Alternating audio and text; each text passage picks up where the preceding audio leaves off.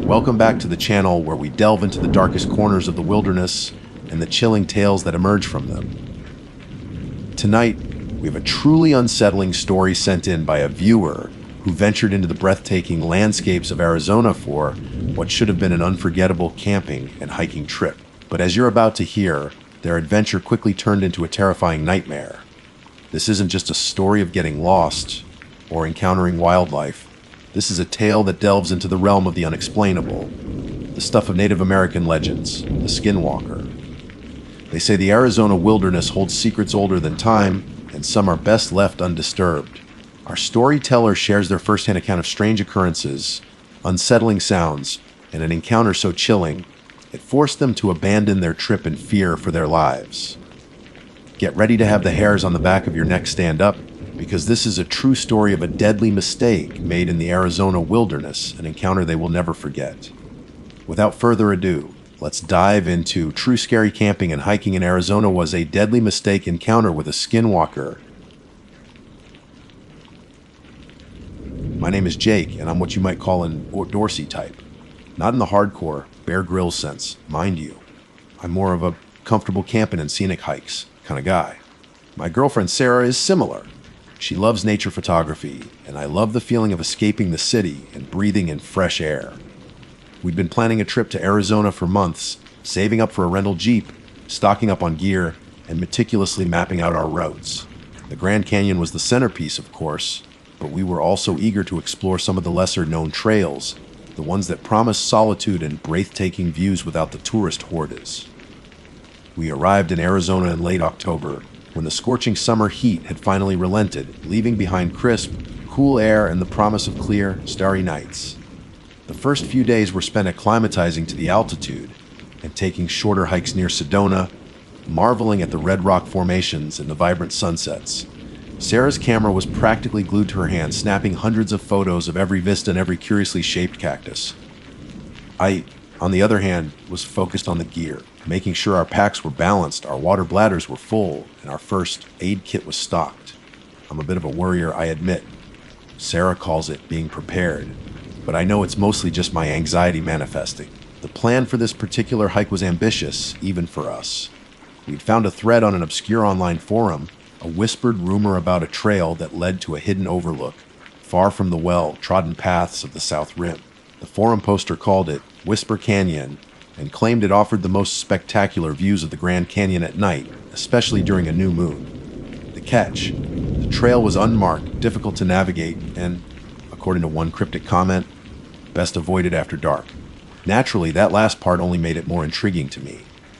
We started our trek early in the afternoon, the Jeep bouncing along a dusty, rutted road that seemed to stretch on forever. The landscape was stark and beautiful, miles of scrub brush, towering mesas in the distance, and the occasional glimpse of the vast chasm that awaited us. Sarah was humming along to the radio, her excitement palpable. I, however, was growing increasingly uneasy. The silence of the desert was oppressive, broken only by the drone of the engine and the crunch of tires on gravel. The sky, a brilliant, cloudless blue, felt almost too vast, too indifferent to our tiny presence. The directions we'd cobbled together from the forum were vague at best. Follow the dry creek bed until you see 3 juniper trees clustered together. Look for a faint path leading upwards, marked by a cairn of rocks. After that, good luck. That was it. No GPS coordinates, no detailed map, just a handful of cryptic clues and a healthy dose of blind faith. We found the creek bed easily enough, its sandy bottom, bone dry, evidence of the infrequent rains that swept through the region. The 3 juniper trees were also surprisingly easy to spot, their twisted branches reaching skyward like skeletal arms. But the faint path was almost invisible, a mere suggestion of a trail, barely distinguishable from the surrounding rocks and brush. "Are you sure about this, Jake?" Sarah asked, her voice tinged with a hint of apprehension. She'd been unusually quiet for the last hour, her earlier enthusiasm replaced by a cautious alertness. "We've come this far," I said, trying to sound more confident than I felt. "Besides, the view is supposed to be incredible. Think of the photos." I knew she wanted to turn back. I could see it in her eyes. But the lure of the unknown, the promise of a unique experience, was too strong to resist. We shouldered our packs, checked our water, and started up the faint trail. The path, if you could call it that, was treacherous. Loose rocks shifted under our feet, and thorny bushes snagged at our clothes.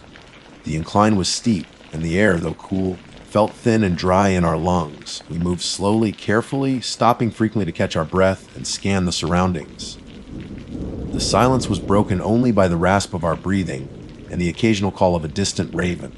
As the sun began to dip below the horizon, painting the sky in shades of orange, pink and purple, we reached a small plateau. We were still a considerable distance from the rim of the canyon, but the view was already impressive. We could see the layered bands of rock, the vast expanse stretching out before us, a testament to the immense power of time and erosion. We should set up camp here. Sarah said, her voice hushed. It's getting dark, and the trail looks even worse ahead. I was about to agree, but then I saw it. A flicker of movement in the distance, just at the edge of my vision. I squinted, trying to focus. It was gone. Did you see that? I asked. Sarah shook her head. See what? I don't know, something moved. Over there, by those rocks. We both stared in the direction I indicated, but there was nothing, just the gathering darkness and the deepening shadows. Probably just a rabbit, Sarah said, though she didn't sound convinced. We set up our tent, a small, lightweight two-person model, in a relatively flat area sheltered by a large boulder. We built a small fire, more for the psychological comfort than for warmth, and ate a quick meal of dehydrated food and energy bars. The silence of the desert was now absolute, broken only by the crackling of the flames and the occasional hoot of an owl. As the last embers of the fire died down, and the full darkness of the night enveloped us, a new sound emerged. A low, almost imperceptible hum, like the vibration of a distant engine. It was so faint that I wasn't sure I was actually hearing it, or if it was just the blood rushing in my ears. Do you hear that? I whispered. Sarah nodded, her eyes wide. What is it? We sat in silence, listening intently. The hum grew slightly louder, then faded away, then returned. It seemed to be coming from the direction of the trail, from the area where I thought I'd seen something move earlier. We should go check it out, I said, my curiosity overriding my fear. I grabbed my headlamp, a powerful LED model that cast a bright, focused beam. Sarah hesitated. Jake, I don't like this. Maybe we should just stay here. It's probably nothing, I said, trying to reassure her and myself. But I need to know. We left the relative safety of our campsite and started walking slowly back towards the trail, my headlamp cutting a swath through the darkness. The hum was definitely louder now, a low, resonant vibration that seemed to be coming from the ground itself.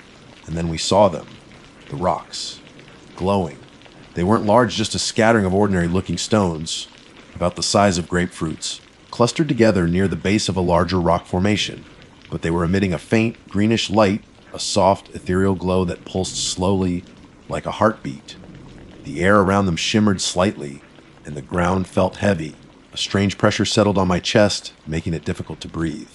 Sarah gasped and stumbled backward, her face pale with terror. Jakey, what is that? I had no answer. I'd never seen anything like it before. It defied explanation. It was beautiful and terrifying all at once, and it was drawing us in. That is when Sarah started crying, saying she felt like something was watching. We should have turned back. Right then and there, we should not have let the curiosity get the better of us. The feeling that came next was not a good one, but like a bad horror movie, the feeling of dread was not enough. The greenish glow pulsed, hypnotic and unsettling. It wasn't a bright light, more like a bioluminescence, as if the rocks themselves were alive, breathing. My scientific mind, the part of me that craved logical explanations, was screaming in protest. Rocks don't glow. It's not possible. But there they were, defying everything I thought I knew about the natural world. Sarah was practically hyperventilating. Jake, we need to go. Now? I don't like this. I feel watched. Her voice was a shaky whisper, barely audible above the low hum that still permeated the air.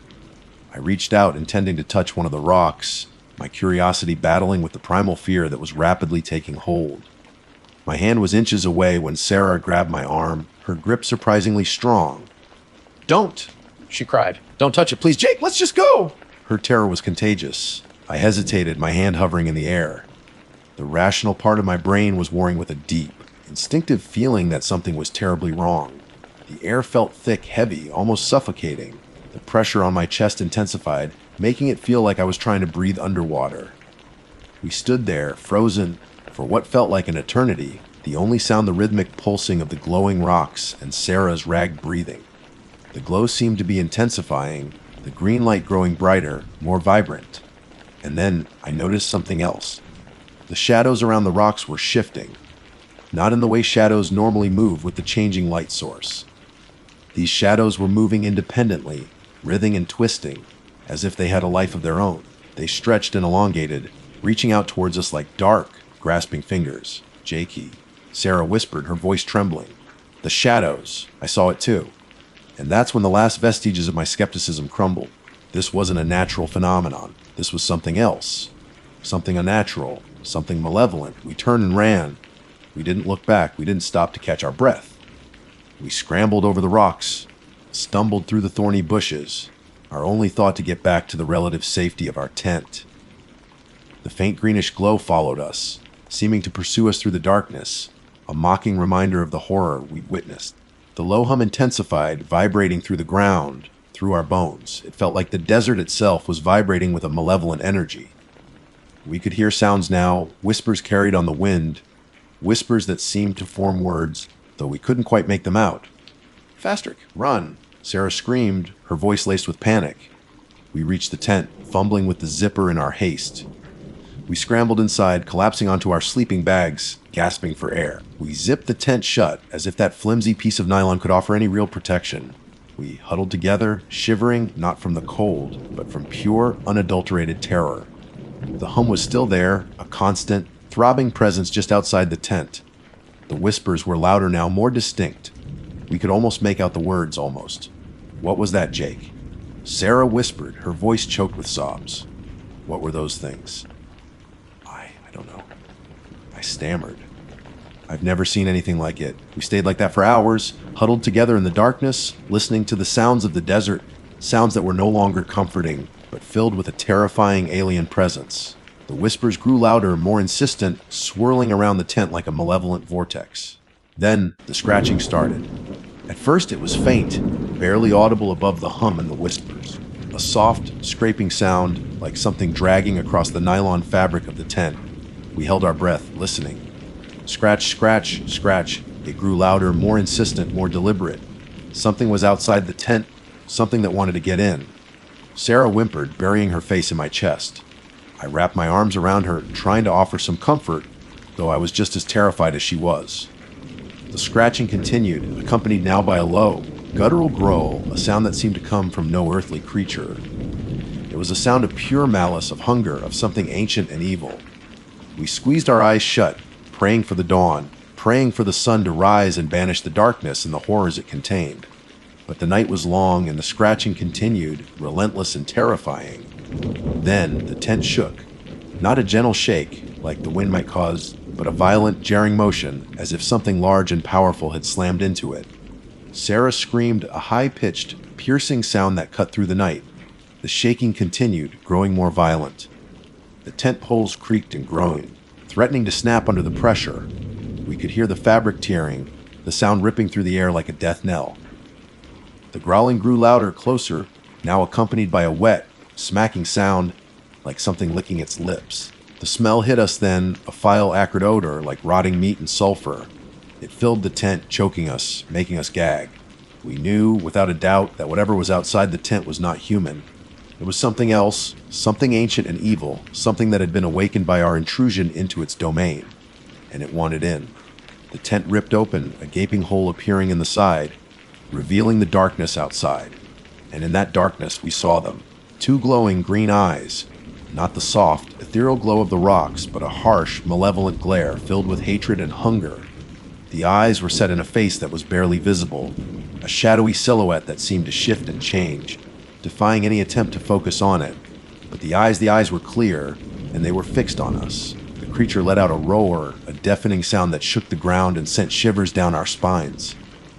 It lunged towards us, its shadowy form filling the opening of the tent. Sarah screamed again, a scream that was cut short as the creature reached out with a clawed hand, and then everything went black, blackness, suffocating, all-consuming void. I couldn't see, I couldn't hear, I couldn't feel anything except a dull, throbbing pain in my head. I was floating adrift in a sea of nothingness. Then, slowly, consciousness began to return. Fragmented images, flashes of memory, pierced the darkness. The glowing rocks, the shadows, Sarah's screams, the creature's eyes. I gasped, my lungs burning as I inhaled a ragged breath. I was lying on something hard and uneven. My body ached, every muscle screaming in protest. I opened my eyes, blinking against the harsh glare of the sun. It was morning. The sun was high in the sky, casting long shadows across the desolate landscape. I was lying on the ground, a few feet away from the remnants of our tent. The nylon was shredded, the poles snapped, the contents scattered around like the aftermath of a violent storm. Sarah. My heart lurched. I scrambled to my feet, ignoring the wave of dizziness that threatened to send me crashing back down. "Sarah!" I yelled, my voice hoarse and weak. "Sarah, where are you?" Silence. Only the wind whistling through the rocks answered me. I searched frantically, my eyes scanning the wreckage, my mind racing. Where was she? Had the creature taken her? Killed her? The thought was unbearable. I found her a few yards away, lying face down in the dirt. My blood ran cold. I rushed to her side, my hands trembling as I reached out to turn her over. She was alive. Barely. Her clothes were torn, her skin covered in scratches and bruises. Her face was pale, her breathing shallow and ragged. But she was alive. I gently lifted her head, cradling her in my arms. "Sarah, Sarah, can you hear me?" Her eyelids fluttered, then slowly opened. Her eyes were glazed unfocused. "Jakey." She whispered, her voice barely audible. "I'm here," I said, relief flooding through me. "I'm here. We're going to get out of here." I had no idea how. We were miles from the jeep, injured and without supplies. And the creature, where was it? Was it still out there watching us? I examined Sarah's injuries as best I could. She had a deep gash on her arm and several smaller cuts and bruises. I used my shirt to staunch the bleeding, tearing it into strips to make makeshift bandages. She was weak, disoriented, but conscious. That was all that mattered. We needed to move. We couldn't stay here. The creature could return at any moment. I helped Sarah to her feet, supporting her as we stumbled towards the trail, or what was left of it. The going was slow, agonizingly slow. Every step was an effort, every breath a struggle. The sun beat down on us mercilessly, the heat adding to our misery. We followed the faint path, retracing our steps from the previous night, hoping to reach the 3 juniper trees in the dry creek bed that would lead us back to the jeep. But the landscape seemed different now, altered. The rocks looked unfamiliar, the shadows seemed to shift and move even in the daylight. The low hum was back, faint but persistent, a constant reminder of the unseen presence that haunted this place. I could feel it vibrating through the ground, through my bones. It was a sound of dread, of warning. We walked for hours, or what felt like hours. Time had lost all meaning. The sun began to dip below the horizon, painting the sky in shades of orange and purple, a cruel mockery of the beauty we'd sought the previous night. We were exhausted, dehydrated, and on the verge of collapse. We had to find shelter, somewhere to rest, somewhere to hide. We stumbled upon a small cave, a shallow depression in the side of a rock face. It wasn't much, but it was better than nothing. We crawled inside, collapsing onto the cold, hard ground. Sarah was shivering uncontrollably, her body racked with fever. I held her close, trying to share my body heat, trying to offer some small measure of comfort. As darkness fell, the whispers returned. They were louder now, clearer, swirling around us in the confines of the cave. We could make out words, phrases, fragments of a language we didn't understand, but which filled us with a primal fear. The stones they watch. The hunger never sated. Trapped forever. The glowing rocks. The creature. Were they connected? Was this place cursed? Haunted? I had no answers, only questions and a growing sense of despair. The whispers continued throughout the night, a constant, tormenting presence. We didn't sleep. We couldn't sleep. We just huddled together in the darkness, waiting for the dawn, praying for a miracle. When the sun finally rose, it brought no relief. Only the realization that we were still trapped, still lost, still hunted. We emerged from the cave, our bodies stiff and aching, our spirits broken.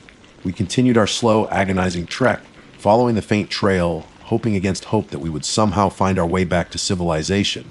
We never saw the creature again, but we felt its presence, always. The low hum, the shifting shadows, the whispers on the wind, they were constant reminders that we were not alone, that we were being watched.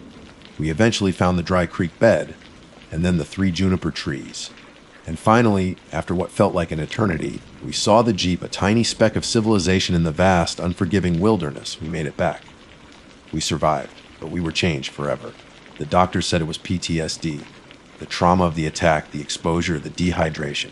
They prescribed therapy, medication, rest. But they didn't understand. They couldn't understand. They hadn't seen the glowing rocks. They hadn't heard the whispers. They hadn't felt the presence of something ancient and evil lurking in the shadows. Sarah never fully recovered. She has nightmares, panic attacks, a constant fear of the dark. She avoids the outdoors, the very thing she once loved. And me, I'm haunted by the memory of that night, by the glowing rocks, by the creature's eyes, by the unanswered questions. What were those rocks? What was that creature? Why did it attack us? And what was the meaning of the whispers? I don't know, and I don't think I ever will. But I know one thing. We were lucky to escape with our lives. And I know that somewhere out there in the vast, unforgiving wilderness of Arizona, the glowing rocks are still pulsing, waiting. And the creature is still watching. I still see those rocks in my dreams. Not every night, but enough. And I never look at the desert the same. And I will never, ever go hiking at night again. Some things are better left unknown. Some places are better left unexplored. And some secrets are better left buried in the darkness. The desert has teeth, and we nearly got bit. My name is Ben, and I've always been drawn to the wild, untamed places of the world. There's a certain thrill that comes with pushing your limits, with facing the raw power of nature head on. That's why a few weeks ago, when my buddy Mark suggested a camping and hiking trip in Arizona, I jumped at the chance. We're both in our late 20s, in decent shape, and had done our fair share of outdoor adventures before, though admittedly, nothing quite as remote as what we were planning. Mark had been doing a lot of research, poring over maps and online forums, looking for a trail that was challenging but also offered some incredible scenery. He finally settled on a loop in a lesser, known part of the state, promising breathtaking vistas and a true sense of isolation. I didn't ask too many questions. I trusted his judgment. He's usually pretty meticulous when it comes to planning these things.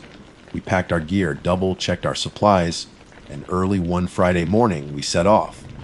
The drive was long, the landscape gradually shifting from familiar suburban sprawl to the stark beauty of the Arizona desert. Towering saguaro cacti stood like silent sentinels against the vast, azure sky. The air grew drier, the heat more intense as we ventured further south. By late afternoon, we reached the trailhead. It was marked by a weathered wooden sign that looked like it had seen better days. A few other cars were parked nearby, but we didn't see anyone else gearing up to hike. Mark consulted his map one last time, a determined look on his face. "All right, Ben," he said, adjusting his backpack. "Ready for an adventure?" "Born ready," I replied, trying to sound more confident than I actually felt. There was something about the silence of the place, the sheer scale of the landscape, that made me a little uneasy. It felt empty, in a way that was more profound than just a lack of people. The first few hours of the hike were fantastic. The trail wound its way through canyons of red rock, the sunlight painting the walls in shades of orange and crimson.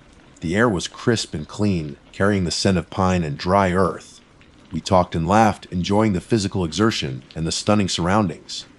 Mark pointed out different types of desert flora and fauna, his enthusiasm infectious. As the sun began to dip below the horizon, casting long shadows across the landscape, we started looking for a suitable spot to set up camp for the night. We found a small clearing nestled between two large rock formations, offering a bit of shelter from the wind. It wasn't the most picturesque spot, but it felt safe and secluded. We quickly got to work unpacking our tents and organizing our gear. Mark, ever the efficient one, started gathering firewood while I set about preparing our dinner dehydrated meals that promised to be surprisingly palatable with enough hot water. As we worked, the last rays of sunlight faded, and the desert night began to descend. The temperature dropped sharply, and a cool breeze rustled through the sparse vegetation. We huddled around our small campfire, the flickering flames casting dancing shadows on the surrounding rocks.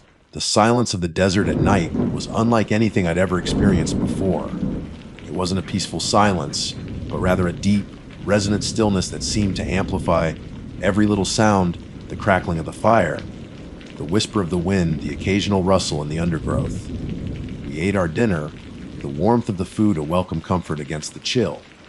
We talked for a while, sharing stories and making plans for the next day's hike.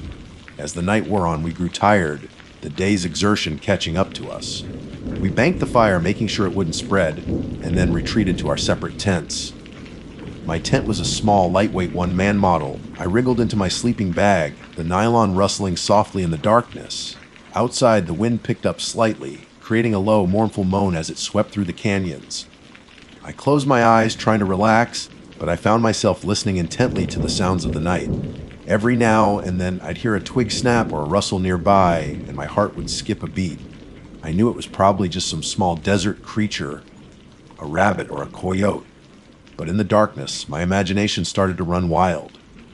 I thought about the stories I'd read online, the warnings about the dangers of the desert, the creatures that roamed under the cover of darkness. I tried to tell myself it was just nerves, the unfamiliar environment playing tricks on my mind. I'd camped in the wilderness before, and nothing bad had ever happened. But tonight felt different. There was a palpable sense of something out there, something ancient and unknown, watching us from the shadows. Eventually, exhaustion won out, and I drifted off to sleep. I don't know how long I was out, but I remember waking up suddenly, feeling disoriented and strangely uneasy. The night was still and silent, the wind having died down. The moon, a sliver of silver in the inky sky, cast an eerie glow over the landscape. I lay there for a moment, trying to figure out what had woken me. There was no specific sound, no sudden movement. It was just a feeling, a primal instinct that something was wrong. I felt a cold knot of fear tighten in my stomach. I reached for my phone, which I'd placed in the pocket of my sleeping bag, intending to check the time. But as I moved, my foot brushed against something cold and smooth on the floor of the tent. I frowned, reaching down to investigate. It was my other foot, or rather, the sock on my other foot, because my hiking boots, they weren't there. I sat up abruptly, my heart pounding in my chest. I fumbled for my headlamp, switched it on, and scanned the interior of my tent. My backpack was still there, my clothes, my water bottle. But my hiking boots, the sturdy leather boots I'd worn all day, were gone. Just gone. I stared at the empty space where they should have been, my mind struggling to comprehend what I was seeing. It didn't make any sense. I hadn't taken them off inside the tent. I always left them just outside the door. Panic started to set in. I scrambled out of my sleeping bag and crawled to the entrance of the tent, peering out into the darkness. The moon cast long, distorted shadows, making it difficult to see clearly. I called out softly, "Mark, you awake?" There was no response. I called out again, louder this time. Still nothing. I unzipped the tent and stepped outside, the cold desert air chilling my bare feet. Mark's tent was just a few feet away, its dark silhouette barely visible in the moonlight. "Mark!" I yelled, my voice echoing in the stillness of the night. A moment later, I heard a rustling sound from inside his tent, followed by a groggy, "Huh, what's going on?" "My boots are gone, man!" I exclaimed, my voice laced with disbelief and a growing sense of dread. "They're just gone." Mark slowly emerged from his tent, rubbing his eyes. He looked at me, then down at my bare feet, a confused expression on his face. "What do you mean gone? Did you leave them outside?" "Yeah, right outside the tent," I said, gesturing towards the spot where they should have been. "But they're not there." Mark looked around, his gaze sweeping over the moonlit clearing. He shrugged. "Maybe a coyote took them? I've heard they'll steal anything." A coyote. I repeated, skepticism dripping from my voice. Would a coyote really be able to just take both of them without me hearing anything? And why would it even want them? Mark didn't have an answer. He just looked as bewildered as I felt. He went back into his tent and emerged a moment later, his own hiking boots firmly on his feet. "Well, mine are still here," he said, pointing down. "Maybe you just misplaced them?" "Misplaced them?" I scoffed. "Mark, these are heavy hiking boots. I know exactly where I left them. They're gone." We searched the immediate vicinity of our tents, our headlamps cutting through the darkness. We looked under bushes, behind rocks, anywhere they might have been accidentally kicked or moved. But there was no sign of them. The more we searched, the more a cold, unsettling feeling crept over me. This wasn't normal. It wasn't like losing a sock or misplacing a set of keys. My hiking boots had vanished into thin air in the middle of the night, while I was sleeping just a few feet away.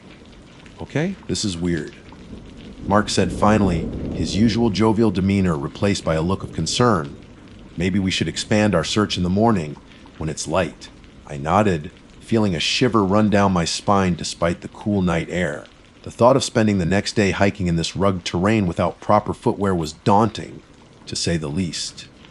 We went back to our tents, the strange disappearance of my boots, casting a pall over the rest of the night. I tried to go back to sleep, but my mind was racing, filled with unanswered questions and a growing sense of unease.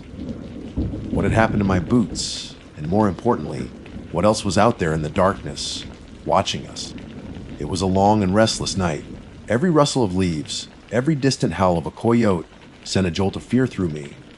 I couldn't shake the feeling that something was wrong, terribly wrong, and that the disappearance of my boots was just the beginning. As the first hint of dawn began to paint the eastern sky, I finally drifted into a fitful sleep, haunted by strange and unsettling dreams. I dreamt of shadows moving in the periphery, of eyes glowing in the darkness, and of the chilling sound of something ripping and tearing in the distance. When I finally woke up for good, the sun was just beginning to peek over the horizon, casting a weak, golden light across the campsite. The first thing I did was look towards the spot where my boots had been. They were still gone. A wave of despair washed over me. Hiking out of this wilderness barefoot was going to be a nightmare. The terrain was rough and rocky, full of sharp stones and thorny bushes. I knew my feet wouldn't last long. Mark emerged from his tent, looking equally tired and concerned. "Any luck?" he asked, his voice low. I shook my head. "Nothing. They're just gone." We decided to have a quick breakfast and then do a more thorough search of the area before deciding what to do next. As we ate our cold granola bars, we kept looking around, hoping to spot some sign of my missing boots. After breakfast, we spread out, searching a wider radius around our campsite. We checked under every rock, behind every tree, even venturing a short distance into the surrounding woods. But it was no use. My boots were nowhere to be found. Just as we were about to give up, Mark called out to me. "Hey, Ben, come take a look at this." I walked over to where he was standing, near a small cluster of bushes about a mile away from our campsite.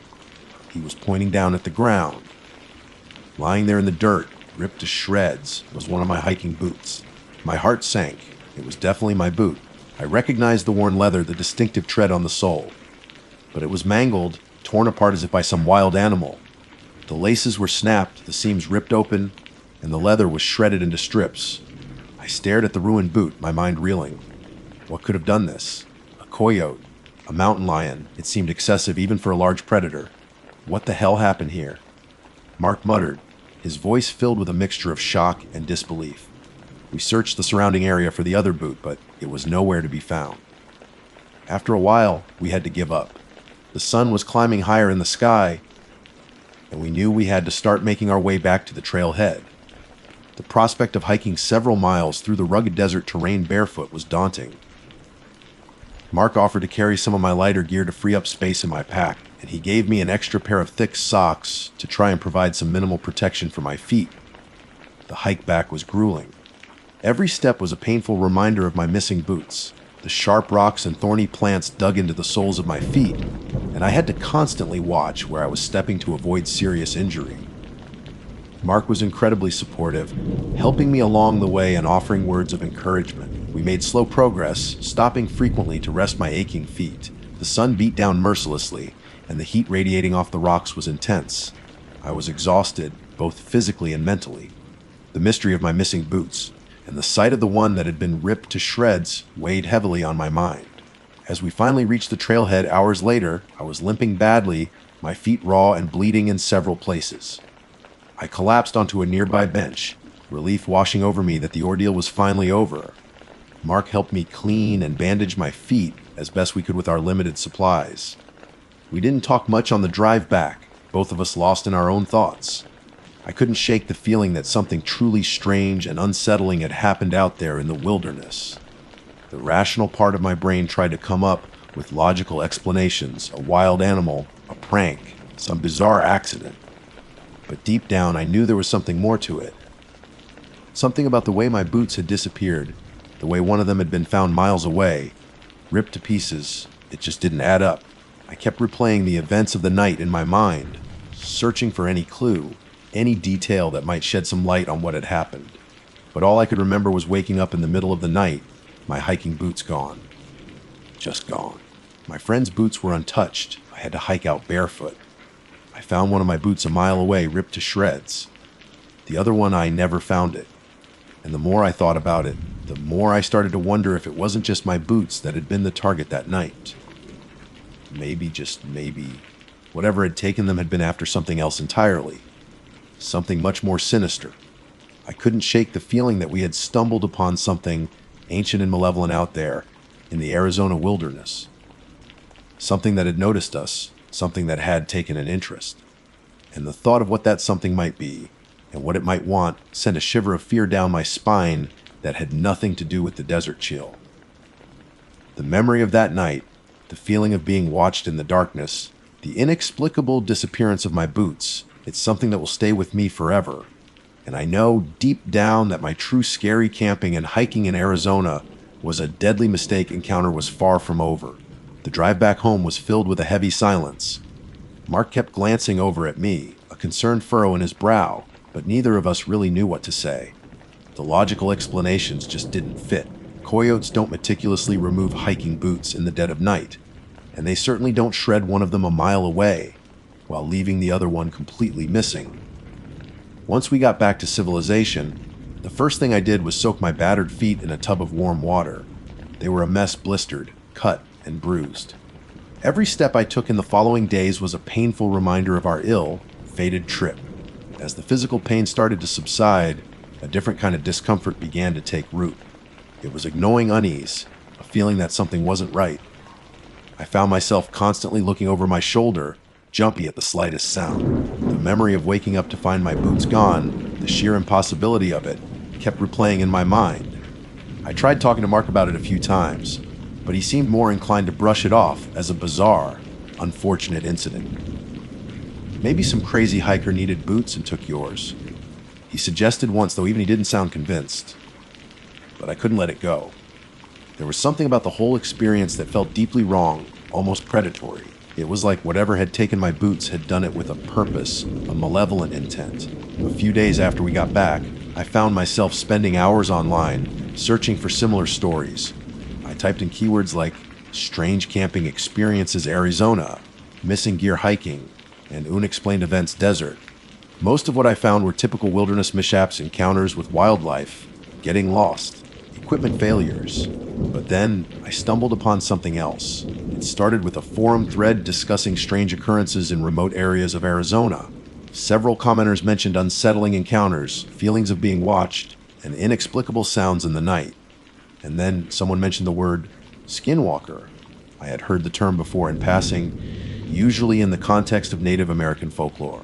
I vaguely remembered it being something about shapeshifters, evil spirits that could take the form of animals. I clicked on the link provided in the forum and started to read.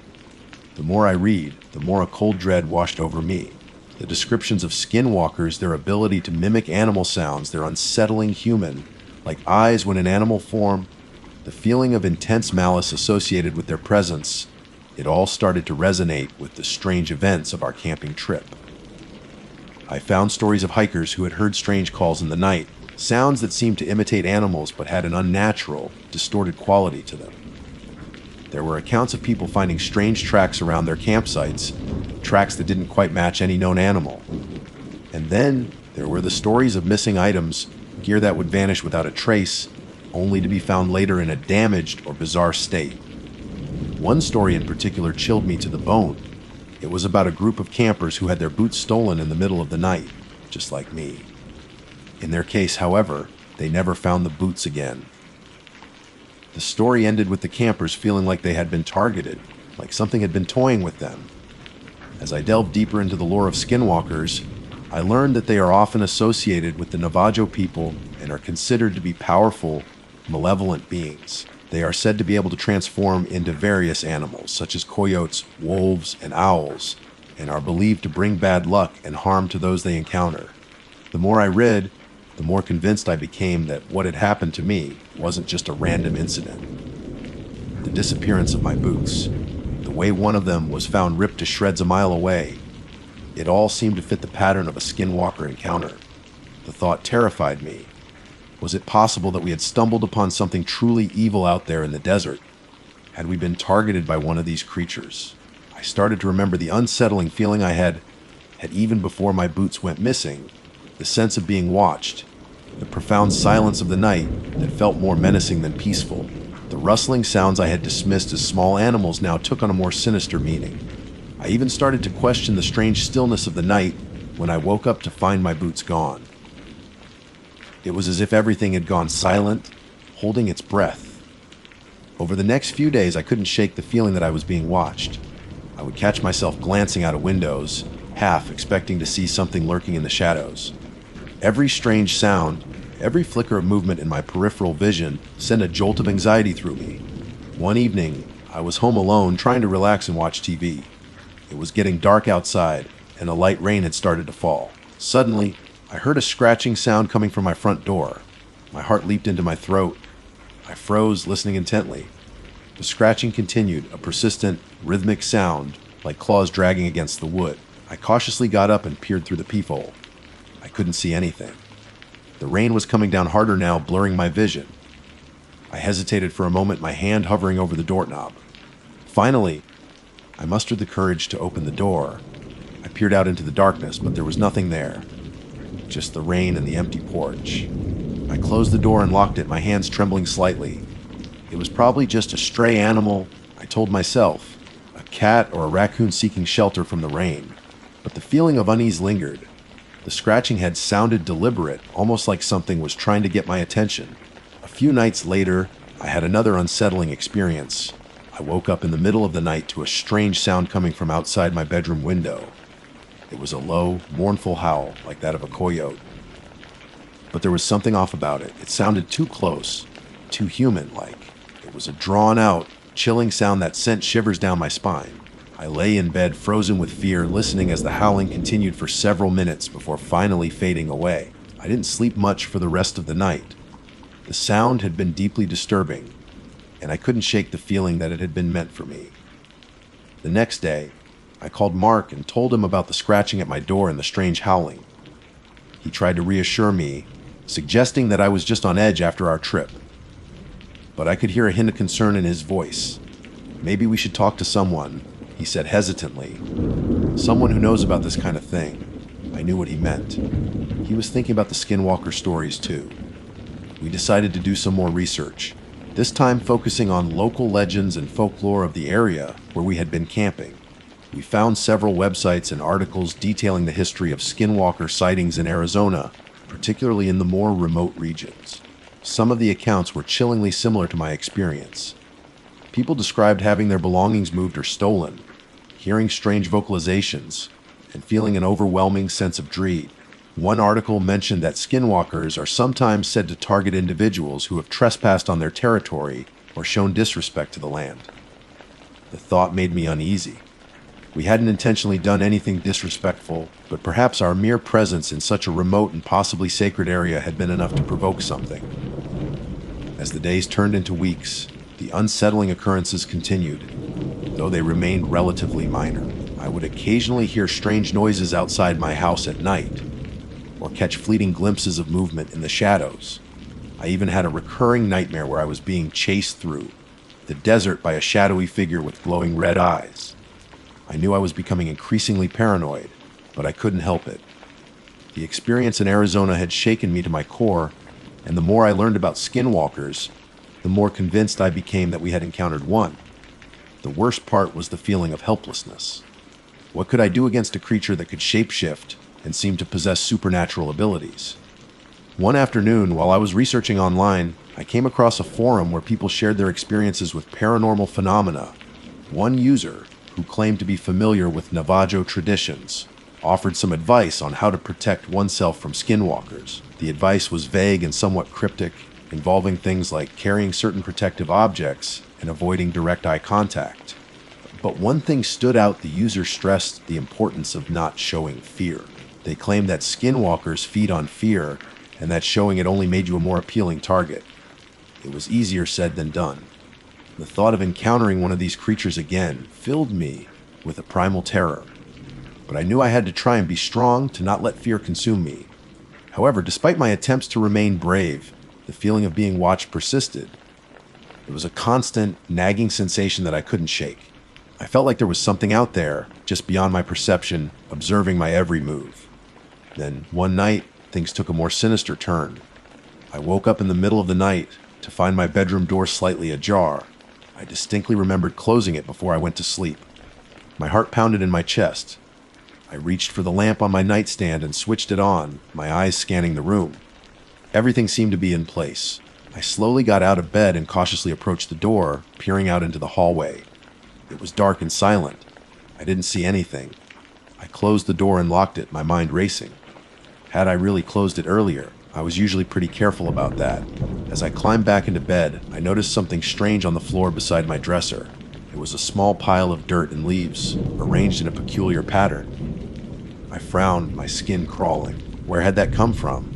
I hadn't been outside all day. I got out of bed again and examined the pile more closely. There were also a few small animal bones mixed in with the dirt and leaves. A wave of nausea washed over me. This wasn't just my imagination anymore. Something was happening in my house, something unnatural and deeply disturbing. I didn't sleep the rest of the night. I sat in bed wide awake, clutching my phone, every shadow seeming to hold a potential threat. By the time the sun finally came up, I was exhausted and terrified. I knew I couldn't ignore what was happening anymore. The skinwalker, or whatever it was, had followed me home, and it was getting closer. The encounter in Arizona had been a deadly mistake, not just for my feet, but for something far more profound. I had unknowingly opened a door to something dark and ancient, and now it was inside my life. And I had a terrifying feeling that the worst was yet to come. Sleep was a luxury I couldn't afford anymore. Every creak of the house, every rustle outside my window sent a jolt of fear through me. The pile of dirt and bones on my bedroom floor remained untouched, a grim reminder that I was no longer alone in my own home. The next day, I called Mark, my voice trembling as I recounted the events of the previous night. He was clearly disturbed by what I told him. "Ben, this is getting out of hand," he said, his voice serious. "You need to do something. Have you thought about going to the police?" I had considered it, but what would I tell them? That a shape-shifting creature from Native American folklore was stalking me. They'd think I was crazy. "I don't know what to do, Mark," I admitted, feeling a wave of despair wash over me. "I feel like I'm losing my mind." "Maybe you should stay with me for a while," he offered. "At least until things calm down." I hesitated. I didn't want to put Mark in danger. If this thing was real, who knew what it was capable of? "I don't know, Mark." "Come on, Ben. It's better than being alone. We can figure this out together." Reluctantly, I agreed. I packed a bag, my hands shaking as I gathered a few essentials. I couldn't shake the feeling that I was being watched as I moved around my apartment. When I arrived at Mark's place, he greeted me with a worried look. His apartment felt safe, normal, but the sense of dread still clung to me like a shroud. We spent the evening researching skinwalkers, desperately trying to find any information that might help us. We learned more about their supposed weaknesses, things like ash from a fire, certain rituals, and the importance of not inviting them into your home. It was all so vague and steeped in folklore that it was hard to know what to believe, but we were desperate for anything that might offer a glimmer of hope. That night, I slept on Mark's couch. Every time I closed my eyes, I saw shadowy figures and glowing red eyes. I kept waking up in a cold sweat, convinced that something was in the room with me. The next few days were filled with a tense unease. We were both constantly on edge, listening for any strange sounds. Nothing overtly threatening happened, but the feeling of being watched never went away. Then, one evening, while Mark was out picking up groceries, I heard it. A faint scratching sound coming from the front door. My blood ran cold. It was the same sound I had heard at my own apartment. I froze, listening intently. The scratching grew louder, more insistent. It sounded like something with sharp claws was trying to get in. I backed away slowly, my heart pounding in my chest. I grabbed the heavy iron poker from beside the fireplace, my hands trembling. The scratching stopped abruptly. I held my breath, waiting silence. After a few agonizing minutes, I cautiously approached the door and peered through the peephole. Nothing. I slowly unlocked the door and pulled it open a crack, peering out into the hallway. Empty. I was about to close the door when I noticed something on the floor just outside. It was a single hiking boot. My boot. The one that had gone missing in Arizona and had never been found. I stared at it in disbelief, my mind struggling to process what I was seeing. How had it gotten here? Hesitantly, I reached down and picked it up. It was my boot, all right. But it was wrong. It was covered in dirt and grime, and there were deep, claw-like scratches all over the leather, and it smelled foul like decaying meat. I dropped the boot as if it were on fire, a wave of nausea washing over me. This was no ordinary prank. This was something far more sinister. Just then, I heard a noise behind me. I whirled around, the iron poker raised defensively.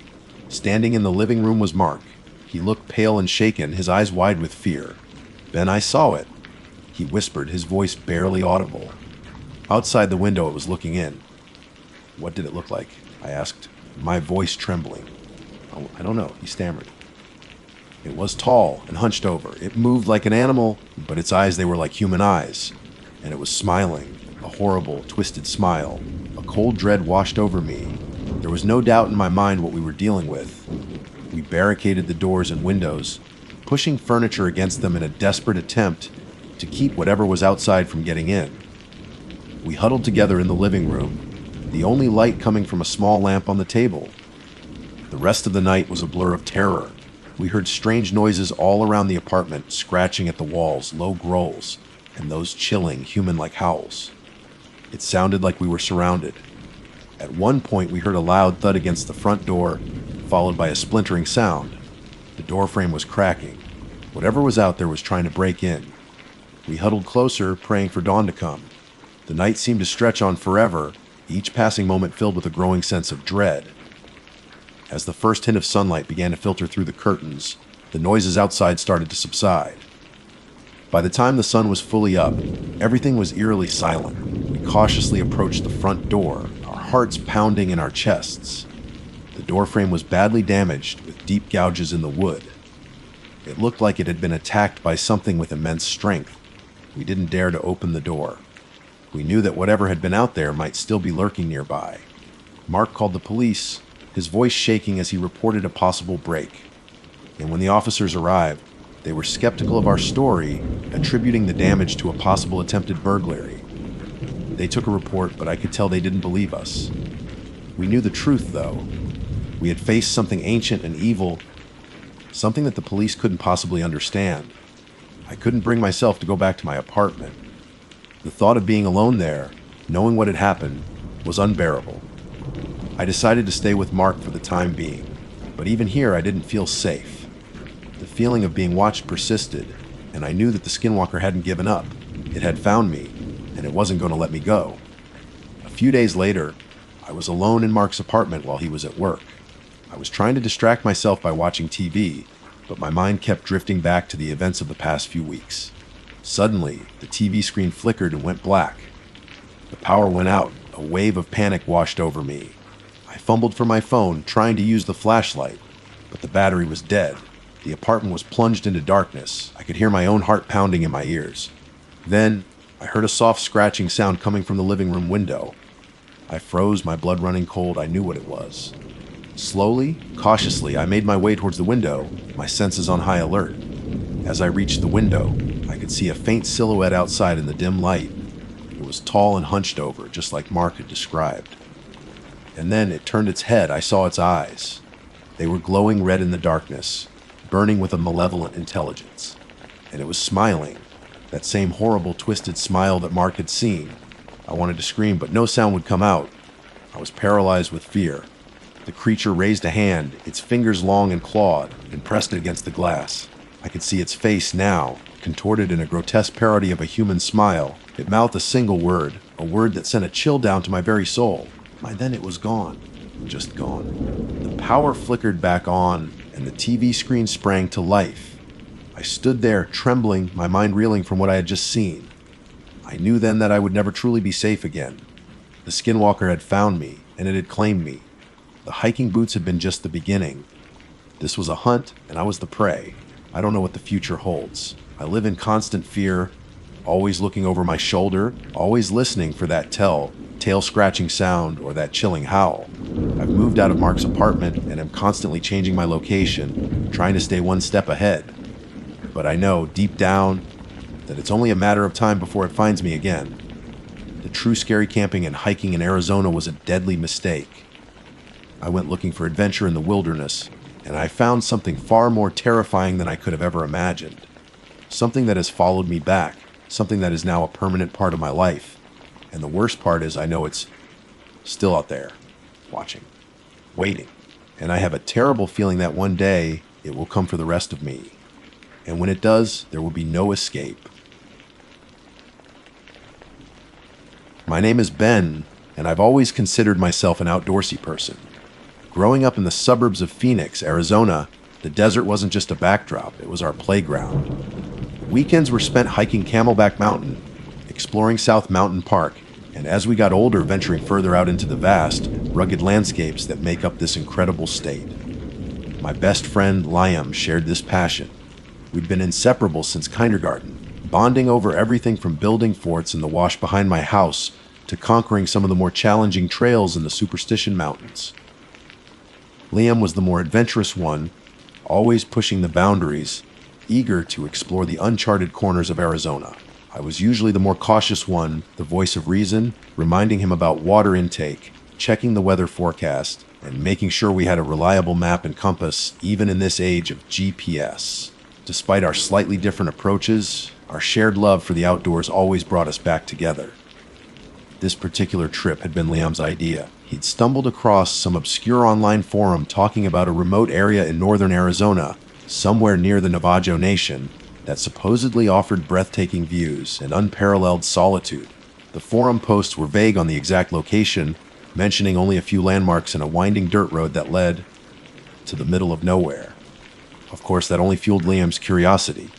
He spent weeks poring over maps, cross-referencing satellite images, and piecing together the fragmented information from the forum. Finally, he declared that he'd found it, a secluded canyon that wasn't marked on any of our usual hiking maps. He showed me the satellite images on his laptop. It looked stunning, towering red rock cliffs, a ribbon of green vegetation snaking along the canyon floor, and what appeared to be a small, shimmering stream. Imagine the photos we could take, Ben, he'd exclaimed, his eyes gleaming with excitement. No crowds, no tourists, just us in the raw beauty of Arizona. I have to admit, even I was intrigued. We'd done our fair share of popular hikes, battling the crowds at places like the Grand Canyon and Sedona. The idea of having a truly secluded wilderness experience was appealing. We agreed to go, but not without some thorough planning on my part.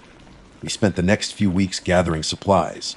We made sure we had a sturdy tent, reliable sleeping bags rated for the expected nighttime temperatures, plenty of waters, and a water filter, just in case, dehydrated food, a well-stocked first aid kit, and of course our hiking gear. I also insisted on bringing a satellite communicator, something Liam usually scoffed at, calling it overkill.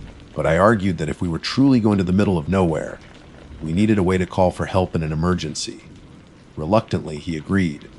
The drive up north was long but scenic.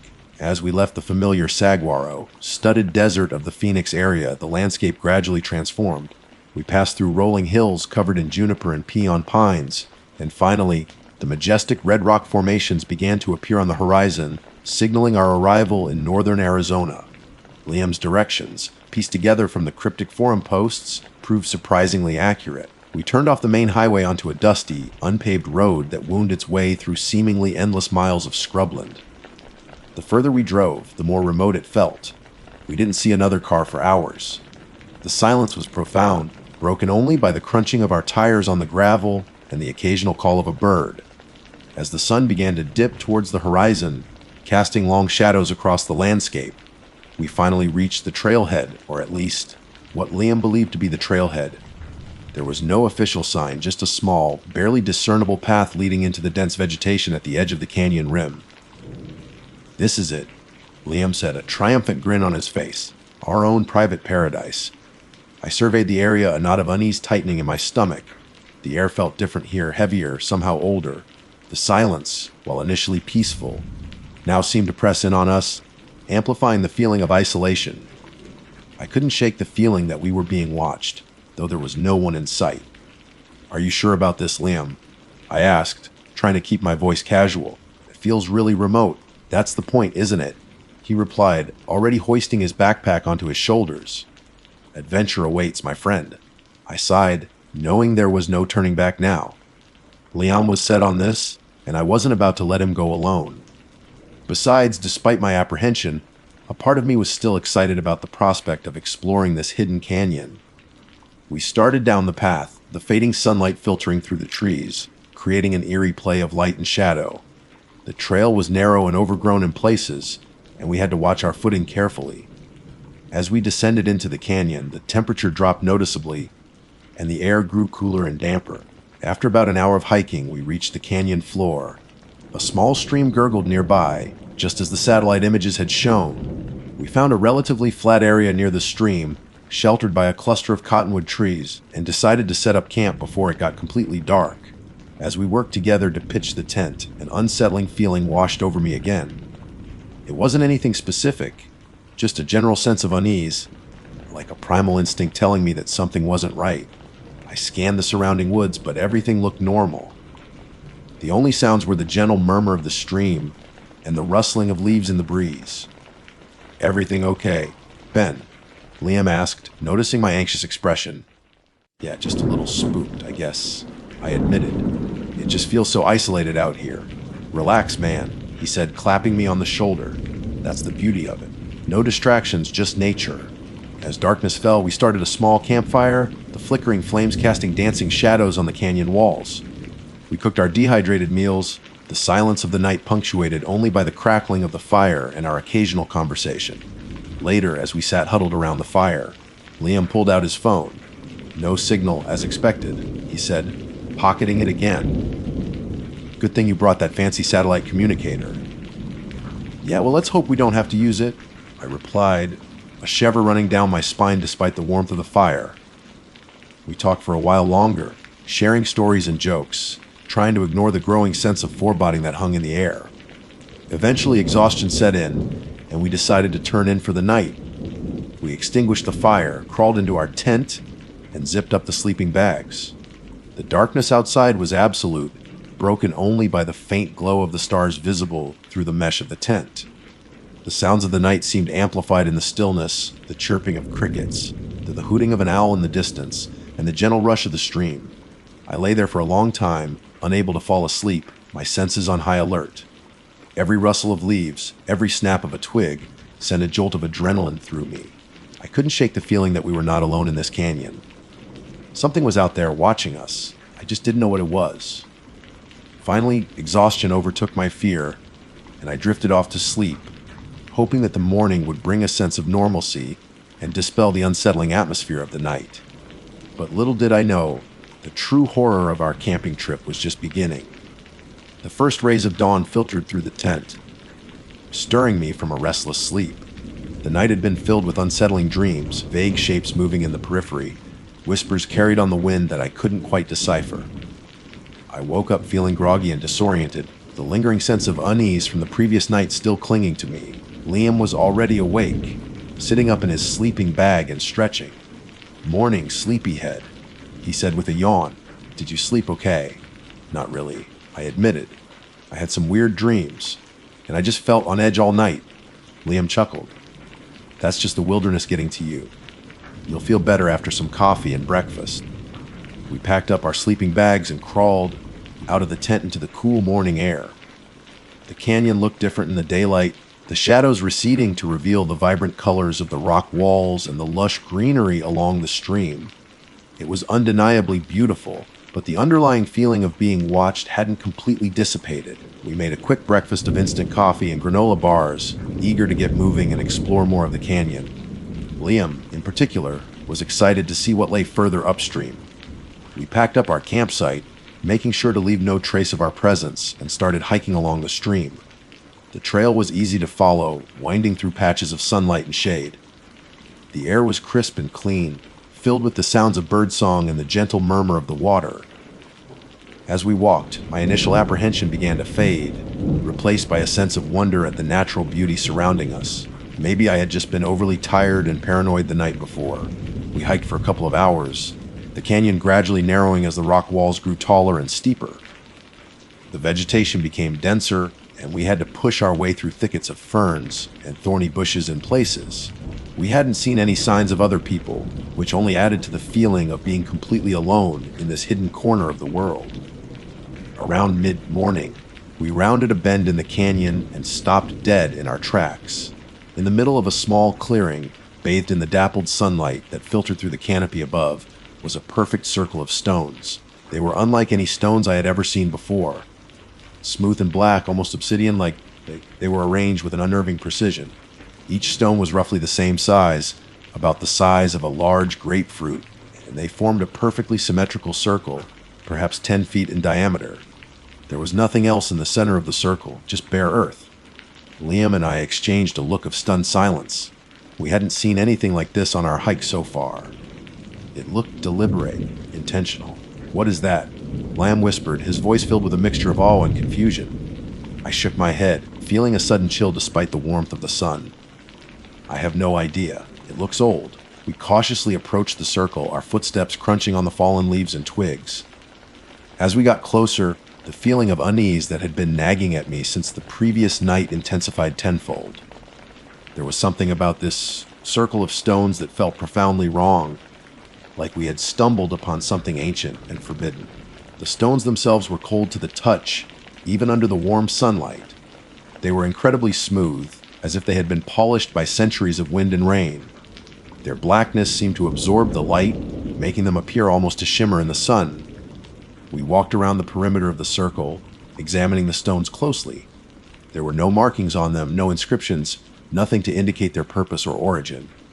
They simply sat there, perfectly arranged, radiating an aura of silent, watchful intensity. An overwhelming sense of discomfort washed over me. It felt like we were intruding on something sacred, something that was not meant to be seen by human eyes. The air around the circle seemed to hum with a strange energy, a subtle vibration that I could feel in my bones. Liam, usually so eager to explore, seemed just as unnerved as I was. He kept glancing around the clearing, his eyes darting nervously into the surrounding woods. "We should go," I said, my voice barely above a whisper. "I don't like this." Liam nodded in agreement. "Yeah, me neither. It feels wrong." We didn't need to say anything more. We both knew that we had to leave this place, and we had to leave quickly. We turned to go, retracing our steps back the way we had come. As we reached the edge of the clearing, I couldn't resist the urge to look back one last time. I glanced over my shoulder, my eyes drawn back to the circle of black stones. And that's when I saw it, standing in the center of the circle, where just moments before there had been nothing but bare earth, was a figure. It was tall and gaunt, its form indistinct in the dappled sunlight. It seemed to be hunched over, its back to us. I couldn't make out any details, but there was something about its posture, its stillness, that sent a jolt of pure terror through me. My breath caught in my throat. I blinked, thinking my eyes were playing tricks on me. But when I looked again, the figure was still there. "Liam," I gasped, grabbing his arm and pulling him forward. "Did you see that?" He looked at me, his face pale and drawn. "See what? What's wrong?" I didn't answer. I just kept pulling him, my heart pounding in my chest. We stumbled through the undergrowth, our pace quickening to a frantic jog. I didn't dare to look back again. I could still see the image of that figure burned into my mind, its silent, watchful presence in the center of the circle. We didn't stop running until we were well out of the clearing and back on the main trail. Even then, we kept up a brisk pace, our eyes constantly scanning the surrounding woods. The beauty of the canyon had vanished, replaced by a gnawing fear that clung to us like a shroud. "What did you see, Ben?" Lamb finally asked, his voice trembling slightly. I hesitated, unsure of how to describe what I had witnessed. "I don't know," I stammered. It was something, standing in the middle of the circle. Tall and thin, I couldn't see its face. Liam's eyes widened. "You're serious?" I nodded, my throat tight with fear. "Yeah, I swear I saw something." We walked in silence for a while, the only sound our ragged breathing and the crunching of our boots on the trail. The sun had climbed higher in the sky, but the canyon now seemed darker, more menacing. "Maybe it was just an animal," Liam said, trying to sound reassuring, but his voice lacked conviction. I shook my head. No, it didn't look like an animal. It looked humanoid, but wrong. So wrong. The image of the figure in the circle kept flashing through my mind. The way it stood, hunched and still, filled me with an inexplicable dread. It felt ancient, malevolent, like something that had been lurking in this hidden canyon for centuries. We continued hiking, our earlier enthusiasm completely gone. Every shadow seemed to hold a potential threat. Every rustle in the bushes made us jump. The feeling of being watched had returned stronger than ever. It was as if whatever was in that circle had noticed us, and now it was following us. We didn't speak much, our minds racing with unanswered questions and growing fear. What was that circle of stones? Why did it feel so wrong? And what was that thing standing in the center of it? As the afternoon wore on, the sky began to cloud over, casting a gloomy pall over the canyon. The air grew heavy and still, and an eerie silence descended upon the woods. It felt like the whole canyon was holding its breath, waiting for something to happen. We knew we had to get out of here. We had to get back to our car and drive as far away from this place as possible. But the trailhead felt miles away, and with every step, the sense of dread only intensified. We had stumbled upon something in that hidden canyon, something ancient and terrifying, and I had a sinking feeling that we had made a deadly mistake. The descent back down the canyon felt different than the hike in. The beauty we had initially admired now seemed menacing, the towering rock walls like silent, watchful sentinels. Every snap of a twig underfoot echoed loudly in the oppressive silence, making us jump. We kept looking over our shoulders, half expecting to see that gaunt figure lurching out of the trees, but there was never anything there. Yet the feeling of being hunted persisted, a cold that settled deep in our bones. As the clouds thickened, the light grew dim, and the shadows stretched and distorted the familiar shapes of the trees and rocks. Every rustle of leaves sounded like footsteps. Every gust of wind carried whispers that seemed to brush against our ears. We tried to talk, to reassure each other, but the words felt hollow, swallowed by the growing darkness and our mounting fear. We reached the spot where we had camped the previous night. The clearing looked different now, devoid of the peaceful atmosphere it had held before. The ashes of our campfire seemed cold and lifeless, a stark reminder of the normalcy we had lost. We didn't even consider stopping.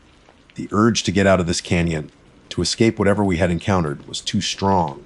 As dusk began to settle, painting the sky in hues of bruised purple and blood orange, we started hearing strange sounds. At first, it was just the wind whistling through the trees, but then we began to hear something else, a series of high, pitched yelps, almost like a coyote, but with an unsettling, almost human quality to them. The sounds seemed to come from all directions, echoing off the canyon walls, making it impossible to pinpoint their exact location. Liam and I exchanged terrified glances. We both knew that coyotes didn't sound like that. There was something inherently wrong with those cries, something that sent shivers down our spines. The yelping continued, growing louder and more frequent as darkness enveloped the canyon. Mixed in with the yelps were other sounds, guttural growls, the snapping of branches, and what sounded like heavy footsteps moving through the underbrush, always just out of sight. We quickened our pace, practically running down the trail, our hearts pounding in unison with the frantic rhythm of our steps. The darkness was now complete, the only light coming from our small headlamps, which cast weak beams that danced nervously through the trees. Suddenly, we heard a sound that stopped us dead in our tracks. It was a voice, low and raspy, seemingly coming from just ahead of us on the trail. Ben Liam. The voice croaked, our names spoken with an eerie familiarity. We froze, our blood running cold. We knew that voice. It sounded like Sarah, Liam's younger sister. But Sarah was back home in Phoenix. There was no way she could be here. Sarah. Lamb whispered, his voice trembling. The voice chuckled, a dry, unsettling sound that echoed through the darkness. Lost little lambs. We didn't wait to hear any more. We turned and ran back the way we had come, our fear propelling us forward. The voice called out our names again, this time with a mocking, taunting tone. The sounds of pursuit intensified. We could hear something crashing through the underbrush behind us, keeping pace with our frantic flight. The yelping had stopped, replaced by a low, guttural growl that seemed to be getting closer. We stumbled and fell several times in the darkness, scrambling back to our feet, driven by sheer terror. We knew, with a certainty that chilled us to the bone, that whatever was chasing us was not human. The realization hit me like a punch to the gut. The stories, the legends we had heard growing up about the Navajo Nation and the creatures that roamed these lands. Skinwalkers, shapeshifters, beings that could take on the form of animals or even people to lure their victims. That figure in the stone circle, the strange sounds, the voice that sounded like Sarah. It all clicked into place. We had stumbled upon something ancient and evil, and now it was hunting us. We finally reached the base of the canyon wall, where the trail began its ascent. We scrambled upwards, our hands and feet finding purchase on the rough rock, our lungs burning with exertion. The growling behind us grew louder, closer. We could feel its presence, a dark, malevolent energy that seemed to radiate from the shadows. Just as we reached the top of the canyon rim, I heard a sickening thud behind me, followed by a strangled cry. I turned to see Liam lying on the ground, his body twisted at an unnatural angle. Standing over him was a figure, silhouetted against the faint light of the moon that had finally peeked through the clouds. It was tall and gaunt, just like the figure I had seen in the stone circle, but now it stood upright, its form more clearly defined. Its head was turned towards me, and even in the dim light, I could see its eyes glowing red like embers in the darkness. A low growl rumbled from its chest, and then it lunged towards Liam again. Liam. I screamed, but it was too late. The creature's claws ripped through the air, and I heard a sickening tearing sound. I knew I couldn't help him. My only chance was to run. I turned and fled into the darkness, my heart shattered with grief and terror. I could hear the creature behind me, its heavy footsteps pounding on the ground, its guttural growls echoing in the night. I ran blindly through the scrubland, stumbling over rocks and bushes, my breath coming in ragged gasps. I didn't know where I was going, I just knew I had to get away, as far away as possible from that canyon, from that creature. I ran until my legs felt like they were going to give out, until my lungs burned with every breath. Finally, I collapsed behind a large boulder, gasping for air, my body trembling uncontrollably. I lay there for what felt like an eternity, listening for any sign of pursuit. The only sounds were the wind whispering through the desert and the frantic beating of my own heart. After a while, the sounds of the creature seemed to fade into the distance. I don't know how long I stayed there, huddled behind that boulder, paralyzed by fear and grief. Eventually, the first light of dawn began to paint the eastern sky. With trembling hands, I pulled out my satellite communicator and activated the emergency beacon. It took hours for help to arrive. When the search and rescue team finally found me, I was in shock, barely able to speak. I told them everything that had happened, about the stone circle, about the figure, about the sounds, about Liam. They searched the canyon, but they found nothing. No circle of stones, no sign of Liam. They said I must have been hallucinating, that the stress and exhaustion had gotten to me. But I know what I saw. I know what we encountered in that canyon. And I know that Liam is gone. I'm writing this now from my home in Phoenix, weeks after the incident. The nightmares still haunt me every night, the glowing red eyes, the guttural growls, the sound of Liam's final scream. I can't shake the feeling that whatever we encountered that night is still out there, lurking in the shadows, waiting. I'll never go camping or hiking in Arizona again. The beauty of the desert has been forever tainted by the horror I experienced in that hidden canyon.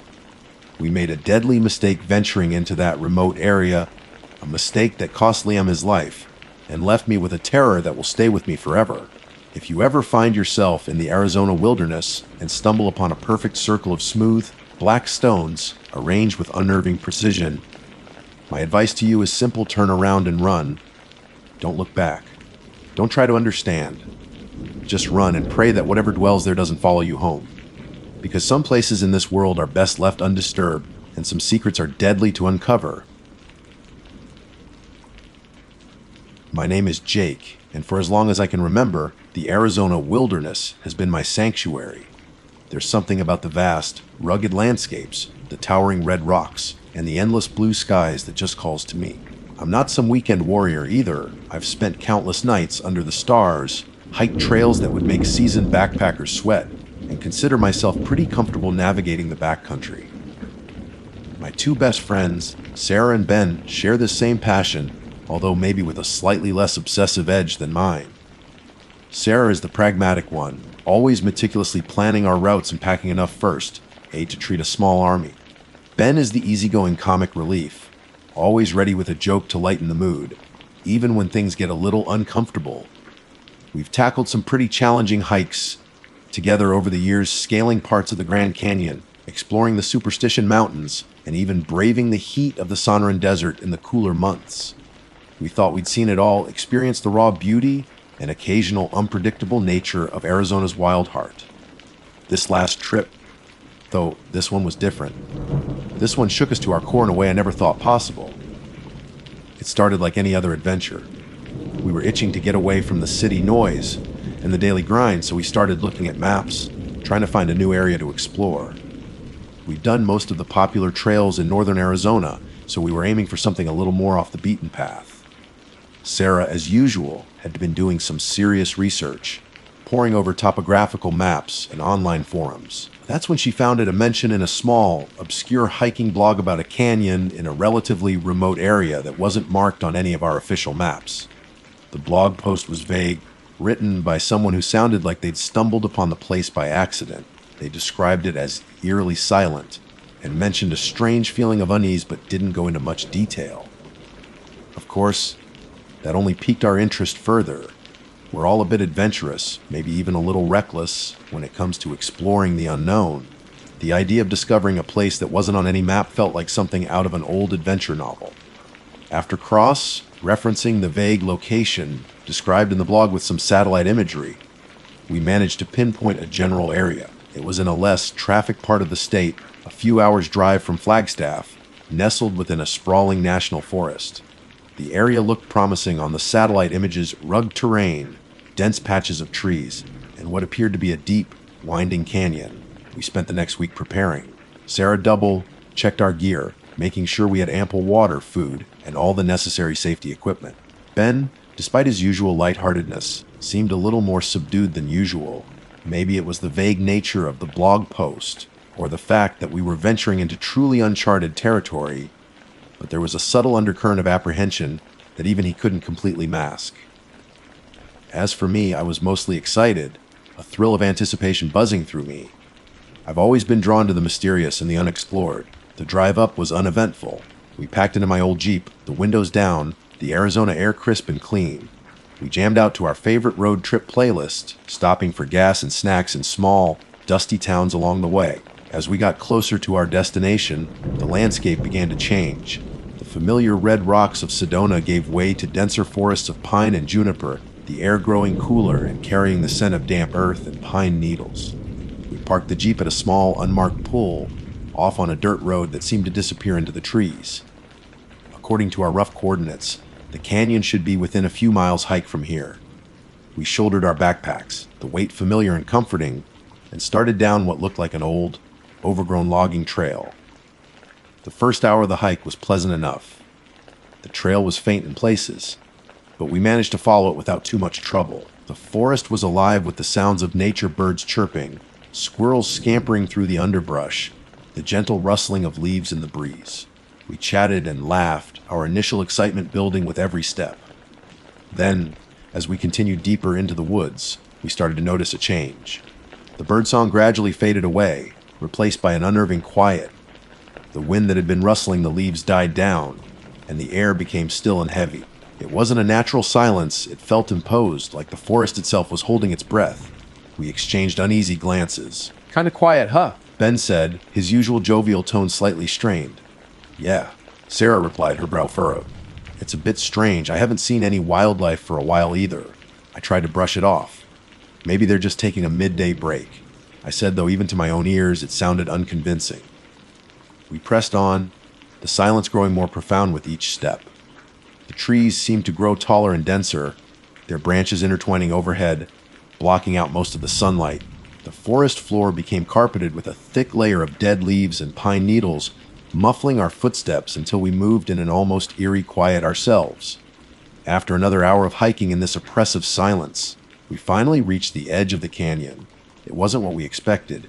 We had imagined a gradual descent, maybe a well-worn path leading down. Instead, the ground seemed to drop away abruptly, revealing a deep, jagged chasm that stretched as far as we could see in either direction. We stood there for a moment, taking it in. The canyon was breathtaking in its own way, a raw, untamed scar on the landscape, but there was something deeply unsettling about it. The silence here was even more intense than in the forest. It felt like all sound had been completely absorbed, leaving behind a void. Wow, Ben whispered, his usual humor completely gone. This is something else. Sarah pulled out her GPS device. According to this, we're nowhere near any marked canyons. This really isn't on any map. A thrill of discovery mixed with a growing sense of unease washed over me. We had found something truly unknown, something hidden from the rest of the world. But the silence, it was getting to me. It felt unnatural, almost suffocating. We decided to find a way down into the canyon. After a bit of searching, we found a steep, rocky path that looked somewhat navigable. We carefully made our way down, the silence amplifying the sound of our boots crunching on the loose stones. As we descended deeper into the canyon, the air grew cooler and heavier. The sun was almost completely blocked out by the sheer walls, casting long, distorted shadows. The silence remained, a thick, palpable blanket that pressed in on us. Then the dizziness started. It hit me first, a sudden wave of lightheadedness that made me stumble slightly. I gripped a nearby rock to steady myself. "Whoa," I said, shaking my head. Did anyone else just feel that? Sarah, who was a few steps ahead of me, turned around, her face pale. "Yeah, I feel a little woozy." Ben, who was bringing up the rear, nodded. "Me too. Kind of nauseous." We stopped on a small, relatively flat section of the path, trying to catch our breath. The dizziness and nausea were unsettling, especially since we hadn't exerted ourselves too much on the descent. We had plenty of water and had been hydrating regularly. There was no logical reason for us to be feeling this way. Maybe it's the altitude, Ben suggested, though he didn't sound convinced. "We haven't descended that much," Sarah replied, checking her altimeter. "And we haven't had any issues with altitude on higher hikes." The silence continued to press in on us, amplifying our growing discomfort. The air felt thick and stagnant, almost like we were breathing in something heavy and unnatural. Then it happened. Cutting through the oppressive silence, a single sound pierced the air. It was a scream, high-pitched, piercing, and utterly chilling. It sounded like nothing I had ever heard before, a raw, primal sound filled with pure agony and terror.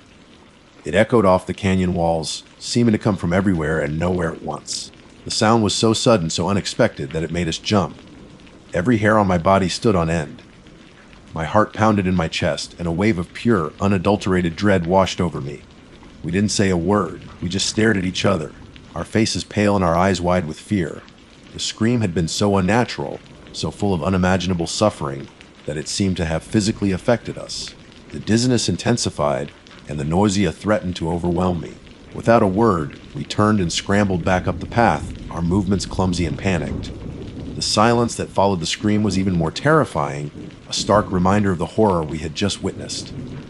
We ran as fast as we could, our lungs burning, our legs aching, desperate to escape the silent, suffocating canyon that wasn't on any map.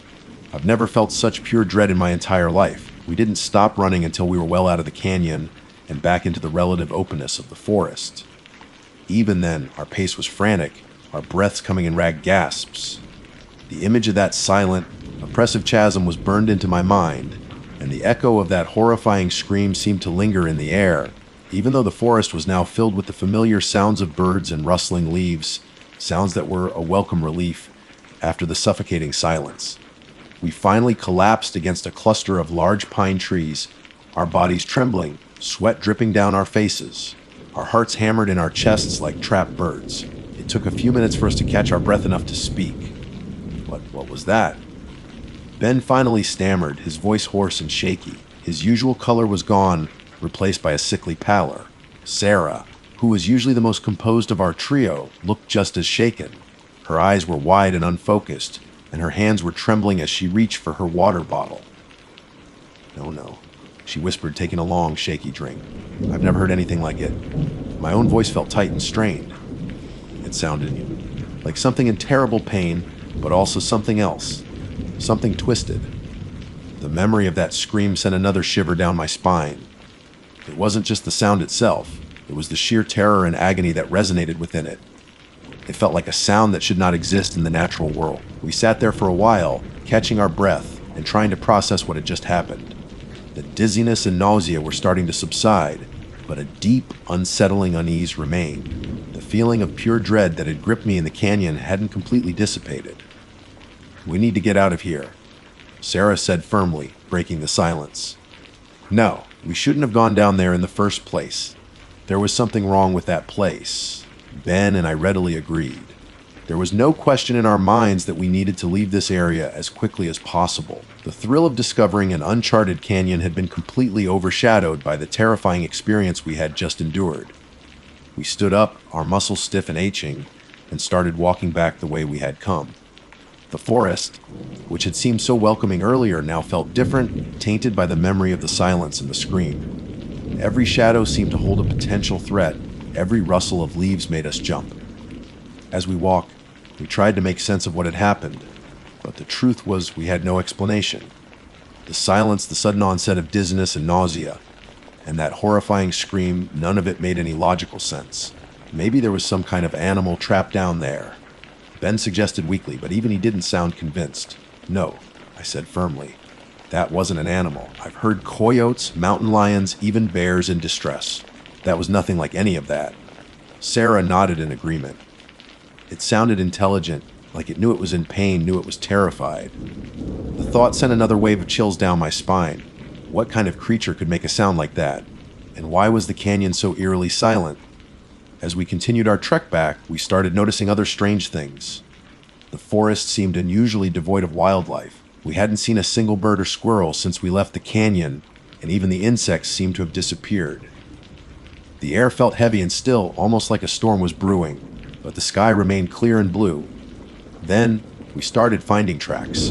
At first, they were faint and easily dismissed as deer or other common woodland creatures, but as we walked further, the tracks became larger and more distinct. They were bipedal, like human footprints, but much bigger and with strangely elongated toes. We stopped to examine one particularly clear print in a patch of soft mud. It was at least twice the size of my own boot, and the shape was wrong. The toes were too long and slender, and the arch of the foot seemed unnaturally high. What the hell made these? Ben whispered, his voice filled with a mixture of fear and morbid curiosity. Sarah knelt down, examining the print closely. I don't know.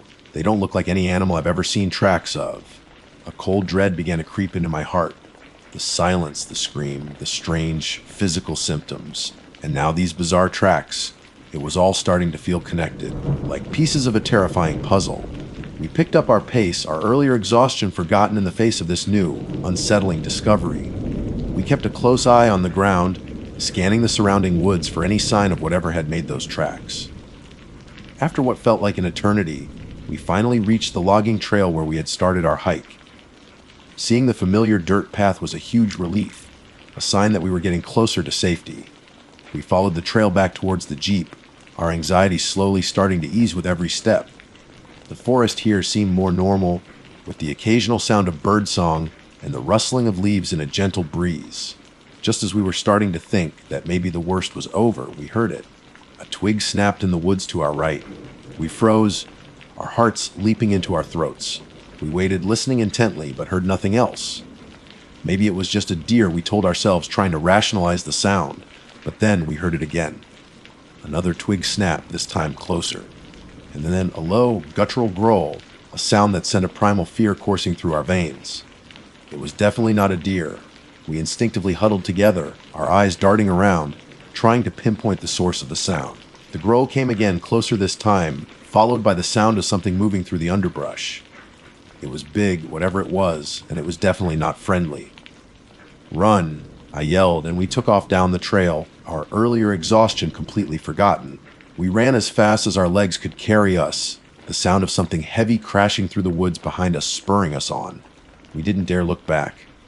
We just ran, our lungs burning, our legs pumping, the image of those strange tracks flashing through my mind. The growls continued, getting closer, more menacing. Finally, through the trees, we saw it, the familiar sight of my old Jeep parked on the side of the dirt road. We sprinted the last few yards, fumbling with the keys, desperate to get inside. I managed to unlock the doors, and we scrambled into the Jeep, slamming the doors shut and locking them just as a large, shadowy figure emerged from the trees at the edge of the road. It was tall and gaunt, its form vaguely humanoid, but twisted and unnatural. Its limbs were long and spindly, and its eyes glowed with an eerie, malevolent light in the fading sunlight. Its face was obscured by shadow, but we could see a wide, gaping maw filled with rows of sharp, pointed teeth.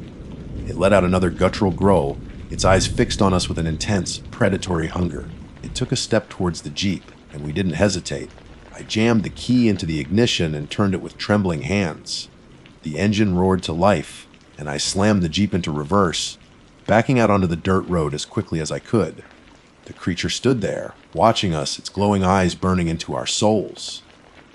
As we sped away, I glanced in the rearview mirror and saw it standing in the middle of the road, its head tilted as if it was watching us go, knowing that we hadn't truly escaped.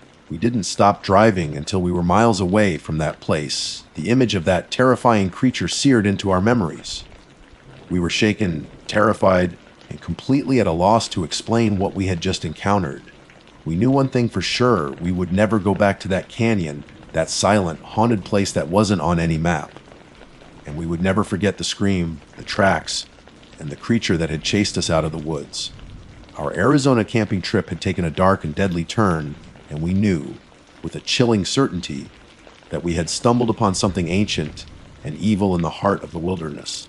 The drive back to Flagstaff was a blur of adrenaline and terror. None of us spoke much, the silence in the Jeep heavy with the weight of what we had just seen.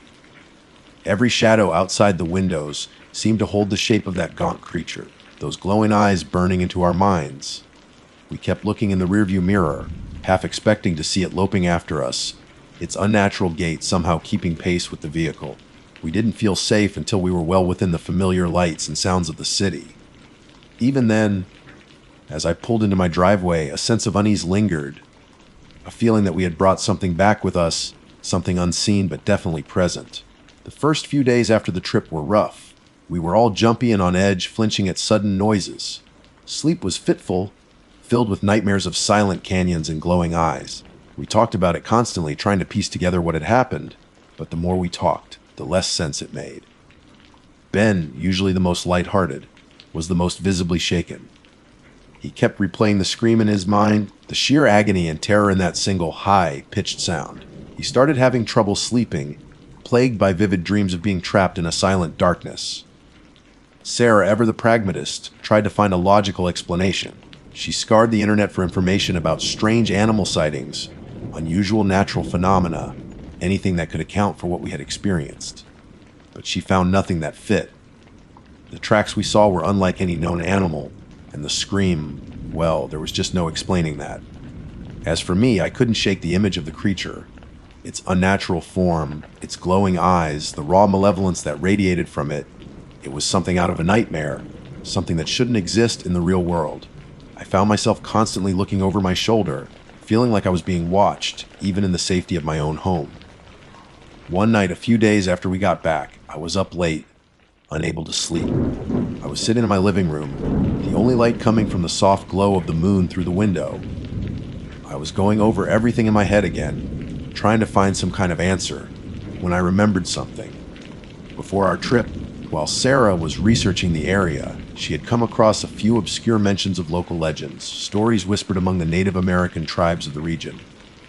Tales of shapeshifters, creatures that could take on the form of animals or even humans, beings known as skinwalkers. At the time, we had dismissed it as folklore, old wives' tales meant to scare children. But now, as I sat there in the silence of my living room, the memory of those stories sent a chill down my spine. The gaunt humanoid form of the creature we had seen, the strange tracks, the unnatural scream, it all seemed to fit the descriptions I had vaguely remembered. I pulled out my laptop and started researching. I spent hours reading about skinwalker legends, poring over accounts from various tribes and regions. The descriptions varied, but there were common threads: creatures that could transform, often associated with evil and dark magic, beings that could mimic voices and sounds to lure their victims. The more I read, the more a terrifying possibility began to take shape in my mind. Could what we encountered in that canyon have been a skinwalker? The eerie silence, the sudden onset of physical illness, the unearthly scream, the bizarre tracks, and finally, that terrifying creature, it all pointed towards something supernatural, something far beyond our understanding. I shared my findings with Sarah and Ben. Initially, they were skeptical, understandably so. We were all rational people. We believed in science and logic. But as I recounted the details of our experience, focusing on the elements that aligned with the skinwalker legends, I could see a flicker of doubt in their eyes. It's hard to believe," Sarah said, her voice hesitant. "Shapeshifters, that's something out of a horror movie." "I know," I replied. "I don't want to believe it either. But what else could explain what we saw? The silence, the sickness, that scream, and that thing that chased us. It wasn't an animal, Sarah. It wasn't human. It was something else." Ben, who had been listening quietly, finally spoke up. "I don't know what it was, guys, but I know I'll never forget that scream. And I'll never forget those eyes. There was something ancient and evil in them. Over the next few weeks, we tried to move on, to put the experience behind us. But it wasn't easy. The memory of that trip haunted us, creeping into our thoughts at unexpected moments. We avoided talking about it with anyone else, afraid of being dismissed as crazy. We never went back to that part of Arizona. In fact, We haven't been camping or hiking since. The wilderness, which had once been our sanctuary, now felt tainted, filled with an unseen threat. Sometimes, late at night, when everything is quiet, I still hear that scream in my mind, and I still see those glowing eyes in the darkness. I know we stumbled upon something that day in that uncharted canyon, something ancient and malevolent. We made a deadly mistake venturing into that place, a place that was deliberately left off the maps. We came back with our lives, but a part of us remains trapped in that silent canyon, forever marked by the terror of what we encountered. We'll never know for sure what it was that we saw. Maybe it was a skinwalker, as the legends say, or maybe it was something even older, something far more sinister that lurks in the forgotten corners of the world. Whatever it was a stark reminder that there are still mysteries out there, things that defy explanation, things that can shatter our perception of reality and leave us with a fear that will never truly go away. And sometimes, the most terrifying things are the ones you can't explain, the ones that whisper in the silence and haunt your dreams, long after you've run away.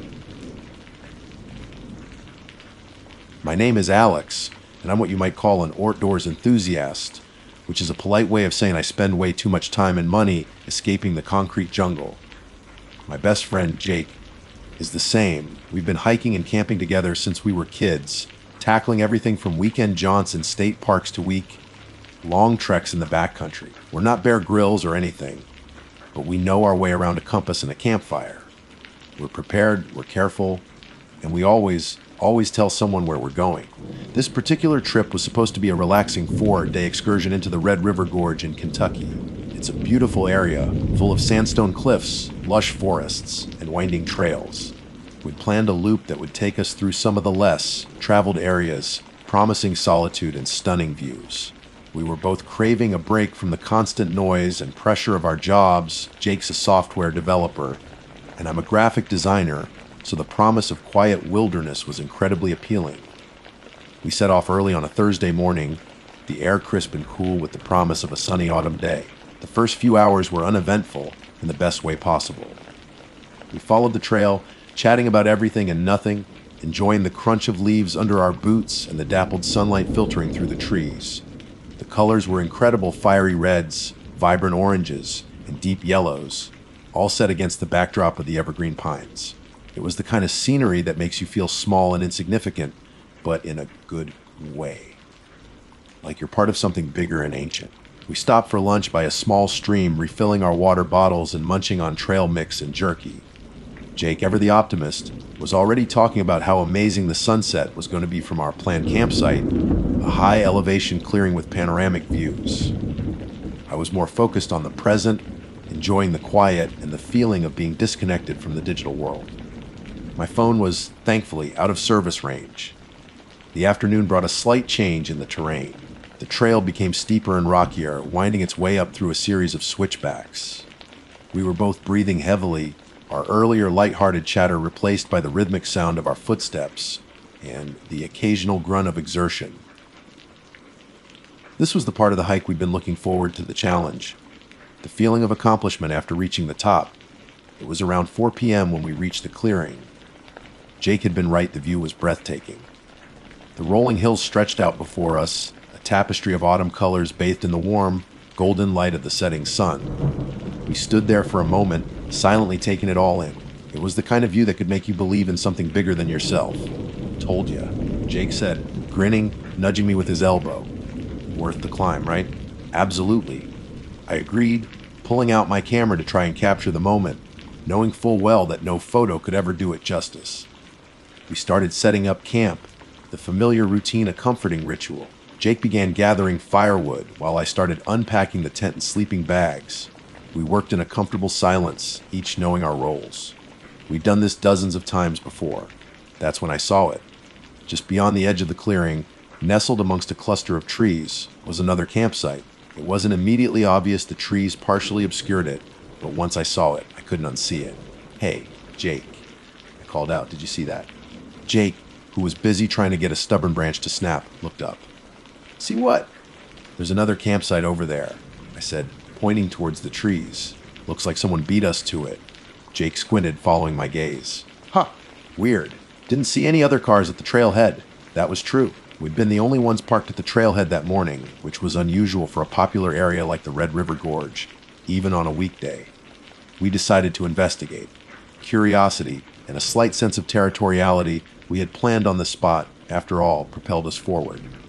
As we got closer, a sense of unease began to creep over me. It was subtle at first, a slight prickling on the back of my neck, but it grew stronger with each step. The campsite was strange. It was clearly set up and recently. The tent, a high-end 4-person model, was fully erected, the rainfully secured. A campfire ring, made of carefully arranged stones, held a bed of still smoldering embers. A half-empty pot of what looked like chili sat on a small camp stove, a spoon resting inside. There were 2 camping chairs unfolded and facing the fire pit. A half-eaten bag of marshmallows sat on one of the chairs. A half-finished whittling project, a small wooden bird, lay on a nearby log along with a gleaming, sharp-looking knife. It looked like a scene frozen in time, like whoever had been there had simply paused. But there were no people. "Hello," Jake called out, his voice echoing in the stillness of the clearing. "Anyone here?" Silence. We exchanged a look. The unease I'd felt earlier was now a full-blown wave of apprehension. This wasn't right. This wasn't normal. We cautiously approached the tent, Jake leading the way. He unzipped the entrance and peered inside.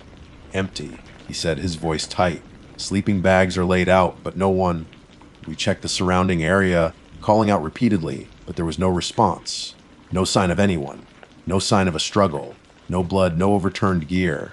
Nothing to indicate that anything violent had happened. It was as if the campers had simply vanished into thin air. The chili was still warm. The embers in the fire pit were still glowing faintly. Everything was in its place, perfectly undisturbed, except for the absence of the people who had set it all up. A chill went down my spine, despite the lingering warmth of the day. This wasn't just unusual, it was deeply unsettling. We were experienced hikers, we'd seen abandoned campsites before. People sometimes leave trash or forget gear, but this was different. This felt wrong. "This is creepy, Alex," Jake said, his voice barely above a whisper. Seriously creepy. I nodded, my throat suddenly dry. Yeah, something's not right here. We spent the next hour searching the immediate vicinity, expanding our search radius further and further, but found nothing. No footprints, no broken branches, no sign of anyone having left the campsite in a hurry. It was like they'd been raptured, plucked from the earth without a trace. As dusk began to settle, painting the sky in shades of purple and orange, the beauty of the scenery was completely lost on us. The breathtaking view we'd admired just an hour earlier now seemed menacing, the shadows stretching long and distorted across the clearing. The silence, once so peaceful, was now oppressive, filled with an unspoken dread. We made a decision. We couldn't stay here. Not with this presence hanging in the air. We quickly packed up our own gear, abandoning our plans for a peaceful night under the stars. We decided to hike back down to a lower elevation, to a more populated area, even if it meant hiking in the dark. As we hurried away from the abandoned campsite, I couldn't shake the feeling that we were being watched. That something, or someone, was lurking just beyond the edge of the trees, silently observing our retreat, and the image of that half-eaten bowl of chili, the spoon still resting inside, kept replaying in my mind. It was such a mundane, ordinary detail, but it was also the most terrifying thing of all. It was a testament to the sudden, inexplicable absence of life. A silent scream in the wilderness, and we had no idea what had caused it. We just knew we didn't want to find out. The descent was a blur. We practically ran down the trail, our headlamps casting erratic beams of light that danced and swayed with every hurried step. The earlier joy of the hike, the appreciation for the scenery, had evaporated, replaced by a primal urge to get away, to put as much distance as possible between us and that abandoned campsite. Every rustle of leaves, every snap of a twig sent shivers down my spine. My senses were on high alert, straining to pick up any sign of, well, anything. The silence of the woods, which had been so comforting earlier, was now punctuated by the frantic rhythm of our breathing and the pounding of our hearts. Do you think we should call someone?" I asked, my voice breathless and strained. Jake didn't even slow down. "Who are we going to call? We don't have any service. And even if we did, what would we say? Hey, Ranger. We found an empty campsite. It was kind of creepy." He had a point. It sounded ridiculous even to my own ears. But the feeling of dread was anything but ridiculous. It was a heavy weight in my chest, a cold knot in my stomach. We continued our descent, the terrain becoming less steep, but still treacherous in the darkness. We stumbled several times, catching ourselves on trees and rocks, our ankles twisting precariously. The adrenaline coursing through our veins kept us going, masking the growing fatigue and the aches in our muscles. As we neared a lower elevation, the trees began to thin out, and we caught glimpses of the moon, a pale sliver hanging in the inky sky. It offered little comfort. The shadows seemed to deepen, playing tricks on our eyes. I kept imagining I saw movement in the periphery, fleeting shapes that vanished as soon as I turned my head. "I swear I just saw something," I whispered, grabbing Jake's arm. He stopped, his headlamp beam sweeping across the surrounding trees. "What? Where?" "I don't know what it was like a shadow, but taller, moving quickly." Jake scanned the area again, his brow furrowed. "I don't see anything. You sure you're not just, seeing things?" I wasn't sure. My mind was racing, playing out all sorts of terrifying scenarios. Was it an animal? A person? Something else? The uncertainty was almost worse than knowing. We pressed on, our pace slightly slower now, our initial burst of adrenaline fading. The silence returned, broken only by the occasional hoot of an owl or the distant rush of water from the stream we'd crossed earlier that day. Then we heard it, a faint sound carried on the wind. It was hard to make out at first, but as we listened intently, it became clearer. It was singing, a soft, melodic voice, singing a tune that sounded vaguely familiar, but I couldn't quite place it. It was a woman's voice, high and clear, but with an underlying sadness, a mournful quality that sent a fresh wave of chills down my spine. "Do you hear that?" I asked, my voice hushed. Jake nodded, his eyes wide. "Yeah, it's coming from up ahead." We moved cautiously towards the sound, our headlamps cutting through the darkness. The singing grew louder, the melody more distinct. It was a lullaby, a simple, haunting tune that I vaguely recognized from my childhood. As we rounded a bend in the trail, we saw a faint glow in the distance. It was another campfire. Relief washed over me, quickly followed by a renewed sense of apprehension. Who would be camping out here, so close to the trail, singing a lullaby in the middle of the night? We approached the campsite slowly, our footsteps muffled by the soft earth. The singing stopped abruptly as we got closer. The scene that greeted us was bizarre. A single woman sat by the fire, her back to us.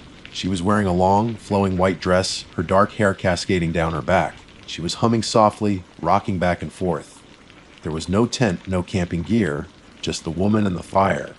"Hello," Jake called out, his voice hesitant. The woman didn't respond. She continued humming, rocking gently. We moved closer, unease growing with each step.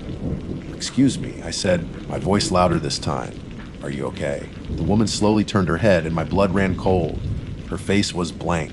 Not blank as in emotionless, but blank as in featureless. She had no eyes, no nose, no mouth. Just smooth, pale skin where her facial features should have been. I stumbled backward, gasping for air. Jake let out a strangled cry. The woman continued to rock, humming her haunting tune. Then she spoke, her voice a chilling whisper that seemed to come from everywhere and nowhere at once. "Lost little ones lost." She raised her arm, pointing a long, slender finger towards the direction of the abandoned campsite we'd fled from. "They took them." Then she started singing the lullaby again, her voice rising and falling in the night air. We didn't stay to ask questions. We didn't even look back. We turned and ran, faster than we'd ever run before, the woman's haunting voice echoing in our ears. We ran until we reached the trailhead, until we saw the familiar shape of our car, until we were bathed in the harsh glare of the parking lot lights. We didn't stop running until we were locked inside the car, speeding away from the Red River Gorge, leaving the darkness and the mystery behind. We didn't speak for a long time. The silence in the car was thick with fear and disbelief. What had we seen? What had we heard? I kept replaying the image of the woman's face, or rather, the lack of a face, in my mind. The blankness, the emptiness, was more terrifying than any monster I could have imagined. And her words, "Lost little ones lost, they took them." Who were the little ones? Who had taken them? And what had happened at that abandoned campsite? We eventually made it back to the city, the bright lights and the constant noise a stark contrast to the eerie silence of the woods. We went our separate ways, promising to talk the next day, but I knew we wouldn't. We couldn't, not yet. I spent the rest of the night tossing and turning, unable to sleep. Every time I closed my eyes, I saw the woman's blank face, heard her haunting lullaby. The image of the abandoned campsite, the half-eaten chili, the still smoldering fire, was burned into my memory.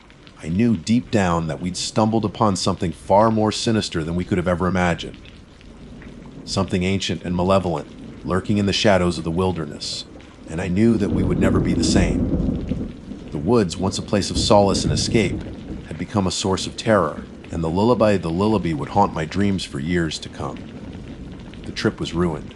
Our friendship would never be the same. Part of me wishes we'd never made that hike. The other part wants answers, and that's the most terrifying part of all. The days following our night in the Red River Gorge were a blur of anxiety and fragmented sleep. Jake and I avoided each other. We exchanged a few awkward texts, mostly consisting of, "You okay?" and "Yeah, you?" But neither of us wanted to delve into the details of what we'd experienced. It was too raw, too unsettling. We were both trying to process it, to rationalize it, to find some explanation that would make the terror subside. But we couldn't. I tried to bury myself in work, to lose myself in the familiar routine of deadlines and design briefs, but it was no use. The images kept flashing through my mind: the abandoned campsite, the featureless woman, the haunting lullaby. The internet became my refuge and my curse. I spent hours scouring online forums, searching for any mention of similar experiences in the Red River Gorge. I found plenty of stories about lost hikers, bear encounters, and even a few UFO sightings, but nothing that matched the sheer strangeness of what we'd encountered. Then I stumbled upon an old, archived newspaper article from the 1950s. It was a small local paper, the kind that rarely makes national news. The headline read, "Family Vanishes from Red River Gorge Campsite." My heart skipped a beat. The article described the disappearance of a family of four: a father, mother, and two young children who had been camping in the same area we'd been in. They'd vanished without a trace, leaving behind their tent, their belongings, and a half-eaten meal. The search had lasted for weeks, but no bodies were ever found. No explanation was ever given. The case went cold. The similarities were chilling. The abandoned campsite, the half-eaten meal, it was too much to be a coincidence. I felt a renewed surge of adrenaline, mixed with a growing sense of dread. I had to know more. I had to find out what had happened to that family, and if it was connected to what we'd experienced. I called Jake. It was the first real conversation we'd had since that night. "I found something," I said, my voice trembling with a mixture of excitement and fear. "An old newspaper article about a family that disappeared in the gorge. Back in the 50s. It sounds exactly like what we saw." There was a long silence on the other end of the line. I could hear Jake's breathing, slow and deliberate. "I don't know, Alex," he finally said. "I've been trying to forget about it, trying to pretend it didn't happen." "I know," I said, "but we can't. We saw something, Jake, something real, and I think it's connected to this." After a long pause, he agreed. The need to understand, to find some closure, outweighed the fear. We decided to go back. We returned to the Red River Gorge a week later, armed with copies of the newspaper article, a map of the area, and a GPS tracker. This time, we told people where we were going. We told my sister, Jake's parents, even the local ranger station. We weren't taking any chances. The drive back was filled with a tense silence. The familiar scenery, once so beautiful, now seemed ominous. The trees seemed to watch us, their branches reaching out like skeletal fingers. We parked at the trailhead, the same one we'd used before. The parking lot was empty. It was a weekday, but still, the lack of other cars was unsettling. We followed the same trail, our footsteps echoing in the stillness. The memory of our frantic descent that night was still vivid in my mind. Every rustle of leaves, every snap of a twig made me jump. When we reached the clearing where we'd seen the abandoned campsite, it was empty. Completely empty. No sign of the other campsite, no sign of the fire pit, no sign of anything. It was as if it had never been there. "Are you sure this is the right place?" Jake asked, his voice filled with doubt. "I'm sure," I said, although a sliver of uncertainty crept into my mind. I checked the GPS coordinates. They matched. This was the spot. We searched the area, meticulously combing through the undergrowth, looking for any clue, any trace of the campsite we'd seen. But there was nothing. Then I noticed something. A small, almost imperceptible depression in the ground, hidden beneath a layer of fallen leaves. It was roughly circular, the size of a fire pit. I knelt down, brushing away the leaves. Beneath them, I found a layer of ash and charcoal, mixed with small fragments of bone. My stomach lurched. We continued searching, and we found more. Small pieces of fabric, faded and tattered, that looked like they might have come from clothing. A rusted metal button, a child's toy, a small wooden horse, broken and weathered. They were remnants. Remnants of a life or lives that had ended here. We spent the rest of the day exploring the area, following faint trails that led away from the clearing. We found more evidence, scattered and fragmented, but enough to paint a chilling picture. A child's shoe, a woman's hair clip, a man's belt buckle. As dusk began to settle, we found something else. A small hidden cave tucked away behind a cluster of rocks. The entrance was partially obscured by overgrown vines. We hesitated. The darkness inside was absolute. The air coming from the cave was cold and damp, carrying a faint, musty odor. Jake looked at me, his face pale. Do we go in? I knew we had to. We'd come this far. We needed answers. We switched on our headlamps and entered the cave. The air inside was heavy, thick with the smell of decay. The beam of our headlamps revealed a narrow passage leading deeper into the earth. We moved slowly, cautiously, our footsteps echoing in the silence. Then we saw it. At the end of the passage, the cave opened up into a larger chamber. And in the center of the chamber, bathed in the faint glow of our headlamps, was a pile of bones. Human bones. They were arranged in a haphazard pile, a jumble of skulls, ribs, and limbs. There were at least 4 distinct skeletons, maybe more. Some of the bones were small, clearly belonging to children. We stood there, frozen in horror, the reality of what we'd found crashing down on us.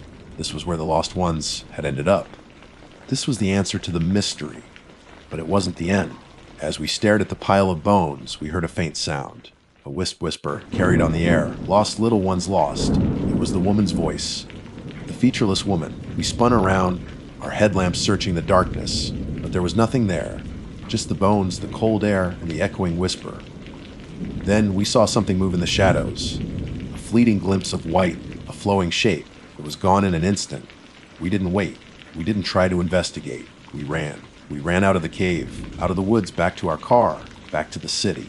We didn't stop running until we were miles away from the Red River Gorge. We reported our findings to the authorities.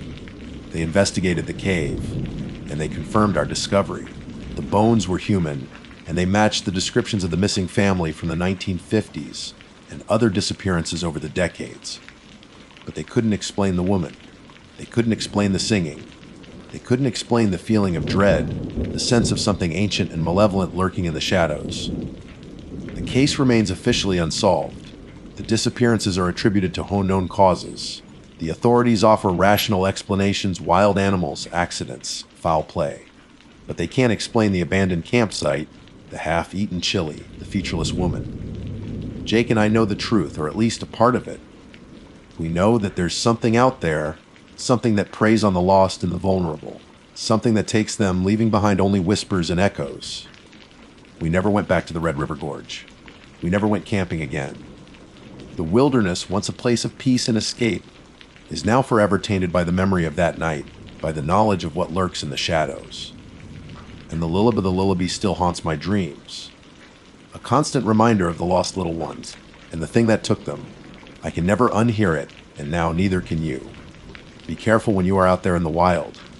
Some things are best left undiscovered. Some doors are best left unopened. Some songs are best left unsung. My name is Jake, and I've always been drawn to the wild, untamed parts of the world. There's a certain thrill, a sense of raw connection to nature that you just can't find within city limits. My friends Mike and Sarah share this sentiment, which is why we've made it a tradition to take at least one big camping and hiking trip every year. This year we decided on Arizona. The vast landscapes, the dramatic canyons, and the sheer sense of history embedded in the land, it all called to us. We spent weeks planning. We pored over maps, researched trails, and meticulously packed our gear. Mike, ever the pragmatist, made sure we had enough water, first aid supplies, and emergency communication devices. Sarah, with her keen eye for detail, curated our food supplies, ensuring we had nutritious and easy to prepare meals. I, on the other hand, focused on the location. I wanted something remote, something that felt truly isolated. After much deliberation, we settled on a spot in northern Arizona, not too far from the Navajo Nation. I know, the Navajo Nation. Even as I type this, a shiver runs down my spine. We were respectful, of course. We knew the land was sacred, and we had no intention of trespassing or causing any offense. We had even done some research on Navajo culture and traditions, trying to be as informed and considerate as possible. But there's a certain aura that surrounds those lands, a feeling of ancient power and mystery that's hard to ignore. And if I'm being completely honest, the whispers of legends, the stories of skinwalkers, had definitely piqued my interest, albeit with a healthy dose of skepticism. Our journey started early on a crisp October morning. The drive from Phoenix was breathtaking. The landscape gradually transformed from desert scrub to towering red rock formations, painted with hues of orange, crimson, and ochre. The air grew cooler and carried the scent of pine and dry earth. We blasted our favorite road trip playlist, singing along off-key and stopping occasionally to take pictures of the stunning vistas. The anticipation for our adventure was palpable. We reached our chosen campsite late in the afternoon. It was nestled in a secluded valley surrounded by juniper and peon trees. A small rocky creek meandered nearby, its gentle murmur the only sound breaking the profound silence. We quickly set up camp, our movements practiced and efficient after years of doing this together. Mike expertly pitched the tents, while Sarah organized our cooking area. I gathered firewood, stacking it neatly near the fire pit. As the sun began to dip below the horizon, painting the sky in fairy shades of purple and gold, we sat around the crackling campfire, sharing stories and jokes. The stars began to emerge, a dazzling display of celestial brilliance against the inky blackness of the night sky. We cooked a simple but satisfying meal of chili and cornbread, savoring each bite in the cool evening air. Later, as the fire dwindled to glowing embers, we lay back in our sleeping bags, gazing up at the Milky Way, stretching across the heavens like a river of light. The silence was immense, broken only by the occasional rustle of leaves or the distant hoot of an owl. It was moments like these that reminded me why I love camping so much, the feeling of being completely immersed in nature, far away from the noise and distractions of everyday life. I have a younger sister, Lily.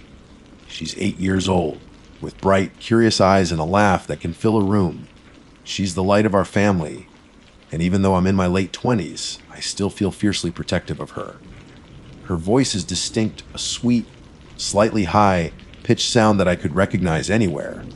I mention Lily because what happened later that night, what we experienced deep in the Arizona wilderness, involved a sound that chilled me to the very core, a sound that mimicked the innocent voice of my little sister.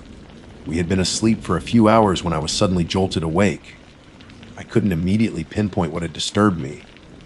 The night was still, the only sound the gentle breeze whispering through the trees. I lay there for a moment, listening intently, trying to discern if I had just been dreaming. Then I heard it. Faint at first, carried on the night air, was the unmistakable sound of a child crying. It was distant, but clear enough to make my heart clench. My first thought was that someone was in trouble, maybe a lost hiker or a family camping nearby. I nudged Mike, who was sleeping soundly in the tent next to mine. "Mike," I whispered urgently. "Wake up." "Do you hear that?" He grumbled and rolled over. "Hear what? Go back to sleep, man." "No, listen," I insisted. "There's a kid crying." He finally stirred, his eyes still heavy with sleep. We both lay there in silence for a moment, straining our ears. Then, the faint sound reached us again, a child's distressed sobs, carried on the cool night air. Sarah, who was in her own tent a few feet away, must have heard it too. I heard the rustling of her sleeping bag and then her hushed voice. "Guys, what's going on? There's a kid crying," I replied, my voice low. "Sounds like there's somewhere over that way." I gestured vaguely in the direction of the sound. We all got out of our tents, the sudden urgency overriding our sleepiness. The moon was a sliver in the sky, casting long, eerie shadows across the landscape. The crying continued, a heartbreaking sound that tugged at our empathy. "We should do something," Sarah said, her voice filled with concern. "They might be lost or hurt." Mike, ever the cautious one, hesitated. "I don't know, guys. It's the middle of the night. We don't know who or what is out there. But what if it's a child in danger?" I countered, the thought of Lily in a similar situation fueling my anxiety. We can't just ignore it. After a brief discussion, we decided to try and locate the source of the crying. We grabbed our flashlights and huddled together, our senses on high alert. The sound seemed to be coming from the west, towards a darker, more densely wooded area. We started walking slowly, our beams of light cutting through the darkness. The crying continued, sometimes fading slightly, then growing louder again. It was undeniably the sound of a young child, filled with fear and distress. As we walked, something struck me as odd. The sound seemed to be moving.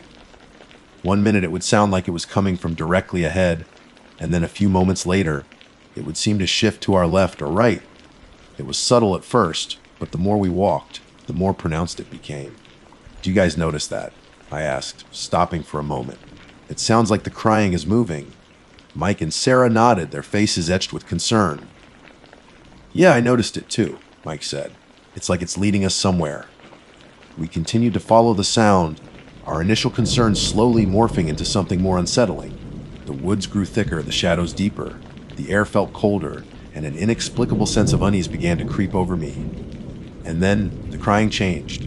It still sounded like a child, still filled with the same heartbreaking distress, but there was a new quality to it, a subtle inflection that sent a shiver down my spine. It sounded familiar. Too familiar. It sounded exactly like my little sister Lily. My blood ran cold. There was no way. Lily was safe at home, hundreds of miles away. This had to be some kind of trick, some kind of auditory illusion. But the resemblance was uncanny. It was her exact tone, her specific cadence of crying. "Guys," I said, my voice barely above a whisper. "Do you hear that? It sounds like Lily." Mike and Sarah exchanged worried glances. "Jake, don't be ridiculous," Mike said gently. "It can't be her." "But it does," I insisted, my heart pounding in my chest. "Listen." We stood there in silence, our flashlights illuminating the surrounding trees. The crying echoed through the darkness, and there was no denying it. It sounded exactly like my little sister. A wave of panic washed over me. What if something had happened? What if she had somehow gotten lost out here? The thought was absurd, illogical, but the sound was so convincing, so real. "We have to go to her," I said, my voice trembling. "We have to make sure she's okay." Driven by a primal fear and a desperate hope, I started walking faster, following the sound of my sister's cries. Mike and Sarah hurried to keep up, their initial skepticism seemingly replaced by a growing unease. The crying led us deeper and deeper into the woods, further away from our campsite. The terrain became rougher, the darkness more oppressive. We stumbled over rocks and roots, our flashlights our only guide. For what felt like hours, we followed the sound. It continued to move, always just ahead of us, always just out of sight. It led us through thick patches of thorny bushes and across dry, rocky creek beds.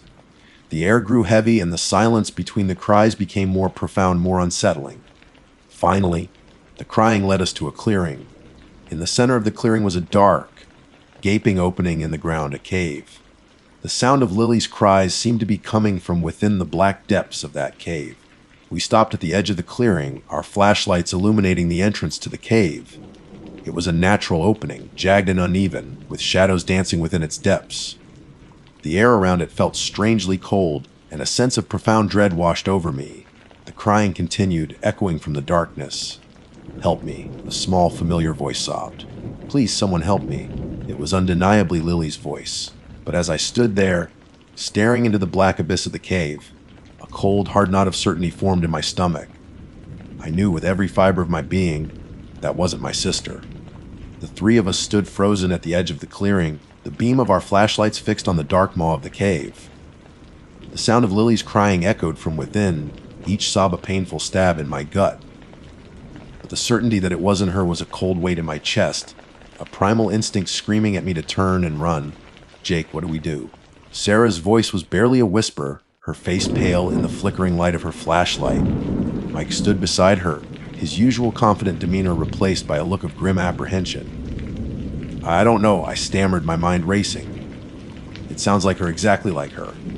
But it can't be. She's at home, asleep in her bed.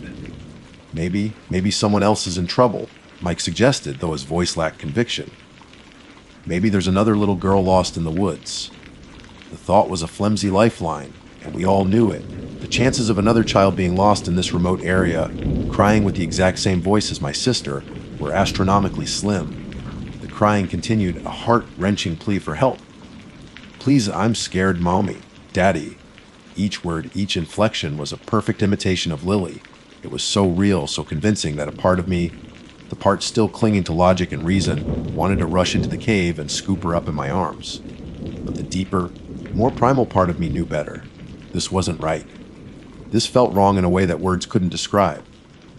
"Did you notice how the crying moved?" I asked, my voice low and urgent. "It was like it was leading us here. And now it's coming from inside that cave." Sarah nodded slowly, her eyes wide with fear.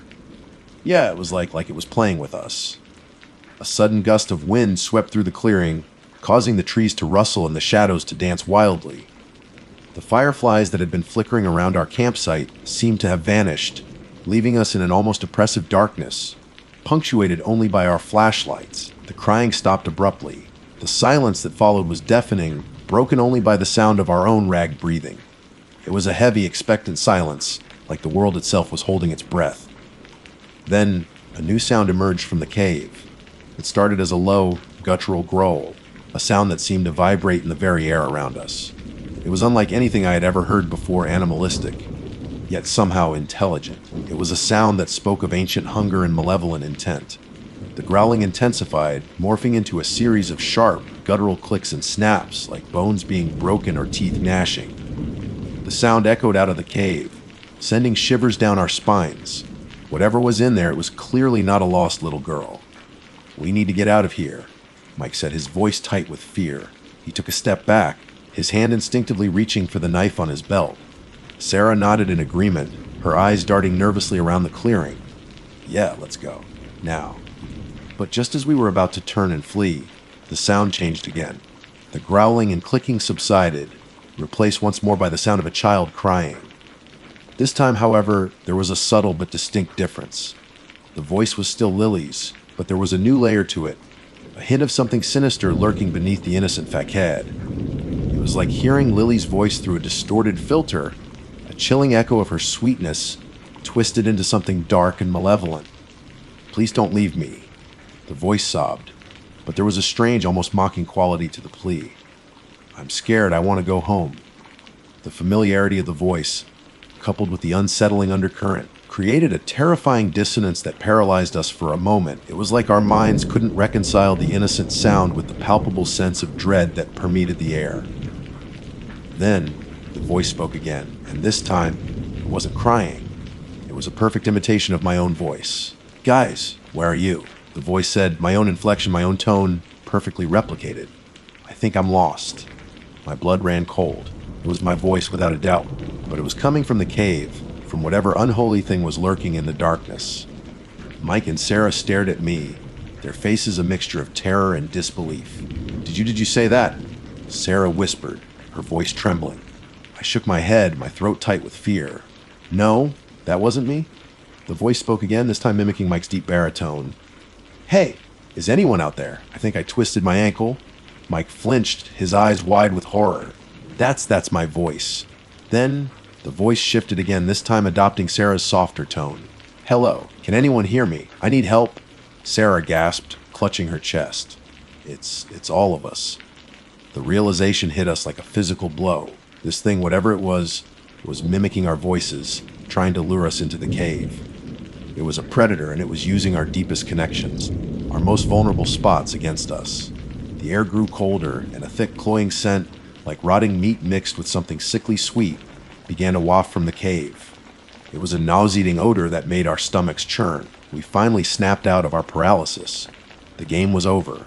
This was no lost child. This was something ancient, something evil, and it was trying to trick us. "Run!" I yelled, turning and sprinting back the way we had come. Mike and Sarah were right behind me, their footsteps pounding on the dry earth. We didn't dare look back. We could still hear the voice calling out, shifting between Lily's cries and our own voices, sometimes even blending them together in a horrifying cacophony. It was a relentless pursuit, a psychological torment designed to break us. We plunged back into the thick woods, our flashlights bouncing wildly as we stumbled through the darkness. Thorns tore at our clothes, branches whipped at our faces, but we didn't stop. Adrenaline coursed through our veins, fueled by pure terror. The sounds from the cave began to fade as we put more distance between us and that accursed clearing. But the feeling of being watched, of being hunted, remained. Every rustle of leaves, every snap of a twig sent a jolt of fear through us. We ran until our lungs burned and our legs ached.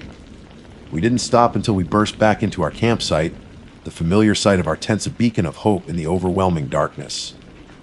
We scrambled into Mike's tent, huddling together in the cramped space, our chests heaving. We fumbled for our water bottles, gulping down the lukewarm liquid, our hands shaking so badly we could barely hold them. The campsite felt different now. The comforting familiarity of our gear, the remnants of our campfire, all seemed tainted by the horror we had just experienced. The silence of the night no longer felt peaceful, it felt menacing, filled with unseen eyes and unheard whispers. What was that thing? Sarah finally managed to say, her voice hoarse. Mike shook his head, his face pale and drawn. I don't know, but it wasn't human. The legends, the whispers we had heard about skinwalkers, flashed through my mind. Shapeshifters, creatures that could take on the form of animals or even people. Could that be what we had encountered? The ability to mimic voices, the lure into the darkness. It all seemed to fit. We need to get out of here. I said, my voice firm despite the tremor in my hands. We need to pack up and leave. Now, Mike and Sarah didn't need any convincing. We scrambled out of the tent and began to frantically pack our gear, our movements jerky and uncoordinated. The fear of whatever was out there spurred us on, overriding our exhaustion. We worked in near silence, our ears straining for any sound that might indicate we were still being watched. The moon had finally disappeared behind the clouds, plunging the campsite into an almost impenetrable darkness. We relied solely on the beams of our flashlights, which seemed woefully inadequate against the oppressive blackness. As we were taking down the last tent, we heard it again. Faint at first, but unmistakable. The sound of a child crying. It was distant, coming from the direction of the woods beyond our campsite. It didn't sound like Lily this time. It was a different child's voice, younger, more fragile. But the same heartbreaking distress was there.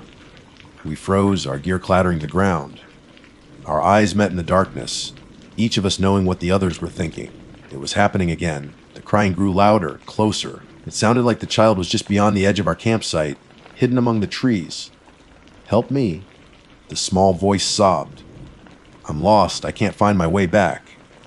Mike took a step towards the sound, his flashlight beam cutting through the darkness. Hello? He called out, his voice hesitant. Are you okay? Please help me. The crying continued, closer now, almost right at the edge of the trees. I grabbed Mike's arm, pulling him back. Don't, I said urgently. Don't go out there. He looked at me, his face etched with concern. But what if it's really a child this time, after what we just heard? I countered, my voice rising. Do you really think so? The crying stopped abruptly, replaced by a soft, almost childlike giggle. It was a chilling sound, devoid of any real joy, like a twisted parody of innocence. Then a voice spoke, right at the edge of the darkness, just beyond the reach of our flashlights. It was a voice that was both familiar and utterly alien, a voice that sent a wave of pure, unadulterated terror washing over me. You were so close. The voice whispered, its tone playful, almost teasing. So very close. We didn't wait to hear any more. We grabbed our backpacks, threw them into the back of Mike's SUV, and piled in.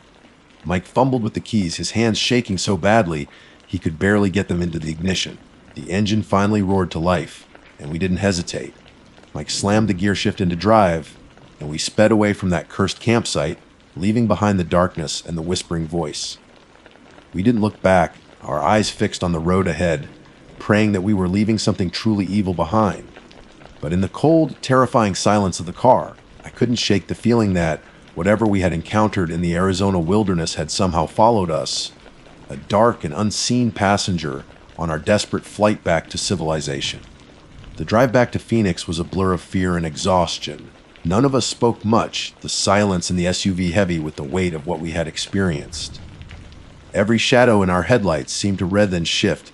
Every rustle of wind through the desert scrub sounded like a whispered threat. We kept glancing at each other, our faces pale and drawn, the shared terror a tangible presence in the car. Mike gripped the steering wheel so tightly his knuckles were white, his eyes constantly scanning the rearview mirror. Sarah sat in the passenger seat, her body rigid, her gaze fixed on the road ahead, as if willing us to reach safety faster. I sat in the back, my heart still pounding in my chest, replaying the horrifying sounds and the chilling voice in my mind. Sleep was out of the question. Every time I closed my eyes, I saw the dark opening of the cave, heard Lily's simulated cries, and felt the cold dread that had gripped us in the clearing. The image of that unseen entity mimicking our voices, the playful yet menacing tone, was particularly disturbing. It felt like a violation, an invasion of our very identities. As the first rays of dawn began to paint the eastern sky, casting long shadows across the desert landscape, a fragile sense of relief started to creep in. The familiar landmarks of civilization, distant city lights, The occasional passing car were a welcome sight after the terrifying isolation of the wilderness. We finally pulled into Phoenix, the familiar hustle and bustle of the city a stark contrast to the oppressive silence of the night before. We drove straight to my apartment, none of us wanting to be alone. We stumbled inside, the bright morning light feeling almost alien after the darkness we had endured. We didn't talk about it much that day. We were all too shaken, too emotionally drained. We showered, changed into fresh clothes, and tried to eat something, but our stomachs were still churning with nausea. We sat in my living room, the television flickering silently, none of us able to focus on anything. Later that evening, as the adrenaline began to wear off, the question started. What had we encountered out there? Was it truly a skinwalker, as the legends described? The ability to shapeshift, to mimic voices, it all seemed to align with the stories. We did some research online, our fingers hovering over the keyboards, hesitant to delve too deeply into the terrifying possibilities. We found countless accounts of strange encounters in the Navajo Nation and the surrounding areas, stories of eerie sounds, unexplained phenomena, and creatures that seemed to defy logic and explanation. The more we read, the more convinced we became that what we had experienced was something truly supernatural, something ancient and malevolent. The logical part of our brains struggled to accept it, but the raw, visceral fear we had felt in that clearing was undeniable.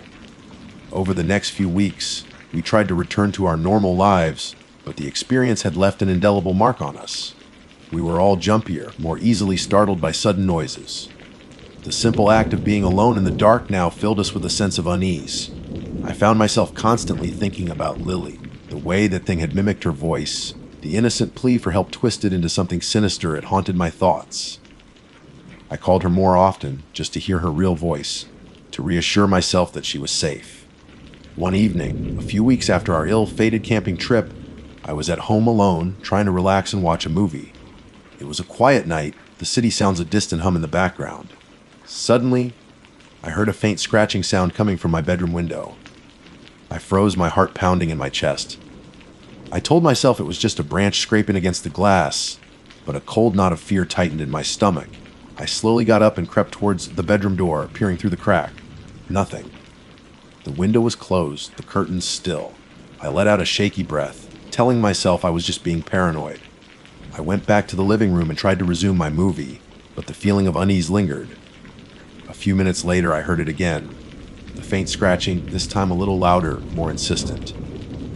It was definitely coming from the window. I cautiously approached the window again and peered out through a gap in the curtains. I didn't see anything. Just the dark expanse of the night sky and the faint glow of the city lights. I was about to dismiss it as my imagination when I heard a soft whisper, so faint I almost didn't catch it. It sounded like it was coming from right outside the window. "Jakey," the whisper said. My blood ran cold. It was my name, spoken in a voice that was chillingly familiar. It was my own voice, the same playful, teasing tone that the entity in the woods had used. I stumbled back from the window, my heart hammering in my chest. I knew with absolute certainty that whatever we had encountered in Arizona had somehow followed me home. I didn't sleep that night. I sat huddled on my couch, every shadow in my apartment seeming to hold a potential threat. The scratching at the window continued sporadically throughout the night, accompanied by the occasional whispered imitation of my voice. The next morning, I called Mike and Sarah, my voice trembling as I recounted what had happened. They were both understandably terrified. They had experienced similar unsettling occurrences, strange noises outside their homes, fleeting glimpses of shadowy figures. We realized then that we hadn't left it behind in Arizona. Whatever that thing was, it had somehow attached itself to us, and it wasn't going to let go easily. We considered going to the authorities, but what could we tell them? That we were terrorized by a shape-shifting creature that mimicked voices. They would think we were crazy. We talked about going back to Arizona to try and understand what we had encountered, but the thought filled us with dread. We knew that going back would be like walking into a nightmare. As I sit here writing this, weeks have passed since that terrifying night in the desert. The strange occurrences have become less frequent, but they haven't stopped entirely. Every now and then, I'll hear a faint scratching at my window or a whispered imitation of my name. I don't know what the future holds. I don't know if we'll ever truly be free of whatever we encountered in the Arizona wilderness. All I know is that our innocent camping trip turned into a terrifying nightmare, a stark reminder that there are things in this world that defy explanation, things that lurk in the shadows and prey on our deepest fears. We went looking for adventure in the vast, untamed landscapes of Arizona.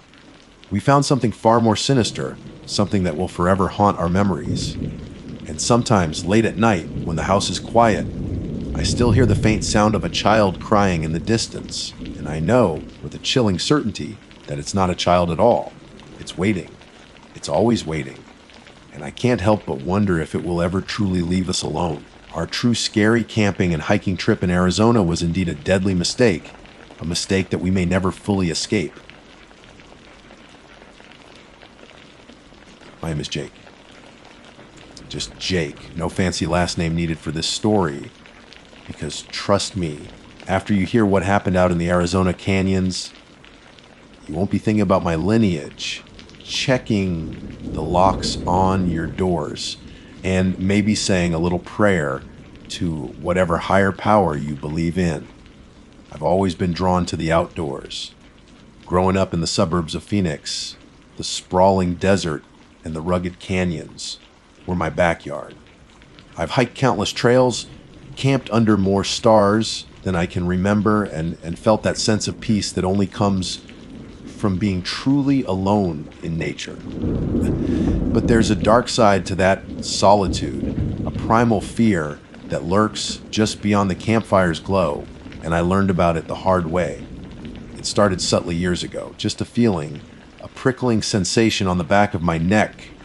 And whenever I ventured into certain areas, especially the deeper canyons where the wind seemed to have a life of its own. The wind in Arizona, it's different. A breeze rustling through the leaves. It can howl like a banshee whip through the narrow passages, creating an eerie symphony, I swear. And I know how crazy this sounds. I heard my name carried on the wind. Not just once, but over and over. Faint, almost like a breath, but undeniably there. It wasn't a normal sound, like the wind echoing off the canyon walls. This was intelligent. It felt like something was trying to get my attention, something that knew me, or at least knew my name. At first, I dismissed it. Just my imagination playing tricks on me. The vastness of the landscape, the isolation, it can do things to your mind. But the whispers persisted. They became clearer, sometimes sounding closer, other times distant and mournful. It always felt like it was coming from everywhere and nowhere at once. And the way it said my name, it wasn't friendly. It was laced with a sinister curiosity, like a predator toying with its prey. There was one particular trip years back that really cemented this fear in my mind. I was hiking in a remote section of the Grand Canyon, a place few people ever bothered to trek. I'd always been drawn to the less traveled paths, the ones that promised a deeper connection with the raw wilderness. The scenery was breathtaking, the layers of rock telling a story millions of years in the making. But the wind that day was relentless. It buffeted me from all sides, making the hiking difficult. And the whispering, it was constant. It started with just my name. Jakey. Jakey. Carried on the gusts. Mimic other sounds. The rustling of leaves. The chirping of birds. But twisted, distorted, like a broken record. And then it started to sound like voices I knew. My mother's gentle call. My best friend's joking taunt. All warped and wrong. Incessant, knowing wind. That night, camped beside a towering rock formation, the whispers turned into something else. I heard rustling outside my tent, heavier than any animal I knew to inhabit the area. Footsteps, maybe, or something dragging itself across the rocky ground, right outside the thin nylon of my tent. It sounded like my father, who had passed away years before. Called my name, his voice filled with a sorrow that chilled me to the bone. I didn't answer. I couldn't. My heart was pounding in my chest, my throat tight with terror, with a certainty that settled deep within my soul that it wasn't him. Whatever was out there was wearing his voice, using it to lure me out into the darkness. I stayed huddled in my sleeping bag, every muscle in my body tense, listening to the sounds circle my tent until the first hint of dawn. As soon as there was enough light to see, I bolted. I packed my gear in record time, not caring if I was being loud, and practically ran the miles back to my car. I didn't look back. I didn't stop until I was miles away from that canyon, sun casting long, distorted shadows behind me.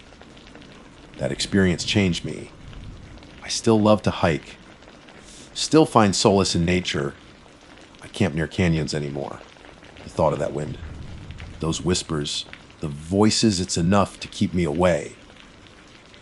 But a few weeks ago, I got a message from an old college buddy, Mike. We hadn't talked in years, but he was planning a camping trip to a remote area in northern Arizona. I'd never been before. He sent me some pictures, stunning vistas, ancient ruins, the kind of untouched wilderness that still calls to that adventurous part of me. He knew about my love for hiking and camping, and he was insistent that I join him and a couple of other friends. Come on, Jake. His message read, "It'll be just like old times. We'll hike, stories around the campfire, maybe even do some stargazing. It's supposed to be incredible out there." I hesitated. The invitation stirred something within me, a yearning for the freedom of the wilderness, but the memories of those whispers in the canyon held me back. I almost declined, typed out a polite message saying I was busy. But then I looked at the pictures again. The landscape was different from the southern canyons, more forested, with towering pines and a different kind of rock formation. Maybe, just maybe, against my better judgment, I replied to Mike. Sounds tempting? I wrote, "Let me see if I can make it work." Over the next few days, we exchanged messages, finalizing the details. It was a remote spot deep in the Kaibab National Forest, near the Grand Canyon's north rim, but far enough away that it felt like a different world. Mike had done his research and found a secluded area with a network of trails and a designated camping spot near a dry creek bed. It sounded idyllic, the kind of escape I desperately needed from the mundane routine of city life. I told myself that the canyons were different down south. This was a forest, higher elevation, different energy. Maybe the wind here wouldn't whisper. Maybe the silence would be just that, silence. The day we were supposed to leave, a sense of unease settled over me. I double-checked my gear, making sure I had everything I needed: tent, sleeping bag, first aid kit, plenty of water and food. But no matter how much I prepared, I couldn't shake the feeling that I was forgetting something important, something I couldn't quite put my finger on. Mike and the others, Sarah and Ben, were meeting me at a trailhead about 3 hours north of Phoenix. The drive was beautiful, the landscape changing from desert scrub to rolling hills dotted with juniper and peon trees. As I got closer to the Kaibab, the pines grew taller, their scent filling the air, a welcome change from the dry desert heat. We met up as planned, familiar of camaraderie washing over me as I saw Mike's grinning face. Sarah and Ben were friendly, and soon we were all laughing and joking, the initial apprehension starting to fade. We loaded our packs onto our backs and started down the trail, a few days in the wilderness filling the air. The hiking was stunning.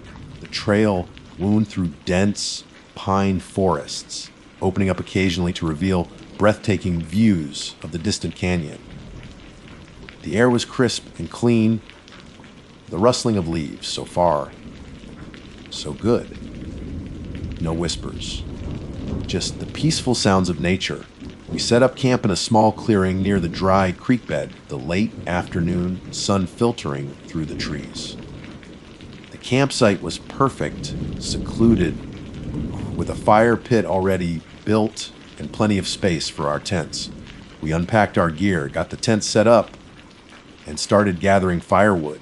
As the sun began to dip below the horizon, casting long shadows through the trees, Mike started a fire. The flames crackled and popped warmth and light into the growing darkness. We cooked dinner over the fire, sharing stories and laughing just like old times. For a while, about my past experiences in the canyons, I let myself relax, enjoy the company of my friends, and soak in the beauty of our surroundings. But as the night deepened and the stars began to pepper the inky sky, a familiar feeling started to creep back into my consciousness. A subtle shift in the atmosphere, a sense of something watching us from the edge of the darkness. The wind picked up slightly, whispering through the pine needles, and I tensed, my ears straining for any familiar sound. It was probably just my imagination, I told myself. The vastness of the wilderness, the darkness playing tricks on my senses. But the feeling persisted, growing stronger with each passing minute. The fire crackled, casting dancing shadows that seemed to wreathe and twist into strange shapes. The wind sighed through the trees, and I couldn't shake the feeling that it was trying to tell me something. Something I didn't want to hear. We continued to talk. But the conversation started to die down as the night wore on. One by one, my friends started to yawn and head to their tents. I offered to stay up and keep the fire going for a while longer, needing the light and warmth as a buffer against the growing unease. Mike, Sarah said goodnight and disappeared into their tents, leaving me alone with the crackling fire and the whispering wind. I sat there for a long time, trying to ignore the nagging feeling of dread that was slowly building inside me. Then I heard it. Faint at first, definitely there, carried on the wind, a whisper. My name? Jakey? It was soft, barely audible, but it sent a shiver down my spine. I looked around, scanning the darkness beyond the firelight, but saw nothing. Just the trees swaying gently in the breeze. Jakey. It came again, a little clearer this time, closer maybe. My heart started to pound in my chest. Not in the forest, Jakey. The whisper was unmistakable now. It was right there, on the edge of the firelight, just beyond the reach of my vision. And this time, there was something else in the tone. Something hungry. I stood up slowly, my eyes darting around, trying to pinpoint the source of the sound. The fire crackled behind me, offering a small circle of light in the overwhelming darkness. More around me carrying the scent of pine, and something else is something earthy musky, something wild. Hello, I called out. Silence. The wind seemed to hold its breath. The fire popped and hissed. And then the whisper came again, closer than ever. Jakey. This time, it wasn't just a whisper. It sounded like someone was right behind me, breathing down my neck. I whirled around, my hand inching for the small knife I kept on my belt. There was nothing there. Just the darkness, the dancing shadows, the crackling fire. But I knew, with a certainty that chilled me to the bone, that I wasn't alone. And whatever was out there knew my name. The wind picked up again, swirling around me, and this time it wasn't just my name it was whispering. It was other things too. Words I couldn't quite make out that sounded ancient guttural, wrong. And then a sound that made my blood run cold.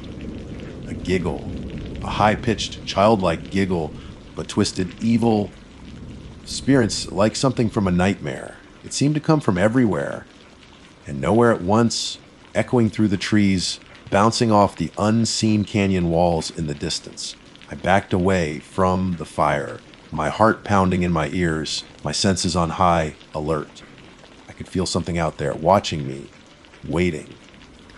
The giggle came again, closer this time, followed by the sound of something moving through the underbrush. Something big. Something heavy. I fumbled for my flashlight, my hand shaking so badly. I almost dropped it. I switched it on, the beam cutting through the darkness, but I couldn't see anything beyond the immediate circle of light. "Who's there?" I called out, my voice trembling. Silence. Then a twig snapped in the darkness to my left. I swung the flashlight towards the sound, my breath catching in my throat, stared back at me from the darkness. Not the eyes of a deer or a coyote. These were different, larger, wider, with a strange, alien intelligence in their depths, and they were too high off the ground to belong to any normal animal I knew. The creature took a step forward, and I could see its form in the edge of the flashlight beam. Tall, gaunt. Its limbs seemed too long, too thin, its movements jerky and unnatural. Or what I thought was its face. It was stretched and distorted, like a mask made of human skin pulled too tight over something monstrous. A low growl rumbled from its throat, a sound that vibrated in my chest. The glowing eyes never left mine, and I felt a wave of pure, unadulterated terror wash over me. This wasn't an animal. This was something else. Something evil. The giggle came again, closer now, and I knew with a chilling certainty what it was. The legends. The stories I'd heard whispered around campfires as a kid. The things the Navajo people warned about. A skinwalker. The realization hit me like a punch to the gut. Skinwalker. The word echoed in the deepest recesses of my mind from old stories. Shapeshifters. Evil spirits capable of mimicking human or animal forms. Creatures to be feared above all else in these sacred lands. I'd always dismissed them as folklore. Campfire. Tales meant to spook Nave City kids. But staring into those malevolent glowing eyes, feeling the oppressive aura of unnatural malice radiating from the gaunt figure in front of me, this was real, and it was terrifying. My flashlight beam wavered as my hand trembled. The creature took another slow, deliberate step towards me, its long, spindly limbs moving with an unsettling grace, and the stretched skin on its face contorted into something resembling a grin, revealing rows of teeth that looked far too sharp, variants far too numerous for any natural creature. The high-pitched giggle echoed again, closer now, seeming to come from just behind the creature. It was a sound that clawed at my sanity, a mocking, gleeful sound that spoke of ancient evil and malicious intent. I knew I had to get out of there. My friends were in their tents, oblivious to the nightmare unfolding just outside the firelight. I couldn't just stand here, paralyzed by fear. I had to do something. My eyes darted around, searching for anything I could use. A fallen branch lay near the fire pit. It was thick and heavy. Maybe I could use it to defend myself, buy myself some time.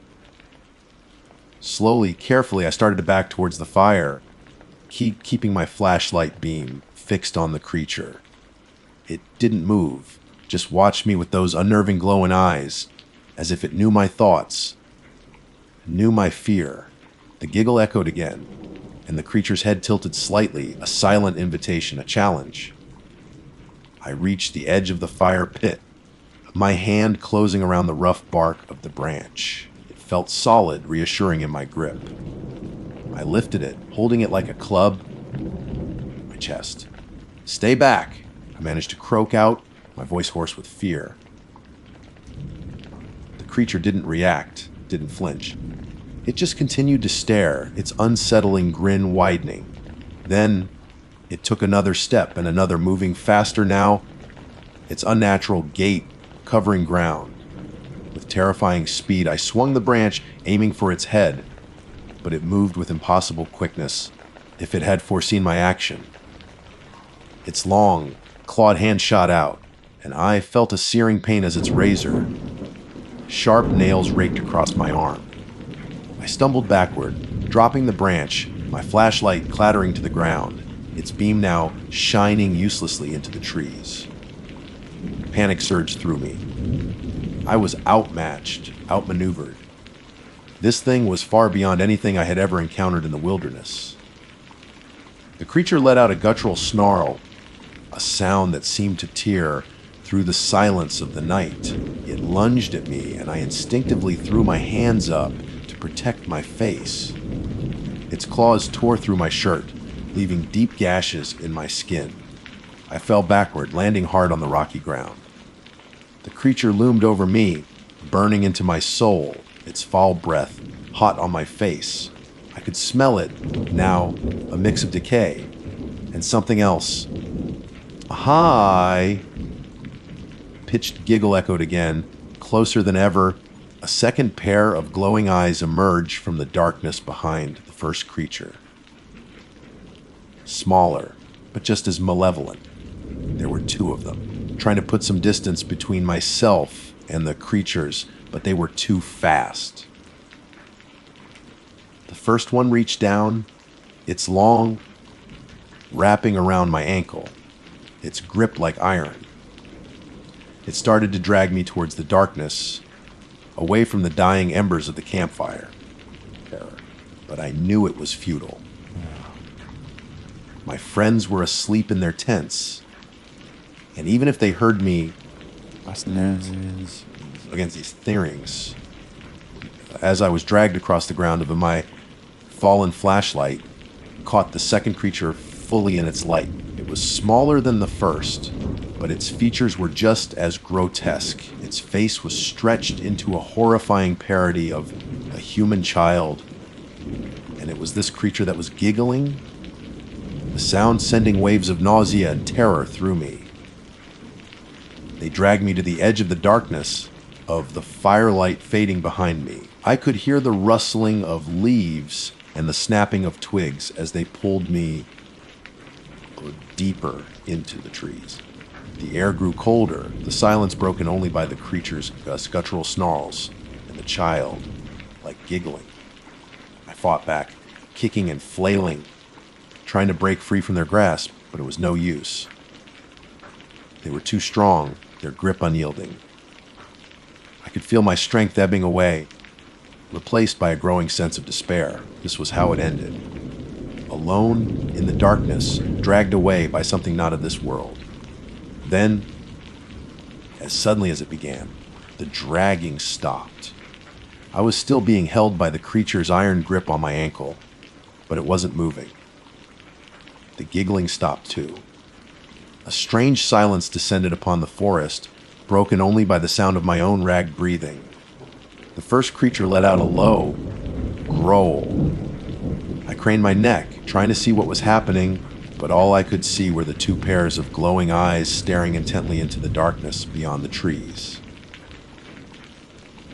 I heard it, a sound that made the hair on the back of my neck stand on end, a howl. But not the howl of a coyote or a wolf. This was deeper, more resonant, filled with its own power that seemed to vibrate through the very ground beneath me. The glowing eyes of the creatures flickered, shifting away from me and towards the source of the howl. I could sense a change in their demeanor, a flicker of fear, recognition. The howl came again closer this time, and the creature holding my ankle suddenly released its grip. It took a step back, its eyes wide with what looked like terror. The smaller creature, the one that had been giggling, whimpered softly. Then another howl, even closer, and the two creatures turned and fled into the darkness, their unnatural movements even more frantic than before. In a matter of seconds, they were gone, lying on the cold forest floor, my body trembling, my mind reeling from the terror of the encounter. Silence descended once more, but this time it felt different. The oppressive atmosphere was gone, replaced by a sense of watchfulness. The wind still whispered through the trees. It sounded different too, almost like a sigh. I lay there for a long time, unable to move, my body aching, my mind struggling to comprehend what had just happened. What had scared those things away? What had they been so afraid of? Slowly, painstakingly, I managed to sit up. My arm throbbed where the creature claws had raked me, and my chest was burning from the scratches. My clothes torn, but I was alive. I fumbled for my flashlight and managed to turn it back on. The beam shook as I swept it around the darkness, half expecting to see the glowing eyes staring back at me. But there was nothing there. Just the trees, the underbrush, the shadows. I knew I couldn't stay here, not alone. Whatever had scared those things away might still be out there, and I didn't want to find out what it was. I stood up, my legs shaky, and stumbled back towards the faint glow of the dying campfire. As I got closer, forms the tents, Mike's, Sarah's, and Ben's. They were still there, silent and still. I reached Mike's tent and called out his name. Mike, wake up. A moment later, I heard a rustling inside, and Mike's sleepy face peered out of the tent flap. Jake, what's going on? What time is it? His eyes widened as he took in my appearance. Jesus, Jake. What happened to you? I didn't answer right away, my mind still struggling to process the night's events. I just stood there, panting, staring into the darkness beyond the firelight, filled with concern. Are you okay? Wherever we need to go. I finally managed to say, my voice barely a whisper. Now, Mike looked confused. Leave. What are you talking about? We just got here. There was something out there. I said, something I don't even know what it was, but we need to leave. Now. Please. My urgency seemed to get through to him. The scratches on my arm, the wild look in my eyes. Okay, he said slowly. Okay, I believe you. But let me wake up Sarah and Ben. Soon, all three of my friends were standing around the flickering campfire, their faces lit with concern. As they looked at me, I tried to explain what had happened. The whispers, the glowing eyes, the creatures that had attacked me. As I spoke, their initial confusion turned disbelief, horror as they saw the genuine terror in my eyes. A skinwalker. Sarah whispered, her face pale in the firelight. You really think it was a skinwalker? I didn't know for sure. But what else could it have been? The glowing eyes, the unnatural movements, to mimic sounds. It all fit the legends, and the sheer terror I had felt in their presence was unlike anything I had ever experienced. My voice shaking, but I know we can't stay here. Not for another night. After a brief discussion, they agreed. Fear in my eyes was enough to convince them that something truly terrifying had happened. We quickly packed up our camp, hurried and hushed in the pre-dawn darkness. We didn't talk much as we worked, the weight of my story hanging heavy in the air. As we hiked out of the forest, the first rays of sunlight began to filter through the trees. The woods that had seemed so peaceful just yesterday now felt menacing, filled with unseen eyes and unheard whispers. Every rustle of leaves, every snap of a twig sent a jolt of fear through me. We reached the trailhead just as the sun was fully rising, casting a golden glow over the landscape. We didn't stop to admire the view.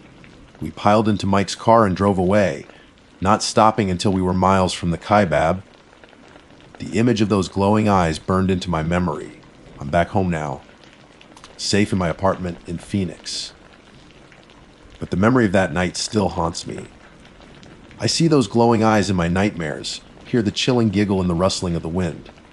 And I know, with a certainty that settles deep in my bones, that I will never camp in the wilderness again. Some places are best left undisturbed. Some secrets are best left untold. And some whispers on the wind are warnings you should never ignore. The drive back to Phoenix was mostly silent. Mike kept glancing at me in the rear view mirror, a mixture of concern and disbelief on his face. Sarah and Ben sat in the back, whispering occasionally, wide with a lingering fear. No one really knew what to say. How do you process an encounter like that? How do you explain something that defies logic and understanding? Once we were back in the city, the normalcy of everyday life felt jarring. The bright sunshine, the traffic, the familiar cityscape, it all seemed so detached from the terror of the previous night. We went our separate ways, promising to keep in touch, a sense of unspoken understanding passing between us. We had shared something horrific, something that would likely stay with us for a long time. For the first few days, I was a mess. I barely slept, haunted by nightmares of glowing eyes and chilling giggles. Every shadow seemed to hold a lurking creature. Every rustle of leaves sounded like approaching footsteps. I jumped at the slightest noise, my nerves frayed and raw.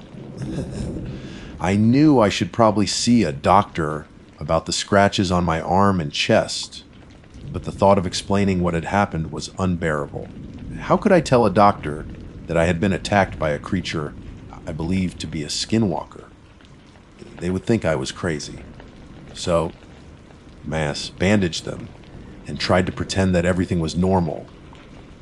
But nothing felt normal. The world seemed different now, tainted by the glimpse I had been given into something dark and ancient that lurked just beyond the veil of our reality. The wilderness, which had once been my sanctuary, now felt like a place of unimaginable danger. I started researching skinwalkers, spending hours online, poring over Native American folklore and first-hand accounts from people who claimed to have encountered them.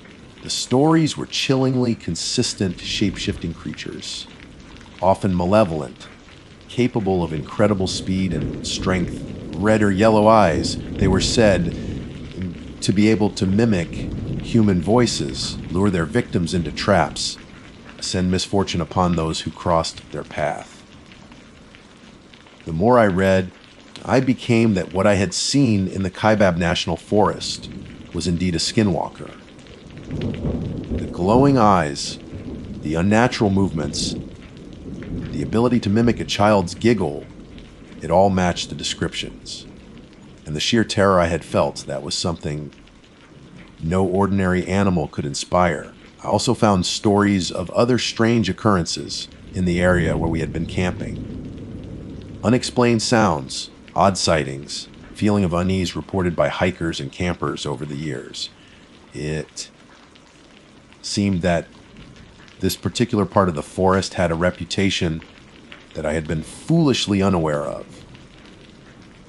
As the days turned into weeks, the initial shock started to wear off, but the fear remained. I found myself constantly looking over my shoulder, especially at night, avoided going outside after dark if I could help it, and the thought of ever venturing back into the wilderness filled me with dread. One evening, a few weeks after the camping trip, Mike called me, hesitant, almost apologetic. "Hey, Jake," he said. How are you doing? "I'm okay," I replied, not wanting to burden him with the lingering fear that still gripped me. How about you? Yeah, I'm fine. He said, but I could tell something was bothering him. There was a pause, and then he continued, his voice low. "Listen, Jake, it was. Weird is an understatement." I said, a nervous laugh escaping my lips. "Yeah," he agreed. Well, I didn't really know what to make of it at the time. I mean, skinwalkers. It sounded like Something out of a movie. I know, I said. He hesitated again. But something happened to me last week. I went for a hike in a local park. Just a short one, nothing too strenuous. And I heard something. My heart sank. What did you hear? I asked, my voice barely a whisper. I heard my name, he said, his voice shaking slightly. Just like you said, a whisper on the wind. It sounded like someone was right behind me. But when I turned around, there was no one there. A chill ran down my spine. I asked. Yeah, he said. That's exactly the word I would use. Malicious.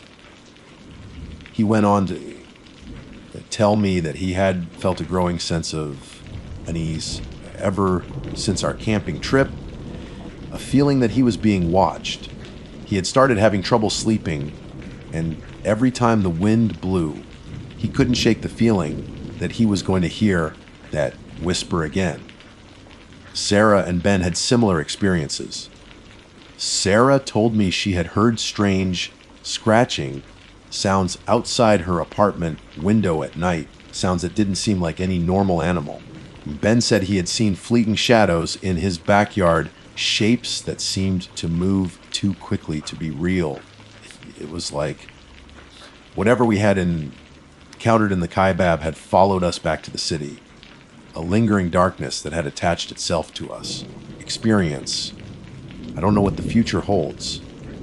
I don't know if these strange occurrences will continue, or if we will ever truly escape the shadow of that terrifying night. All I know is that I will never look at the wilderness the same way again. The beauty is still there, but now it's overlaid with a layer of fear, a constant reminder of the ancient evils that might be lurking just out of sight. In Arizona, it still whispers. Sometimes when I'm alone, I swear I hear it again. My name, carried on the breeze, faint and distant. There, it's a sound that chills me to the bone, a reminder of the deadly mistake we made when we ventured into that remote corner of the forest. I don't camp near canyons anymore. And now, I don't think I'll be camping in the forest either. Some places are sacred, and some things are best left undisturbed. We stumbled upon something that night, something old and powerful, something that I pray we never encounter again, because I have a feeling that our story is far from over.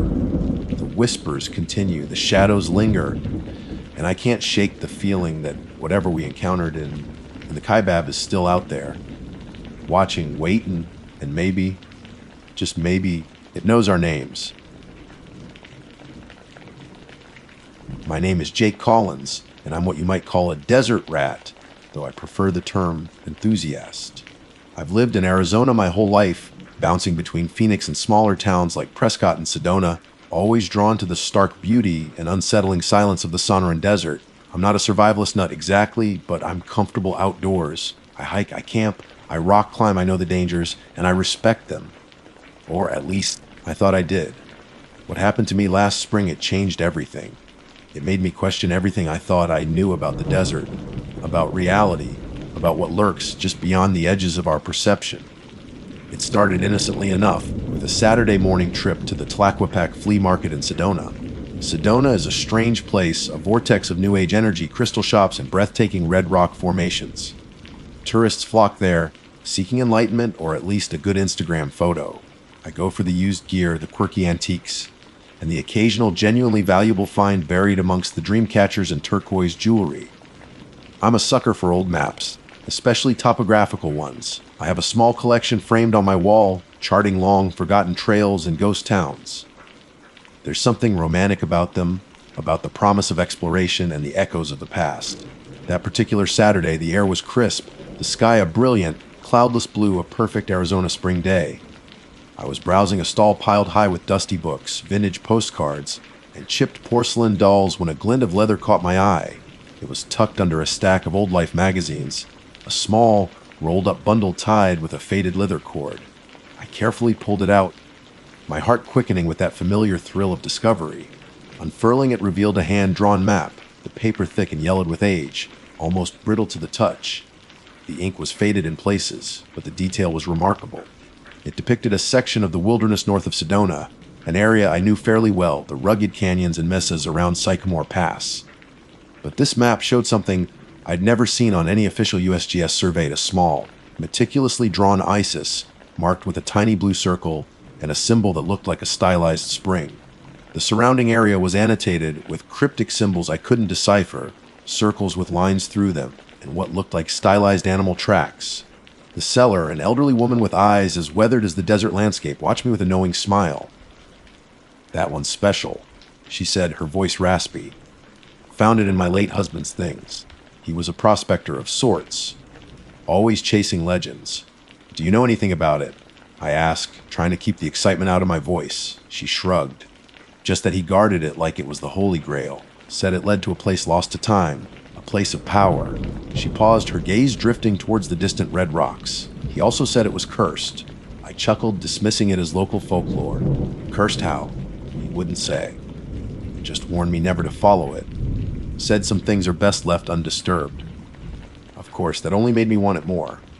I haggled her down to $20, feeling like I just scored the deal of a lifetime. I left the flea market practically buzzing with anticipation, the map clutched tightly in my hand. I told myself it was just a cool old map, a curiosity.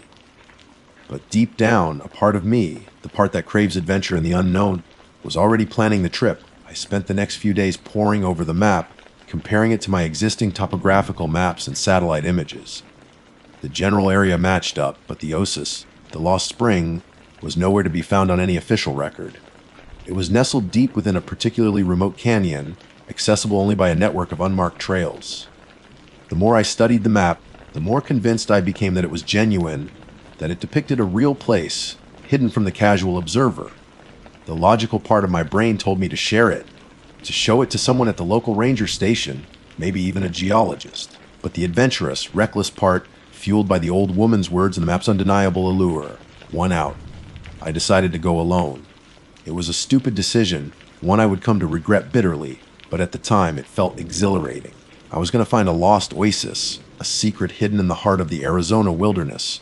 I packed light water, food for 2 days, a first aid kit, a GPS device, though I doubted it would be much used in the deep canyons, a headlamp, and, of course, the map. I left a note for my roommate, vaguely mentioning I was going hiking near Sycamore Pass, but deliberately omitting any details about the map or the oasis. I didn't want anyone stealing my thunder. I set off before dawn on a Tuesday morning, driving my beat up Jeep as far as the dirt road would allow, then parking and shouldering my pack. The air was still cool, the silence broken only by the crunch of my boots on the gravel. The rising sun painted the eastern sky in fiery hues of orange and pink, casting long shadows across the landscape. It was beautiful, breathtakingly so, and for a while, I felt that familiar sense of peace and solitude that always drew me to the desert. The initial part of the hike followed a well-maintained trail, one I'd hiked before. The map's markings aligned perfectly with the landmarks I knew, a distinctive rock formation shaped like a sleeping giant, a dry creek bed, a stand of twisted juniper trees. I felt a surge of confidence. The map was accurate, the oasis was real. I was on the right track. But as I ventured deeper into the wilderness, the trail became fainter, eventually disappearing altogether. I was now relying entirely on the hand-drawn map, navigating by the cryptic symbols and the faded ink lines. The terrain grew increasingly rugged, the canyons deeper and more claustrophobic. The silence became oppressive, broken only by the occasional cry of a hawk circling overhead. I started to feel a prickle of unease. The landscape, while still undeniably beautiful, felt different. The air was heavy, the shadows seemed deeper, the silence more profound. It was as if I had crossed some invisible boundary, entered a place where the normal rules didn't apply. I checked my GPS, but the signal was weak and unreliable. I was relying solely on a piece of paper that was probably 100 years old, drawn by a man who may or may not have been completely sane. The map instructed me to follow a narrow, winding canyon, its walls towering hundreds of feet above me. The sun barely penetrated the depths, casting the canyon floor in perpetual twilight. The air was cool and damp, a stark contrast to the dry heat of the open desert.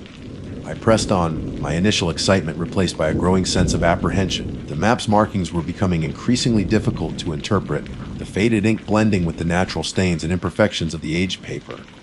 I started to doubt myself, to wonder if I'd made a terrible mistake. Then I saw it, a small, almost imperceptible side canyon hidden behind a curtain of rock. According to the map, this was the final turn, the last leg of the journey to the oasis. I hesitated, my gut screaming at me to turn back.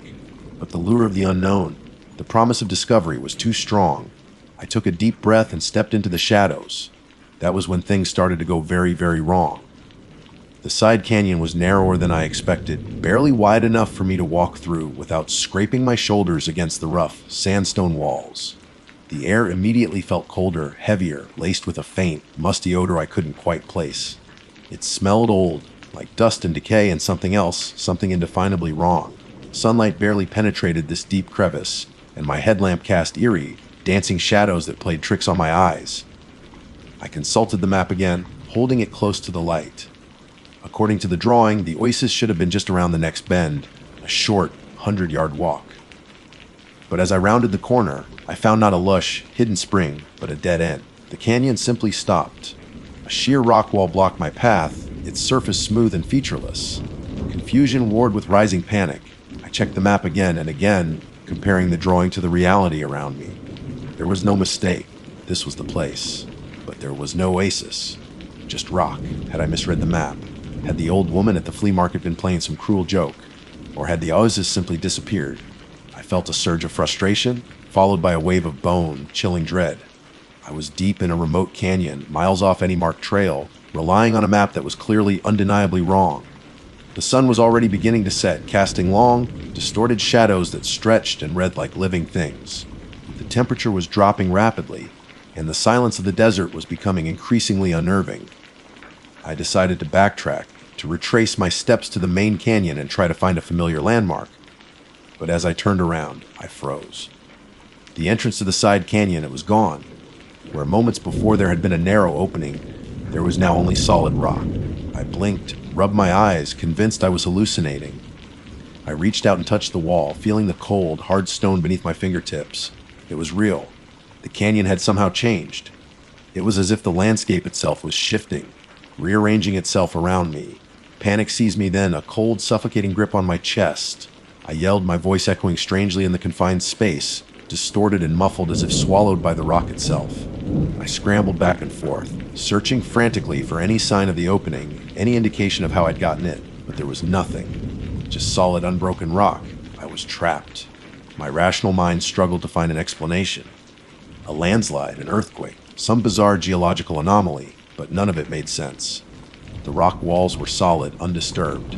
There was no sign of recent movement, no rubble, no dust. It was as if the canyon had always been this way, as if the entrance had never existed. Then I started to hear things. At first, it was just a faint whisper, a rustling sound like dry leaves skittering across the rock. I dismissed it as the wind, but there was no wind in the enclosed canyon. The sound grew louder, closer, becoming a distinct clicking, like claws scrabbling on stone. It seemed to be coming from all around me, echoing off the canyon walls, impossible to pinpoint. I spun around, my headlamp beam darting wildly, trying to catch the source of the noise. But there was nothing there. Just the shadows, which seemed to deepen and swirl with a life of their own. Then I saw them. At the edge of my headlamp's beam, just beyond the circle of light, I caught glimpses of movement. Shapes, dark and indistinct, flitting in and out of the shadows. They were too fast, too fleeting to get a clear look, but they were definitely there. And they were moving with an unnatural, unsettling grace. The clicking sound intensified, growing into a chorus of rasping whispers and guttural clicks. I could feel eyes on me, unseen but undeniably present, watching me from the darkness. The air grew thick with a palpable sense of menace, a feeling of ancient, primal dread that settled deep in my bones. I remembered the old woman's words, cursed. Some things are best left undisturbed. I started to back away, slowly, keeping my headlamp focused on the shadows, my heart hammering against my ribs. I didn't know what these things were, but I knew they weren't human. And I knew with a certainty that chilled me to the core that they meant me harm. The shapes began to coalesce, taking on a more defined form. They were tall and gaunt, with limbs that were too long, too thin, almost skeletal.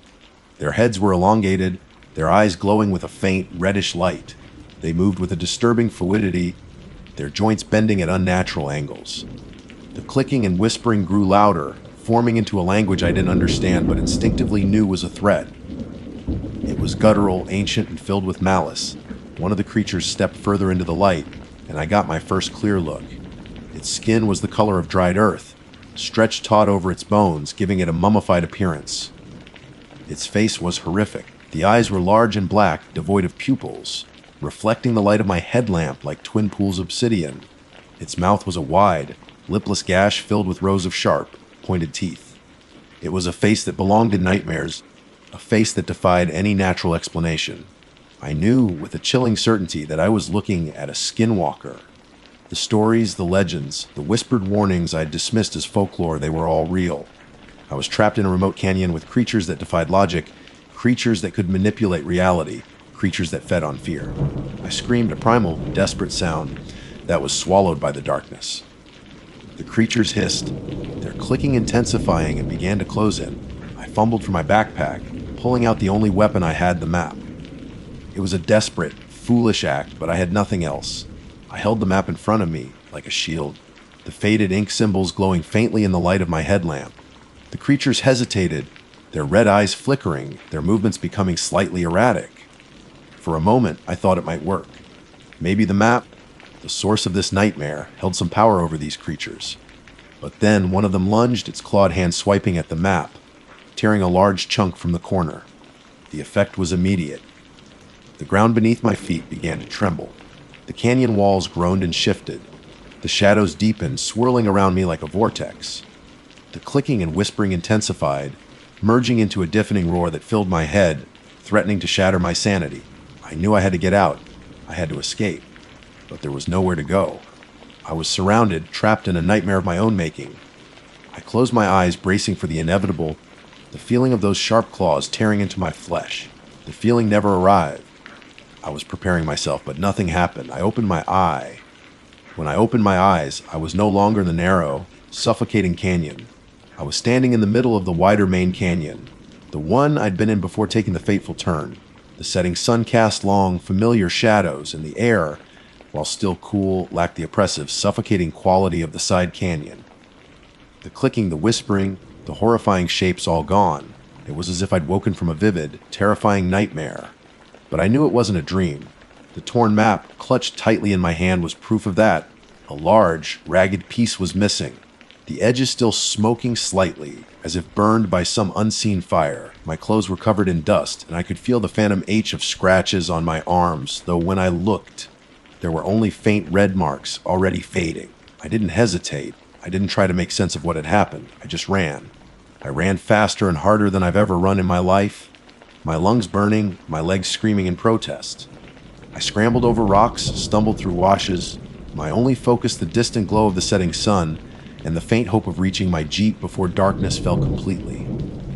I didn't look back, terrified of what I might see. I made it back to the Jeep just as the last sliver of sun dipped below the horizon. I fumbled with the keys, my hands shaking so badly I could barely get them in the ignition. The engine roared to life, and I peeled out, throwing gravel and dust in my wake, not caring if I damaged the vehicle. I just needed to get away. I drove all night, not stopping until I reached the outskirts of Phoenix, the city lights a comforting beacon in the overwhelming darkness.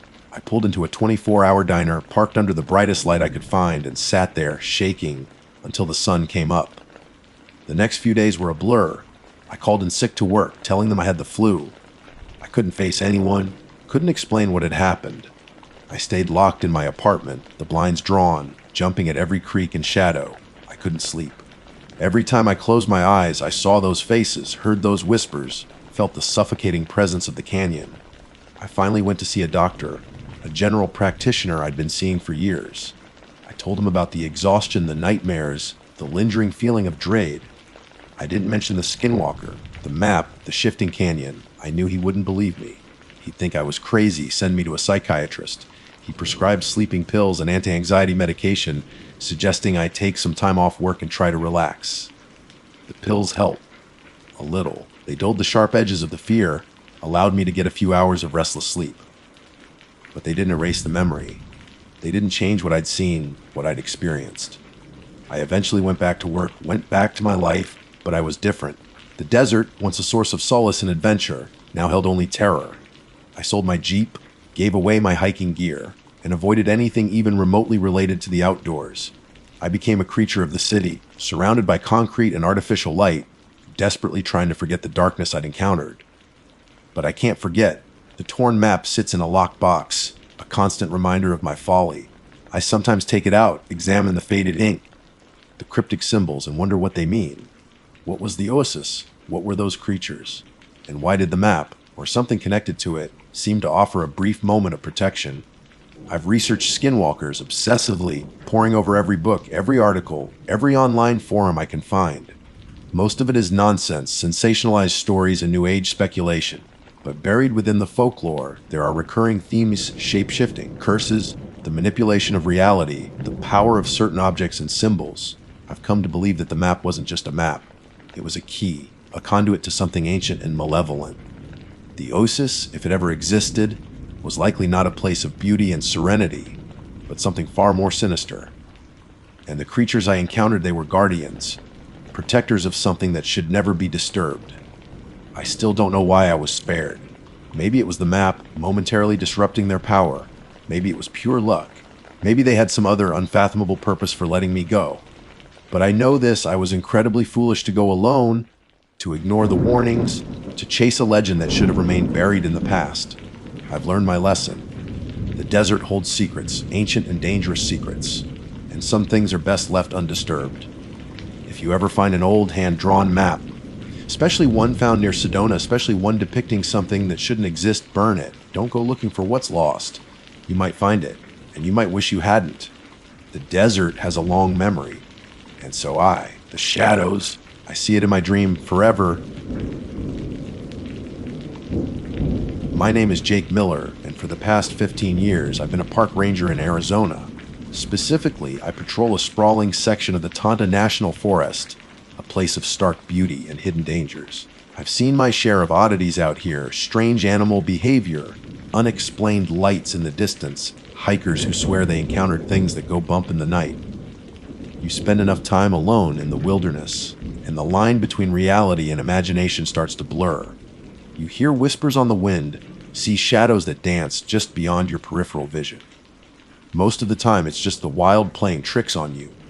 But sometimes it feels like there's something more, something ancient and unknowable lurking in the vast expanse. I've always been a rational guy, a man of science and observation. I believe in what I can see, touch, and understand. That's why what I found that morning still chills me to the bone. It was a Tuesday, early in the fall. The air was crisp, carrying the scent of pine and dry earth. I was on a routine patrol, checking the trails in a particularly remote area known as the Whispering Canyon. It's a beautiful spot, with towering sandstone cliffs and winding paths that lead deep into the heart of the wilderness. Hikers sometimes venture out there, but it's far enough from the main trails that you don't see many people. Most prefer the easier, more accessible routes, which is probably why what I found went unnoticed for who knows how long. I was following a game trail, a narrow, less maintained path used primarily by wildlife. I often take these routes to get a better sense of the local fauna and to check for any signs of illegal activity. The ground was mostly packed dirt, with patches of loose gravel and the occasional fallen leaf. It was easy to spot tracks: deer, coyotes, even the distinctive three-toed print of a desert tortoise. I was scanning the ground, half lost in thought, when I saw it, a single footprint. At first glance, it looked like a human print.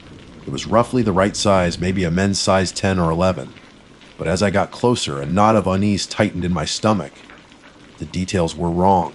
The heel and arch were clearly defined, pressed firmly into the earth. But the toes were fused together, not just slightly overlapping, but completely and seamlessly joined, forming a single, rounded shape at the front of the foot. It looked almost like a hoof, but without the characteristic split. Just a solid, blunt end. I knelt down, my fingers tracing the outline of the print. The edges were sharp and clear, indicating it was relatively fresh, probably made within the last day or so. The depth of the impression suggested whoever or whatever made it was of considerable weight. My mind raced, trying to find a logical explanation. Could it be some kind of deformity?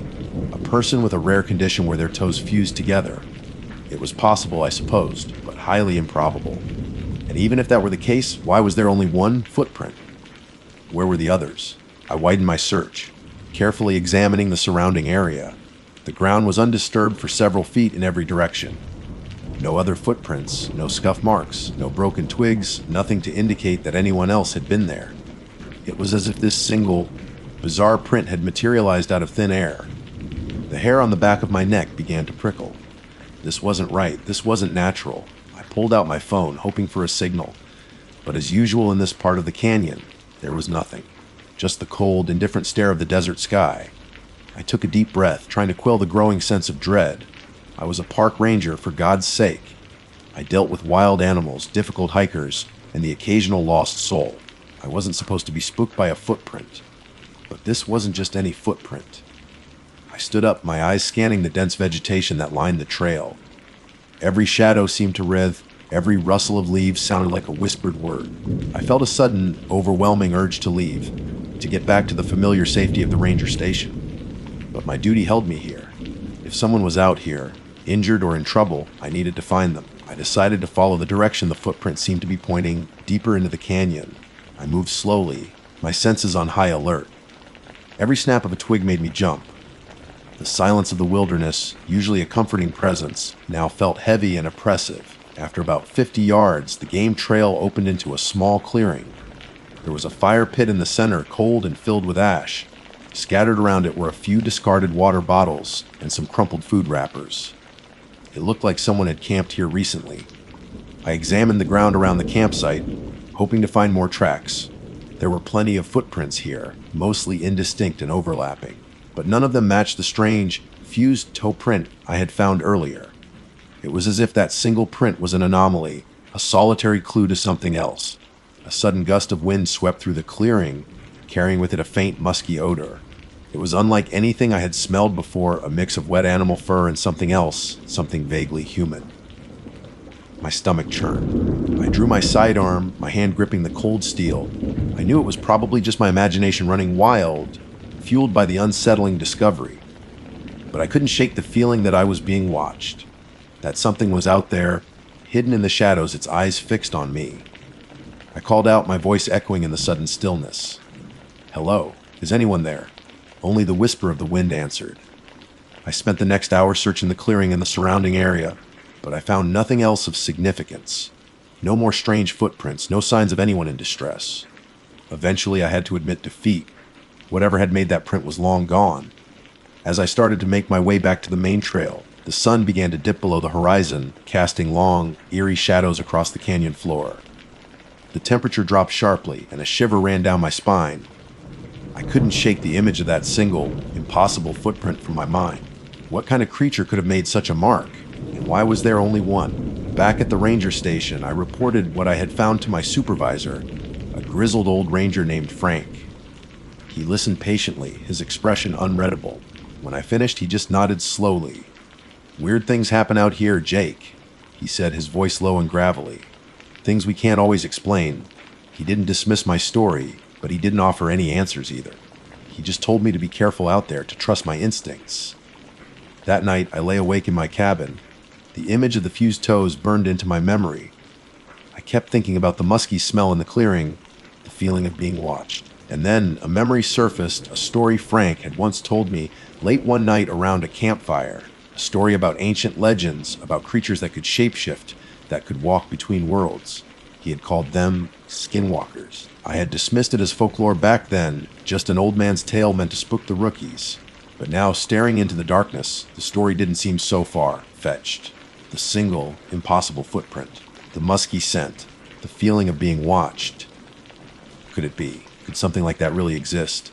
I didn't have an answer, but one thing was for sure: my routine patrol in the Whispering Canyon had taken a dark and unsettling turn, and I had a feeling that the single, strange footprint was just the beginning. Sleep didn't come easy that night. Every creak of the cabin, every rustle of leaves outside my window, sounded like something else, something unnatural. I kept replaying the image of that footprint in my mind, the smooth, fused toes so unlike anything I had ever seen. Frank's words about skinwalkers echoed in my thoughts. a chilling whisper from the realm of Navajo legends. I'd heard the stories before, of course. Every local in Arizona has. Tales of shapeshifters, of people who could transform into animals, often with malevolent intent. They were usually dismissed as just that stories, meant to scare children around a campfire. But the sheer impossibility of that footprint, it lent a disturbing credence to the folklore. The next day, I couldn't shake the feeling of unease. My usual morning routine felt different, heavier. The scent of coffee didn't quite cut through the lingering sense of dread. I decided to do some digging. I called up an old friend, a retired anthropology professor who had spent years studying Native American cultures in the Southwest. I told him about the footprint, careful to present it as a hypothetical scenario. Fused toes, you say? Professor Davies mused over the phone. Human size, but like a hoof. That's unusual. I can't say I've ever encountered anything quite like that in my research. There are legends of creatures with animalistic features, transformations, but nothing specifically matching that description. It certainly sounds folkloric. He suggested I look into local tribal legends, specifically those of the Navajo and Hopi tribes, as their territories overlapped with the Tana National Forest. He cautioned me to approach the topic with respect, as these were deeply held beliefs. After hanging up, I spent the morning poring over online resources and old books I had on local history and folklore. I found mentions of skinwalkers, or Yi-Naldushi in Navajo, often described as powerful witches who could take the form of animals. Some legends spoke of them possessing unnatural speed and strength, and leaving behind distorted or unusual tracks. While I didn't find a direct mention of fused toes, the overall descriptions were unsettlingly close to the feeling I had about that single print. The rest of the week passed in a blur of heightened awareness. Every patrol felt different. I found myself constantly scanning the periphery, listening for any unusual sounds. The familiar calls of birds and the rustling of small animals now seemed to carry a hint of menace. I even started carrying a few extra rounds in my sidearm, a precaution I hadn't felt the need for in years. I didn't find any more footprints like the first one, but I did notice other things. Strange piles of rocks stacked in unnatural formations near some of the more remote trails. Animal carcasses that looked like they had been torn apart by something far stronger than a coyote or mountain lion. And once, deep in the woods, I heard a sound that made my blood run cold, a high-pitched, guttural howl that didn't sound like any animal I knew. It was almost human, but twisted and distorted, filled with an ancient primal rage. Each incident on its own could be explained away: unusual rock formations, scavengers, an animal I couldn't identify. But taken together, they painted a disturbing picture, a sense that something was wrong in the Whispering Canyon. I tried to talk to Frank about it again, but he just gave me a knowing look. Like I said, Jake, weird things happen out here. Sometimes it's best not to go looking for answers you don't want to find. His words were less than comforting. It felt like he knew something he wasn't telling me, or perhaps he simply didn't want to acknowledge the possibility of something supernatural. One evening, I decided to camp out near the area where I had found the footprint. I wanted to see if I could learn anything more, to try and understand what I had encountered. I set up my tent in a small clearing a few hundred yards from the game trail, built a small fire, and settled in for the night. The darkness in the Arizona wilderness is profound. Without the light pollution of the city, the stars blaze with an intensity you rarely see elsewhere. But that night, even the beauty of the night sky couldn't dispel the unease that clung to me. Every shadow seemed to hold a hidden presence. The crackling of the fire sounded amplified in the stillness. I kept my flashlight close at hand, its beam cutting through the darkness like a fragile shield. Around midnight, I heard it. A twig snapped in the woods nearby. I froze, my hand instinctively reaching for my sidearm. I held my breath, listening intently. There was nothing else for a long moment, just the chirping of crickets and the distant hoot of an owl. Then I heard it again, a soft rustling in the underbrush, closer this time. It sounded like something large moving through the trees, but it was too quiet, too deliberate for a deer or a bear. My heart pounded in my chest. I flicked on my flashlight, its beam sweeping across the darkness. I saw nothing, just the dense foliage of the forest. "Hello," I called out, my voice trembling slightly despite my best efforts. "Is anyone there?" Silence. I stayed like that for what felt like an eternity, my senses strained to their breaking point. Eventually, the sound stopped.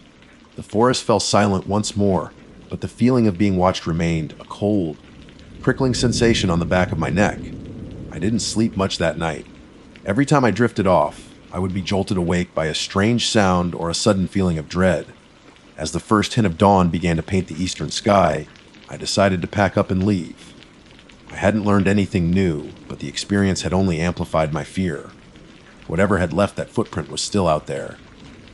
And I had a growing feeling that it knew I had seen it, that it knew I was looking for answers. A few weeks later, a group of hikers went missing in the Whispering Canyon.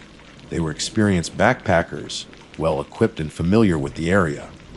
When they didn't return on schedule, a search party was organized. I joined the search along with several other rangers and volunteers. We spent days combing the canyon, searching every trail and every hidden nook. We found their campsite, meticulously organized but abandoned. Their gear was all there, except for their backpacks and some personal items. There were no signs of struggle, no indication of what might have happened to them. The only unusual thing we found was a single, strange track near a dry creek bed. It was faint and partially obscured by loose sand, but I recognized it instantly, human-sized with the unmistakable imprint of fused toes. The other searchers dismissed it as an oddity, perhaps a trick of the light or a misshapen animal track. But I knew what it was, and a cold dread washed over me. The hikers were never found. The official report listed them as missing, presumed lost due to unforeseen circumstances. But I knew better. Something had taken them. Something that left impossible footprints and howled like a tormented soul in the dead of night. I started avoiding the Whispering Canyon. I requested transfers to other patrol areas, making excuses about needing a change of scenery. But the truth was, I was afraid. Afraid of what was out there, lurking in the shadows. Afraid that one day, I would come face to face with the creature that left that single, terrifying print. But the wilderness has a way of drawing you back in. A few months later, I was assigned to a temporary detail in the northern part of my patrol area, a rugged and remote region bordering the Navajo Nation. It was an area I had patrolled many times before, but this time felt different. The air seemed heavier, the silence more profound.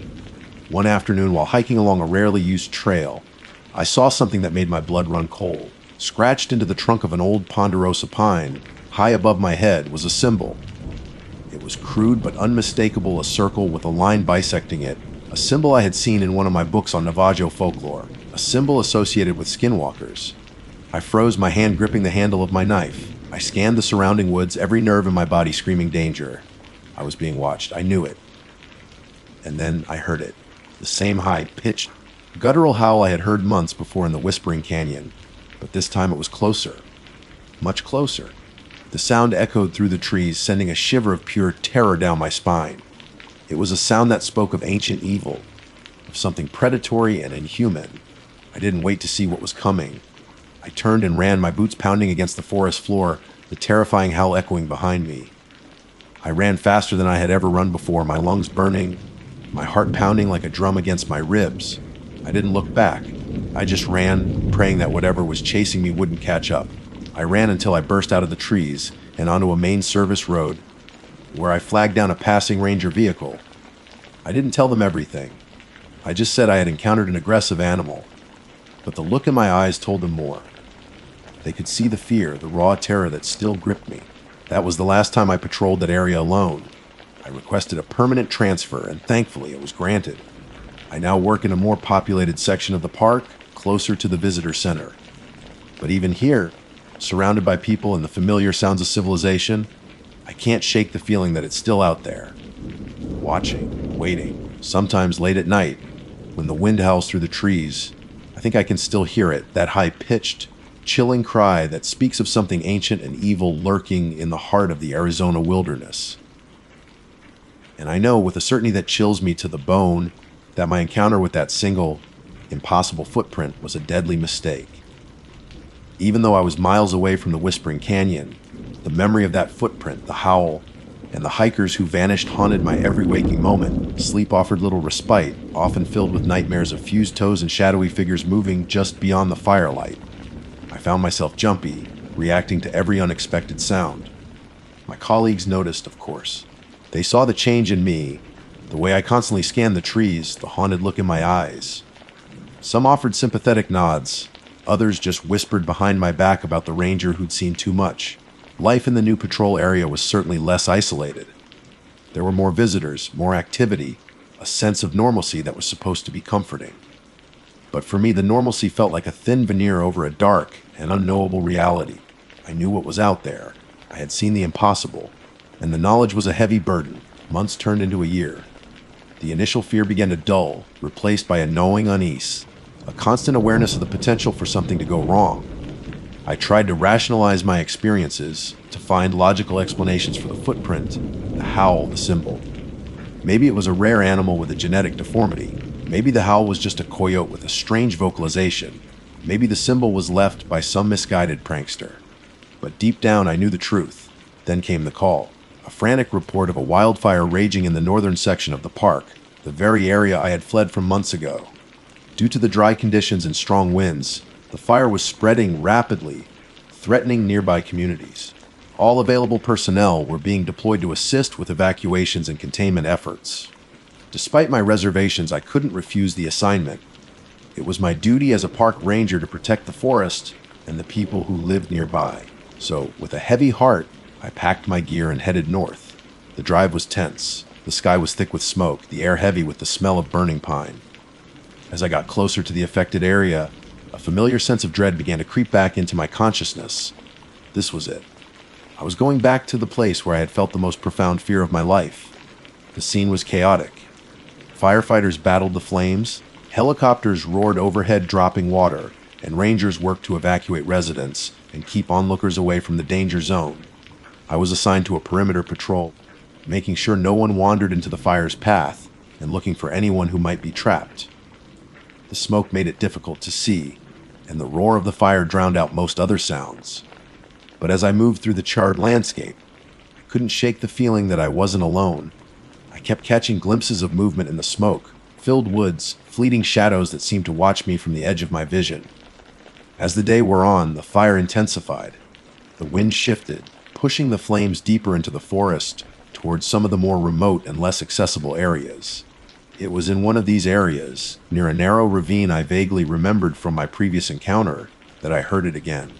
The howl. It was unmistakable. That high-pitched, guttural cry that sent shivers down my spine. But this time it was different. It was closer, louder, filled with an almost triumphant malice. My blood ran cold. The fire, the smoke, the danger, it all faded into the background. All that mattered was that sound. It was a sound I knew in my bones, a sound that spoke of something ancient and evil. I stopped, my hand instinctively reaching for my sidearm.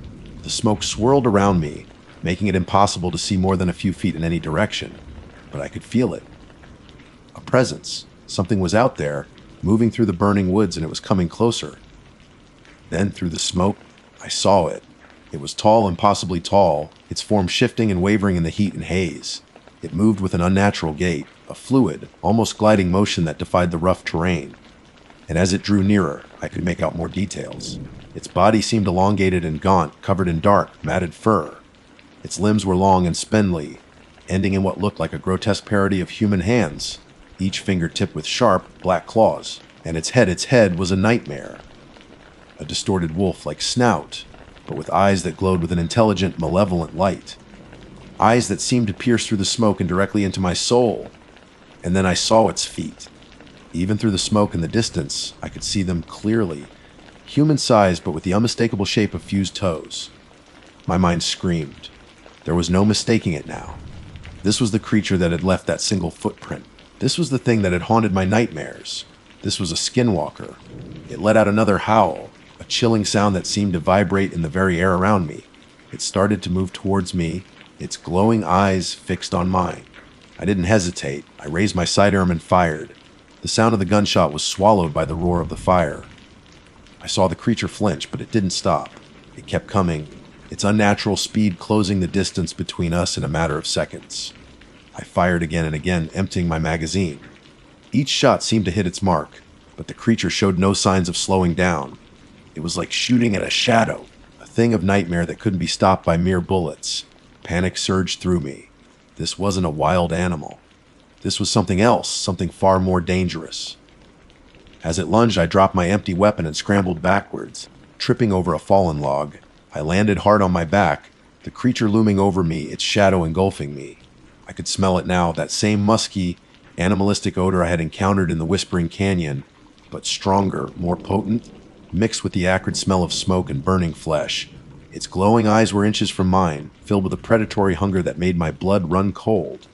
I could see its sharp teeth, its long, black claws reaching for me. I closed my eyes, bracing for the inevitable. But then a deafening roar filled the air. It wasn't the howl of the creature, but something deeper, more primal. I opened my eyes to see a wall of flame erupt between us. The fire, which had been my enemy, had now become my savior. The skinwalker recoiled from the intense heat, its form flickering in the flames. It let out a frustrated snarl, its glowing eyes still fixed on me. But it couldn't cross the inferno. Taking advantage of the momentary reprieve, I scrambled to my feet and ran. I ran blindly through the smoke and the burning woods, not knowing where I was going, just trying to put as much distance as possible between myself and that creature. I ran until I collapsed, exhausted and terrified, near the edge of the fire line where other rangers were working. They rushed to my aid, their faces etched with concern. I was covered in soot, my clothes torn, my eyes wide with terror. I tried to explain what I had seen, but the words wouldn't come. How could I describe the unholy thing I had encountered? How could I make them believe me? They saw the fear in my eyes, the genuine terror that gripped me. They knew something had happened out there. I was airlifted out of the fire zone, treated for smoke inhalation and minor burns. But the real damage was inside. The encounter had confirmed my worst fears. The legends were real. Skinwalkers existed, and I had come face to face with one. I never went back to that section of the park. I requested another transfer, this time out of the state entirely. I now work as a park ranger in a small, quiet park in the Midwest, far away from the deserts and mountains of Arizona. But even here, thousands of miles away, I still look over my shoulder. Every shadow seems to hold a potential threat. Every strange sound sends a shiver down my spine. I know it's still out there. Somewhere in the vast wilderness of Arizona it roams. A creature of nightmare, a shapeshifter with fused toes and glowing eyes. And I know that my curiosity, my initial encounter with that single, impossible footprint was a deadly mistake. A mistake that will haunt me for the rest of my days. So if you ever find yourself hiking or camping in Arizona, especially in the more remote areas, be careful. Pay attention to the tracks you see. Listen to the sounds of the night. And if you ever come across a single, human-sized footprint with fused toes turned back, don't try to investigate. Don't try to understand. Just run. Run as fast as you can and pray that whatever made that print isn't following you. Because out in the wilderness, some legends are more than just stories. Some legends are terrifyingly real. My name is Jake, and I'm what you might call an O'Dorsey. Type, if by O'Dorsey you mean chronically addicted to the adrenaline rush of tempting fate in increasingly remote locations. My best friend Mark is a little more grounded. He likes nature, sure, but he prefers his nature with well-maintained trails, designated campsites, and the faint smell of charcoal grills lingering in the air. So, when I proposed a backpacking trip through the Superstition Mountains in Arizona, he was hesitant. Dude, seriously, the Superstitions. Isn't that place like cursed or something? Mark had asked, pushing a stray lock of his sandy, blonde hair out of his eyes. We were sitting in my cramped apartment, surrounded by maps, topographical charts, and enough survival gear to outfit a small militia. I chuckled. Come on, man. Don't tell me you believe all that old prospector lore. Lost Dutchman's gold mine, skinwalkers, the whole 9 yards. It's just stories. Mark, however, wasn't entirely convinced. He was a software engineer, a man of logic and reason. He dealt in code, in ones and zeros, not in whispered tales of shape-shifting creatures and ancient curses. Still, he was a good friend, and he knew how much this trip meant to me. I'd been obsessing over the superstitions for months, poring over every scrap of information I could find. There was something about the rugged, untamed beauty of the place that called to me, a siren song of adventure and the unknown. Fine. He'd finally conceded, with a sigh that suggested he was already regretting his decision. But if we end up as a footnote in some creepy Reddit thread, I'm blaming you. That was 3 weeks ago. Now, we were here standing at the trailhead, the imposing silhouette of Superstition Mountain looming before us like a jagged stone sentinel. The Arizona sun beat down mercilessly, baking the earth and turning the air into a shimmering haze. Even in late October, the desert heat was intense. I adjusted the straps of my heavy pack, feeling the familiar weight settle on my shoulders. It was a comforting weight, the weight of preparedness, of self-reliance. I glanced over at Mark, who was meticulously applying sunscreen to every inch of exposed skin. He looked like he was preparing for a lunar expedition, not a weekend hike. "Ready to conquer the wilderness, Captain Cautious," I teased. He gave me a wry smile. "As ready as I'll ever be, Captain Reckless. Just try not to get us eaten by a mountain lion." Okay, we set off, following a dusty trail that wound its way through a forest of saguaro cacti, their arms raised in silent supplication to the scorching sky. The landscape was breathtaking, a tapestry of reds, browns, and greens painted across a canvas of rugged rock and endless sky. The silence was profound, broken only by the crunch of our boots on the gravel and the occasional cry of a hawk circling overhead. I pulled out my compass, an old brass model that had belonged to my grandfather, a seasoned explorer in his own right. I liked the feel of it in my hand, the weight of history and adventure. It was more than just a navigational tool. It was a talisman, a connection to a lineage of wanderers and risk-takers. "Still using that antique?"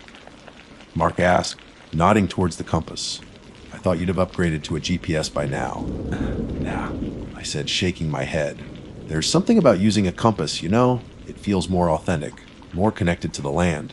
I held it out, watching the needle swing and settle, pointing us north. Or at least it should have been pointing north. We hiked for several hours, the trail gradually climbing in elevation. The scenery became even more dramatic, with towering cliffs and deep canyons carved by centuries of wind and water. We passed the occasional hiker, exchanging nods and brief greetings. But for the most part, we were alone, enveloped by the vastness of the wilderness.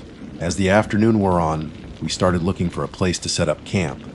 We found a relatively flat area nestled amongst some large boulders, offering a degree of shelter from the wind. It wasn't perfect, but it would do. We dropped our packs with grateful sighs, the weight lifting from our shoulders. "All right," I said, stretching my back.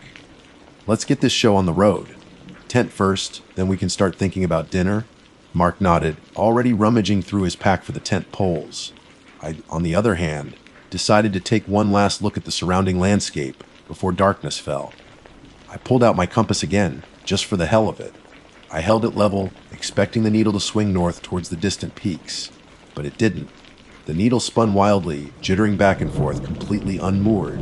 It twirled like a drunken dancer, making no sense whatsoever. I frowned, tapping the glass face of the compass, thinking it might be stuck. But the erratic movement continued. "What's wrong?" Mark asked, noticing my puzzled expression. "My compass is going haywire," I said, holding it out for him to see. "It's just spinning." Mark chuckled. "Well, there's your problem. You're relying on a piece of junk that's probably older than you are. Told you to get a GPS." I shrugged, trying to dismiss it. "Maybe it's just a magnetic anomaly or something. There's a lot of iron ore in these mountains, right?" I knew I was grasping at straws, trying to rationalize the inexplicable. Mark didn't seem particularly concerned. He was already busy assembling the tent, his engineering mind focused on the task at hand. But I couldn't shake the feeling of unease that had settled over me. It was a subtle thing, a prickling at the back of my neck, a whisper of warning in the back of my mind. The sun began to dip below the horizon, painting the sky in vibrant hues of orange, pink, and purple. The beauty of the sunset was breathtaking, but it did little to dispel the growing sense of dread that was creeping into my heart. As darkness enveloped the landscape, the compass needle finally stopped spinning. It settled, pointing not north, not south, not east or west. It pointed straight down, into the earth. I stared at it, a cold knot forming in my stomach. I tried to laugh it off, to make a joke, but the words died in my throat. Mark, oblivious to my growing apprehension, was busy setting up the camp stove, humming a cheerful tune. "Hey, Mark," I said, my voice sounding strangely strained, even to my own ears. Do you feel anything weird?" He looked up, a puzzled expression on his face. "Weird? Like what?" "The fact that we're sleeping in the middle of nowhere, surrounded by rattlesnakes and scorpions. Yeah, I feel a little weird about that." "No, I mean like something else. Something off." He shrugged. "Just the usual desert creepiness, I guess. You're letting those old stories get to you." Maybe he was right. Maybe I was just being paranoid. But the compass, pointing stubbornly downwards, felt like a warning, a silent scream from the earth itself. And as the first, faint scratching sound reached my ears, I knew with a chilling certainty that this trip was going to be anything but ordinary. It started low on the far side of the tent, and it was so soft at first I thought it was the wind. I haven't used a compass since. The scratching continued, a rhythmic scritch-scratch, scritch-scratch that sent shivers down my spine. It was too deliberate to be an animal, too precise to be the wind rustling the tent fabric. It sounded like fingernails long and sharp, dragging slowly across the nylon. "Mark," I whispered, my voice barely audible. "Do you hear that?" Mark paused, his head cocked to one side. He was holding a pot of water, ready to boil it for our freeze-dried meals. "Hear what? The wind?" "No, not the wind. Listen." We both fell silent, the only sound the low hiss of the camp stove and the increasingly insistent scratching. Mark's eyes widened slightly, his cheerful demeanor fading. "Okay, yeah, I hear it," he said, his voice losing its usual confidence. "What the hell is that?" "I don't know," I admitted, my heart pounding against my ribs. "But it's not an animal. It's too regular." The scratching moved. It shifted from one side of the tent to the other, slowly circling us like a predator testing its prey's defenses. I grabbed my headlamp, my hand trembling slightly. I wasn't sure what I was going to do with it, but the thought of being in complete darkness was unbearable. "Maybe we should, I don't know, make some noise," Mark suggested, his voice a little shaky. "Scare it away." It was a logical suggestion, the kind of thing you'd do if you were dealing with a bear or a mountain lion. But this felt different. This felt intentional. This felt like something that wanted us to know it was there. I switched on the headlamp, casting a bright beam of light around the interior of the tent. The nylon walls glowed, revealing nothing but the shadows of our gear. The scratching stopped. For a moment, there was silence. A tense, heavy silence that pressed down on us like a physical weight. I held my breath, straining my ears, trying to detect any sign of movement outside. Then it started again, closer this time. Right next to my head. Scritch, scratch, scritch, scratch. I flinched, pressing myself against the opposite side of the tent, as far away from the sound as I could get. Mark was doing the same, his eyes wide with fear. "Okay, that's it," he said, his voice tight with panic. "We're getting out of here." He started to scramble for the tent zipper, his movements frantic. I didn't argue. My rational mind was screaming at me to get out, to run, to put as much distance as possible between us and whatever was outside.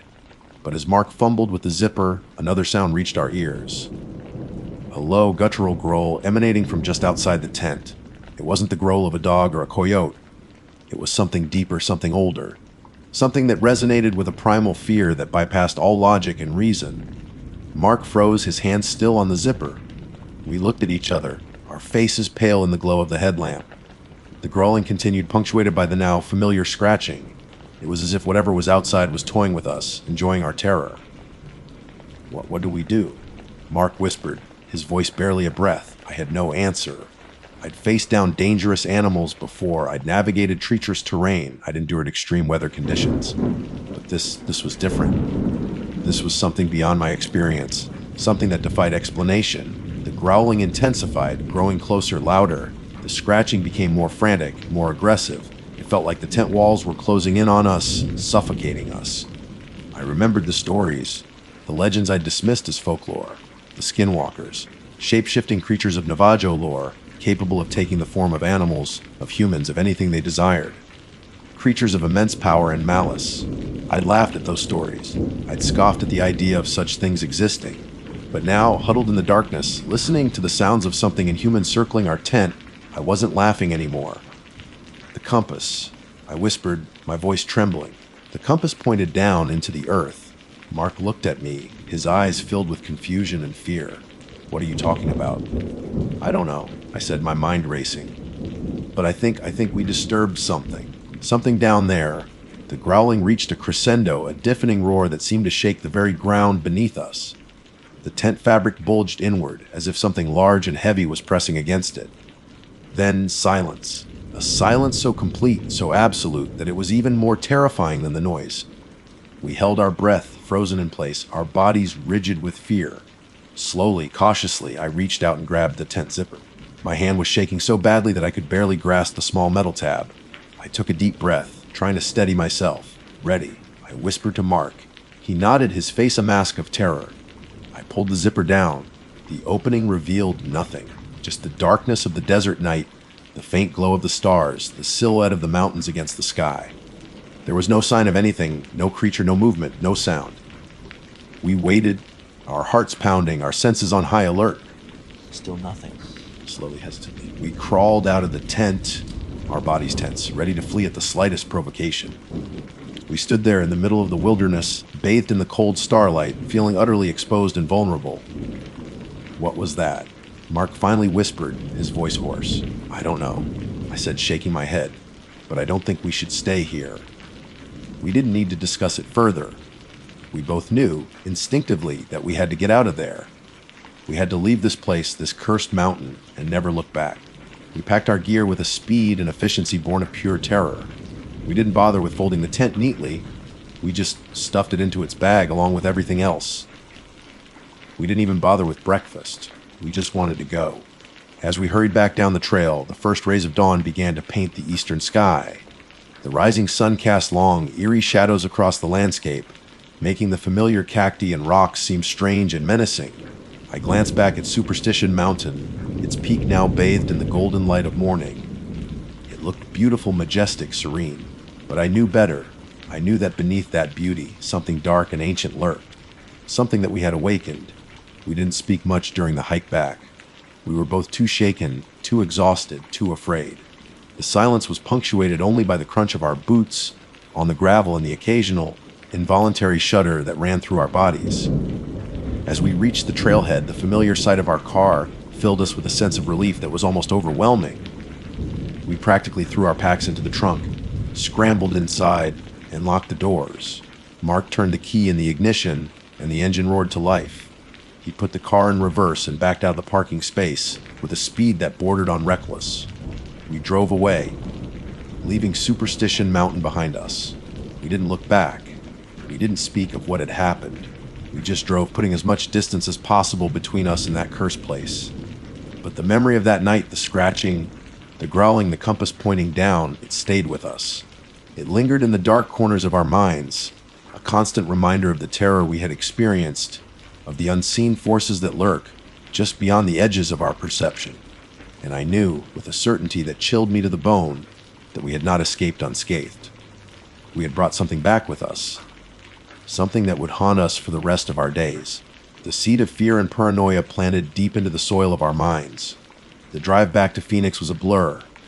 Mark drove like a man possessed, his knuckles white on the steering wheel, his eyes constantly scanning the rearview mirror. I sat beside him, numb and exhausted, staring blankly out the window. The familiar cityscape, the sprawling suburbs, the mundane reality of everyday life, it all seemed alien, disconnected from the primal terror we had experienced in the superstitions. We didn't talk about it. We didn't even look at each other. It was as if by acknowledging what had happened, we would somehow make it more real, more powerful. We were both clinging to the fragile hope that it had been a hallucination, a shared delusion brought on by exhaustion and fear. But deep down, we knew the truth. When we finally reached my apartment, we unloaded our gear in silence. The pack seemed heavier now, weighed down not just by our equipment, but by the unseen burden of our experience. We stood awkwardly in the parking lot, the unspoken question hanging heavy in the air. So, Mark began, his voice hesitant. I guess I'll see you later? Yeah, I replied, forcing a smile that felt brittle and false. Later, we parted ways, each retreating into our own private worlds, trying to process the trauma we had shared. But the separation didn't bring relief. It only amplified the sense of isolation, of being alone with the lingering fear.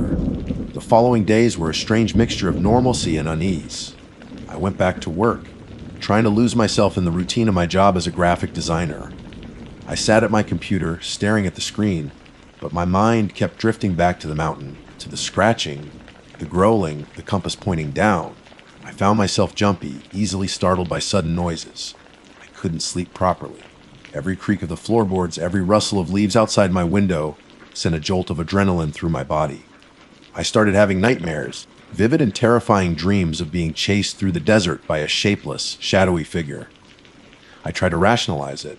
I told myself it was just stress, just the aftermath of a frightening experience. But the feeling of unease persisted, growing stronger with each passing day. It was as if something had followed me back from the mountain, something unseen, something that was slowly chipping away at my sanity. One evening, about a week after the trip, I was working late at my computer. The apartment was dark, the only light coming from the glow of the screen. I was trying to focus on a design project, but my concentration was shattered by a faint scratching sound. Scritch, scratch, scritch, scratch. My blood ran cold. I froze, my heart pounding in my chest. The sound was coming from the window. I slowly turned my head, my eyes fixed on the glass. The curtains were drawn, but I could see a faint shadow moving behind them. A long, thin shadow that seemed to wreathe and shift. Scritch, scratch, scritch, scratch. The sound was louder now, more insistent. It was the same sound I had heard in the tent, the sound that had haunted my dreams. I wanted to scream, to run, to hide, but I was paralyzed with fear. I sat there, frozen, staring at the window, my mind racing. Then I saw it. A single long fingernail, sharp and pointed, pressed against the glass from the outside. It was a dark, almost black color, and it seemed to shimmer and distort in the dim light. The fingernail tapped against the glass, once, twice, 3 times. Then it slowly retracted, disappearing back into the shadows. The scratching stopped. The shadow vanished. I sat there for a long time, staring at the empty window, my body trembling uncontrollably. I didn't know what I had seen, but I knew it was real. It wasn't a hallucination. It wasn't a dream. It was something else. I finally managed to get up, my legs shaky and weak. I went to the window and cautiously pulled back the curtains. There was nothing there, just the empty darkness of the night. But I knew it was still out there, waiting, watching. I didn't sleep that night. I stayed up, huddled in my bed, with all the lights on. I felt like a child again, afraid of the dark, afraid of the monsters under the bed. The next day I called Mark. I had to talk to someone to share what I had seen, to know that I wasn't going crazy. Mark, I said, my voice trembling. It happened again. The scratching. There was a long silence on the other end of the line. Jake, he finally said, his voice low and strained. I know. It happened to me too. He went on to describe a similar experience. He had heard the scratching at his bedroom window, seen the shadow, felt the same overwhelming sense of dread. We talked for hours, sharing our experiences, our fears, our growing sense of paranoia. We both knew that we were being haunted, that something had followed us back from the superstitions, something that was connected to the compass, to the earth, to the ancient legends of the mountain. We tried to find answers. We researched the history of the superstitions, delved deeper into the lore of skinwalkers and other Native American legends. We found stories of cursed places, of ancient spirits, of shape-shifting creatures that preyed on humans. But the more we learned, the more terrifying the truth became. We realized that we had stumbled upon something far more ancient and powerful than we could have ever imagined.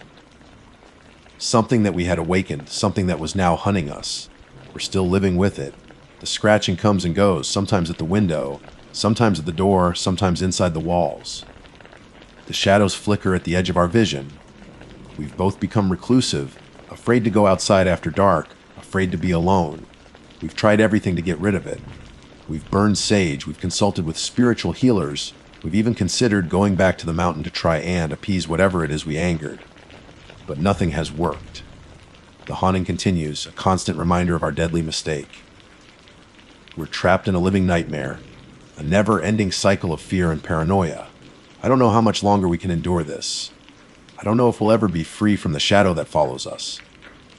But I know one thing for sure, that camping trip to the Superstition Mountains was the biggest, deadliest mistake of our lives. And the broken compass, that seemingly insignificant object, was the key that unlocked a door to a world of darkness and terror that we can never escape. We're paying the price, a toll extracted in fear, for daring to disturb the ancient secrets of the mountain. And the price, we fear, is only going to get higher. The mountain always claims its due.